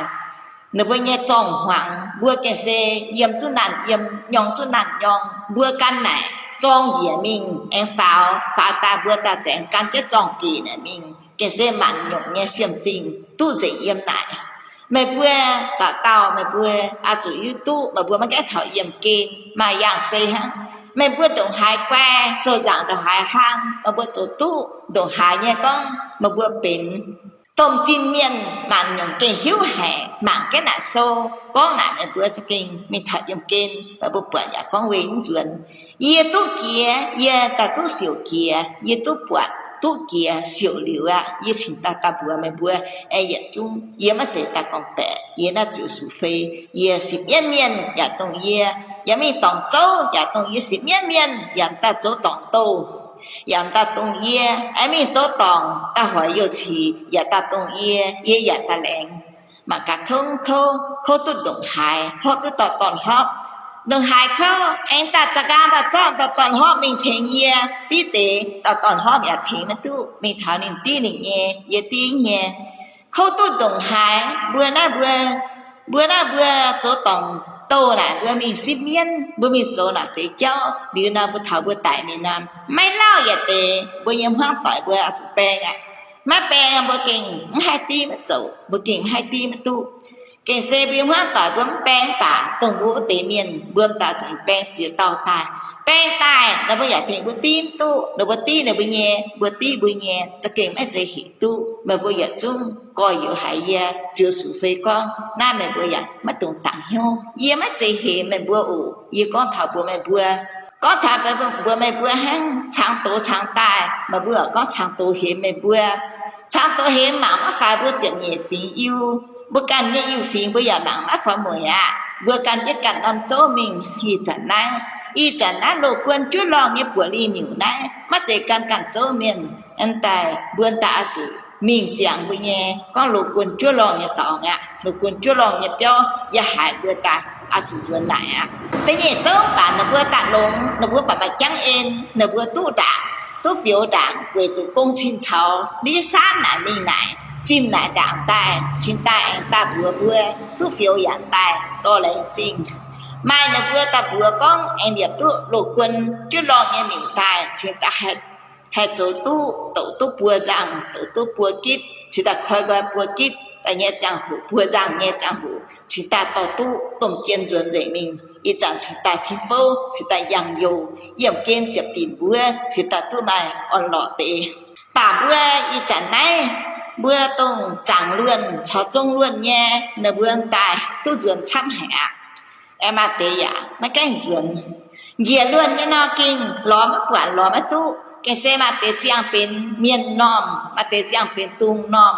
mà tệ là giang bên chú nhé bữa mà tệ là giang bên nó tung nhé cháu bữa mà tệ bữa giờ xin việc giang bên miền nó dùn hoa bữa nhé lui hổ là mất dậy lui hổ suốt là tung nhé bê suốt là chú nhé bê dẫn ta bên người ta tắm hai chuyện của thành phố nhé miền yếm na cùng dìa luôn tại này trong luôn giang luôn anh dìa luôn là bố có hạ luôn em này bố có hiểu gì luôn thiên phố hay nó có tỷ phố vậy ta nó có hiểu gì luôn tôn tế là sẽ kinh khô tu nhà phàm rằng y chẳng ngã lấy xì này về lộ quân chưa lo nghe tài nhị nghe ton mình lấy tu độ hải khâu y chẳng ngã em chào chân này tảng chiếu này bên lộ quân chưa lo nghe bia tạo tôn nha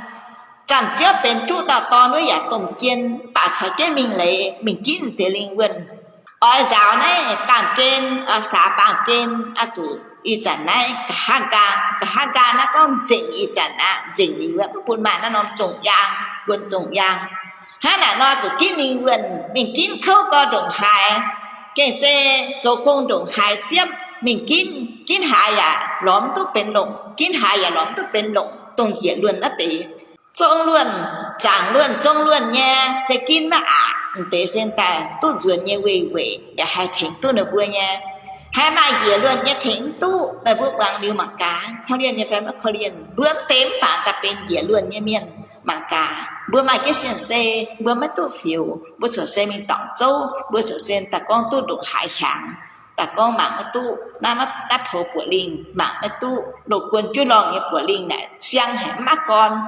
mày bữa mà con hồ và bữa con hôm bà chớm chủ quán hiền mày bữa chủ hư tu vậy mình bẻ với con tài thở nay bắt chạy con tài tàn chạy mày bữa mấy tổng châu mấy tung to cằn nhẹ cằn phí như miền tập biệt bữa bữa linh bữa mình giáo là tu cùng ta hồ tu một than có châu nhé mà bữa liệp của linh tài như bữa mình giáo mà bữa mình to mà bữa phiếu ta dần thiên tòng hắn này nó cùng ta hồ tu một than mày bữa có châu tài chuyện cái gì bữa ta sợ gì bữa ta dần cú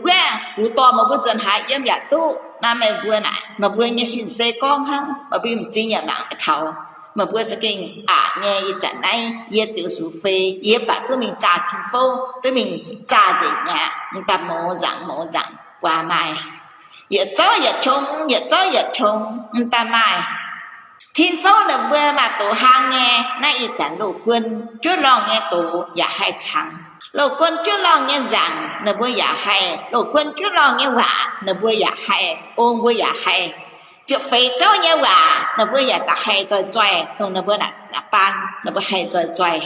nếu em chào tung lục quân chúa rồi nghe toàn chơi em chào nãy bẻ nhiều bây giờ toàn chơi nãy ban là bây giờ ta hay chơi hay đã chịu phàm chịu phí cho như vậy hay chơi hay mà gì mi nghe na bữa ta chim co phun phá na bữa mà hay à bữa ta hay bữaกันnghe như vậy bảo bữa con ta mà tội thiên phô y chẳng này mồ hang có y chẳng y bữa mi hủ này yểm kên chọi hủ này yểm kên chọi hủ thiên phô như tài y bữa con này yểm kên thiên phô như vậy nó mày bữa vậy mày hiu ta bữa tài à chủ con bữa yểm kên vậy em mày bữa sinh tài hay hiu hay mình bẻ sẽ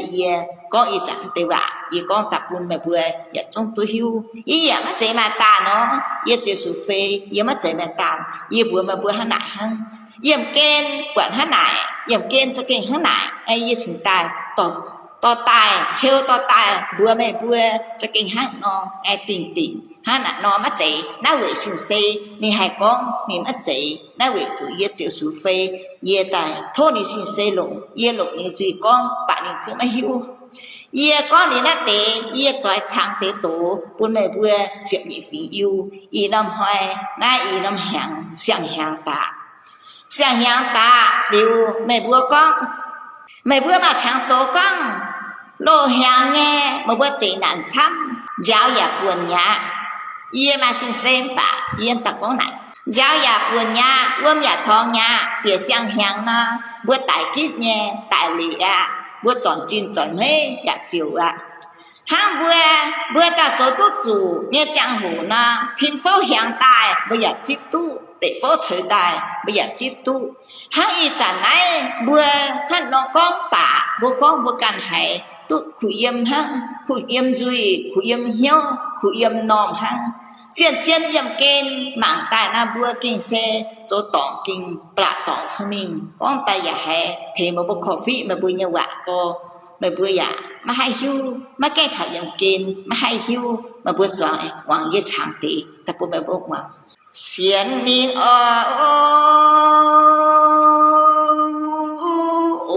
xiên phê ta tiếng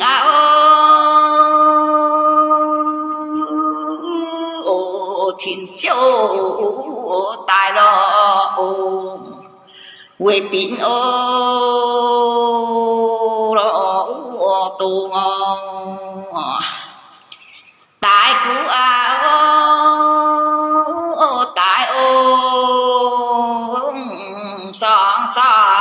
quê pin tiếng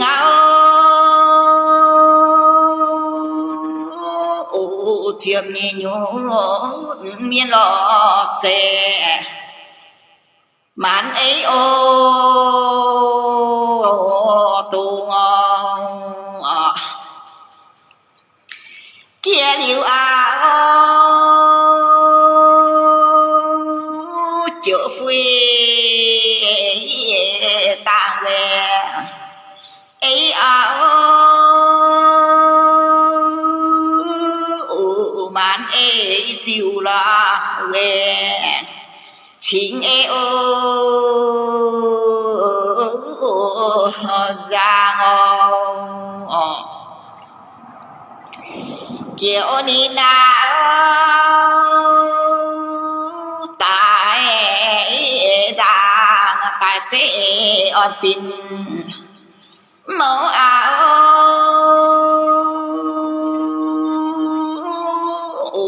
chiều chế phản nó chiều tại bướn nó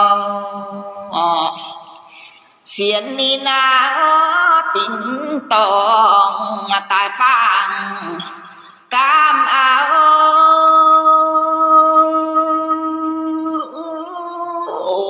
chiều chế tại nó giang tại phụ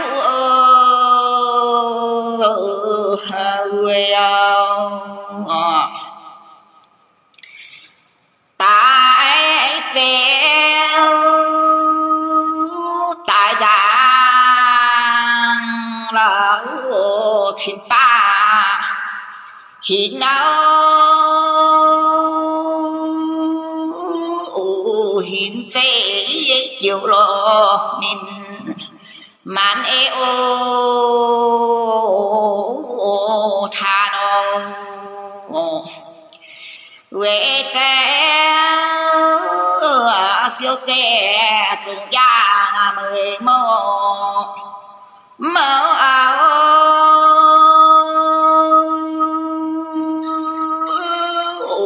tại bữa cha lộ hoàng quê e ô ra tha nó quê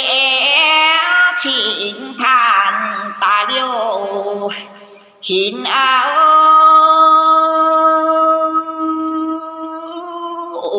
màn xa mẹ nó rằng chính e ô na nó tha chéo chi chế bàn quỷ áo tiếng chế màu là màu cha ba ô giang cha ba màn đuổi nát trộn giang người ta quên áo tại cha tại lo giang tại mô giang chiến ni na pin to chỉ miêu ấy áo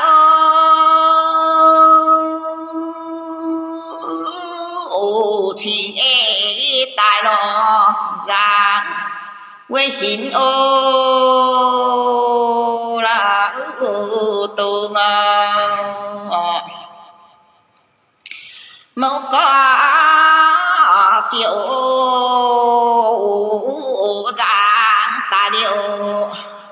ấy áo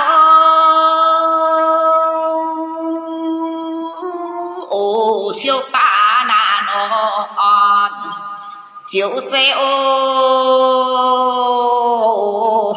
giang chia bé châu trống ya nan pin ấy áo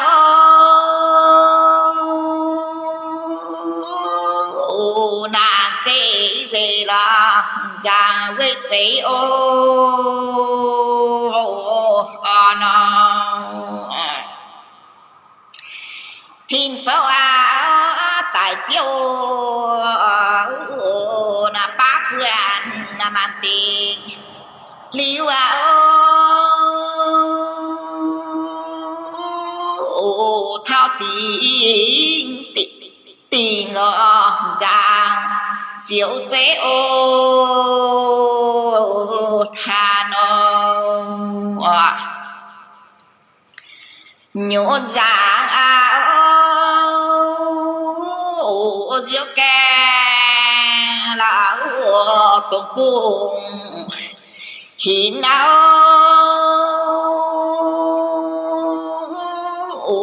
thao chế lo giang phải khói ô muang ô pin tông áo cha giang bác quân chỉ về tiếng áo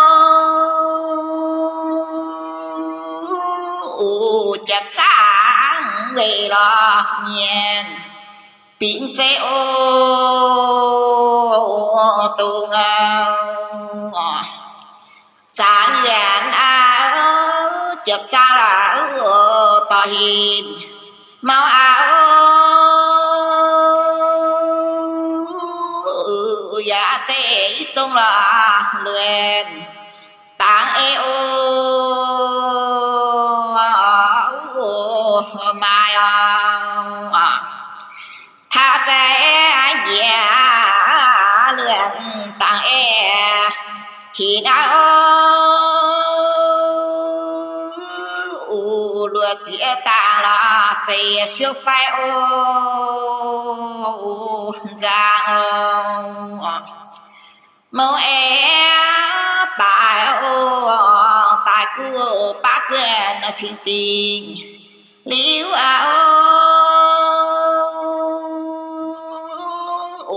giảm dễ quay đồ mai dẫn phố con chính trẻ chúng nhà ta điều lũ nào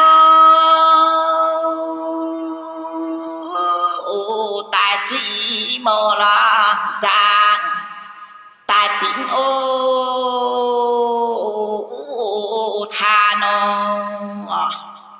than éo yếm kê linh si ngàn về liu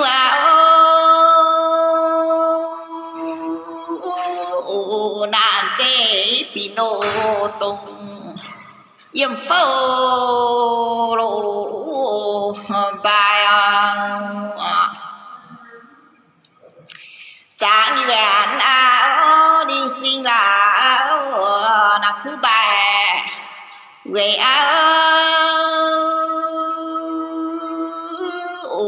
thìn phẫu về là tùng chiếu chế rồi trong đoàn áo linh si ngà pin tông pin áo thìn phẫu về là tùng chiếu chế rồi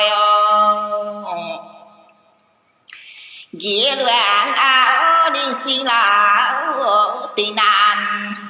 máu áo nạn chế trả là giang siêu pin tù ngon chính em ăn than khoai lang pin áo giang phở mai là xe hết quang quê tại giang máu chiên rồi làng ấy áo rồi thiên sú lô phê thì màn giang giờ trẻ mãi xe là dám kín vườn áo xe điệu xiên nó xe kín màn giang màn giang áo yếm kên ta giang hẹp bè mẫu áo giang phổ nạn là mình tỏ nó yếm kên cha châu giang kên mà sẽ cha chính chế linh là giang yếm với nan nghĩa về giang mà liu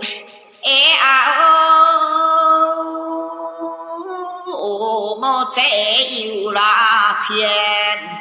làng chào chính hai tại tổ ngà linh sinh buồn não màn coi tại đồ thàn gây tổ ngà màn coi phiêu tùng tề châu liu ô chế diện là yo thiên phâu ô yong ya chế cha tàu cha châu là nan về ấy áo linh sinh tí lô tòng yếm về ô na nong yếm phâu mơ già tí tòng tài làng pin na ô đàn chế trà đó rồi pin chế ô ya mày bước ngoài mà cả cầm gì phải mà cầm gì xin xe to với linh nguyên minh chỗ tòng minh tòng chỗ tòng với cả nhé tàu bữa linh bữa mà hám mai bữa mình ta chỗ tam tế cho lộ chuyện nhị chín hàng bữa chỗ tế cho lộ nã kinh xem hoàng dĩnh thiên phúc hoàng dĩnh yếm kên xe yếm yang kên chỗ tai hàng có mình theo yếm kên bữa này nhé giả nhảy tiểu phàm châu nhảy tôi giả kinh xe bữa nã kinh xe mình hủ trà bay lộ quân chúa lo nghe phun phá là chiều nghe phun phá ta phàm ta con làเป็นเราเจียวเบื่อฝูงฮนอบุยแต่จะเป็นตายเกียนกูฝูงฮนอมิงตายแซงตายแมงฝูงเยี่ยมเกณฑ์เบื่อเจ้ดุยเนี่ยก็มีบัวเยี่ยมเกณฑ์เป็นยานเบื่อแต่เบื่อมาเป็นยานเป็นต้มกงแปดเมียนโจสุยแง่อย่าไฟไม่แง่ต้มเมียนอย่าจุแง่อย่าจุปลายเมียนบุญญาองค์โลกควรจุดลองอย่าปลายเมียนบุญญากูมิงฟินตายอย่าปลายเมียนchiếc phàm sâu nhẹ mùa tỏi mà chủ hang bữa nó sâu nhẹ mà cả ở chủ đồ này nhé bài miên tỏ bữa nhẹ ôn lộ quân chúa lò nhé bữa điều chân yểm kên lộ quân chúa lò mày hiểu mày lộ quân chúa lò này xin phố có hiểu chín bài tổng quân vua có lộ quân chúa lò chín bài tổng quân mày nhẹ làng phun làng phá chỗ suy bên bên bên chín miền chỗ hết nhung chín miền tỏ chỉ phàm sâu hại tỏ tại xe tại mẹ phụ tay yếm kên hoài ta bố lô chỉ tìm linh hùng hoài ta bố lô ta cố ý tình ta cố phế quỷ vừa ta cố phế trái cùng chỗ vừa mộ bè nàn nổi ta cố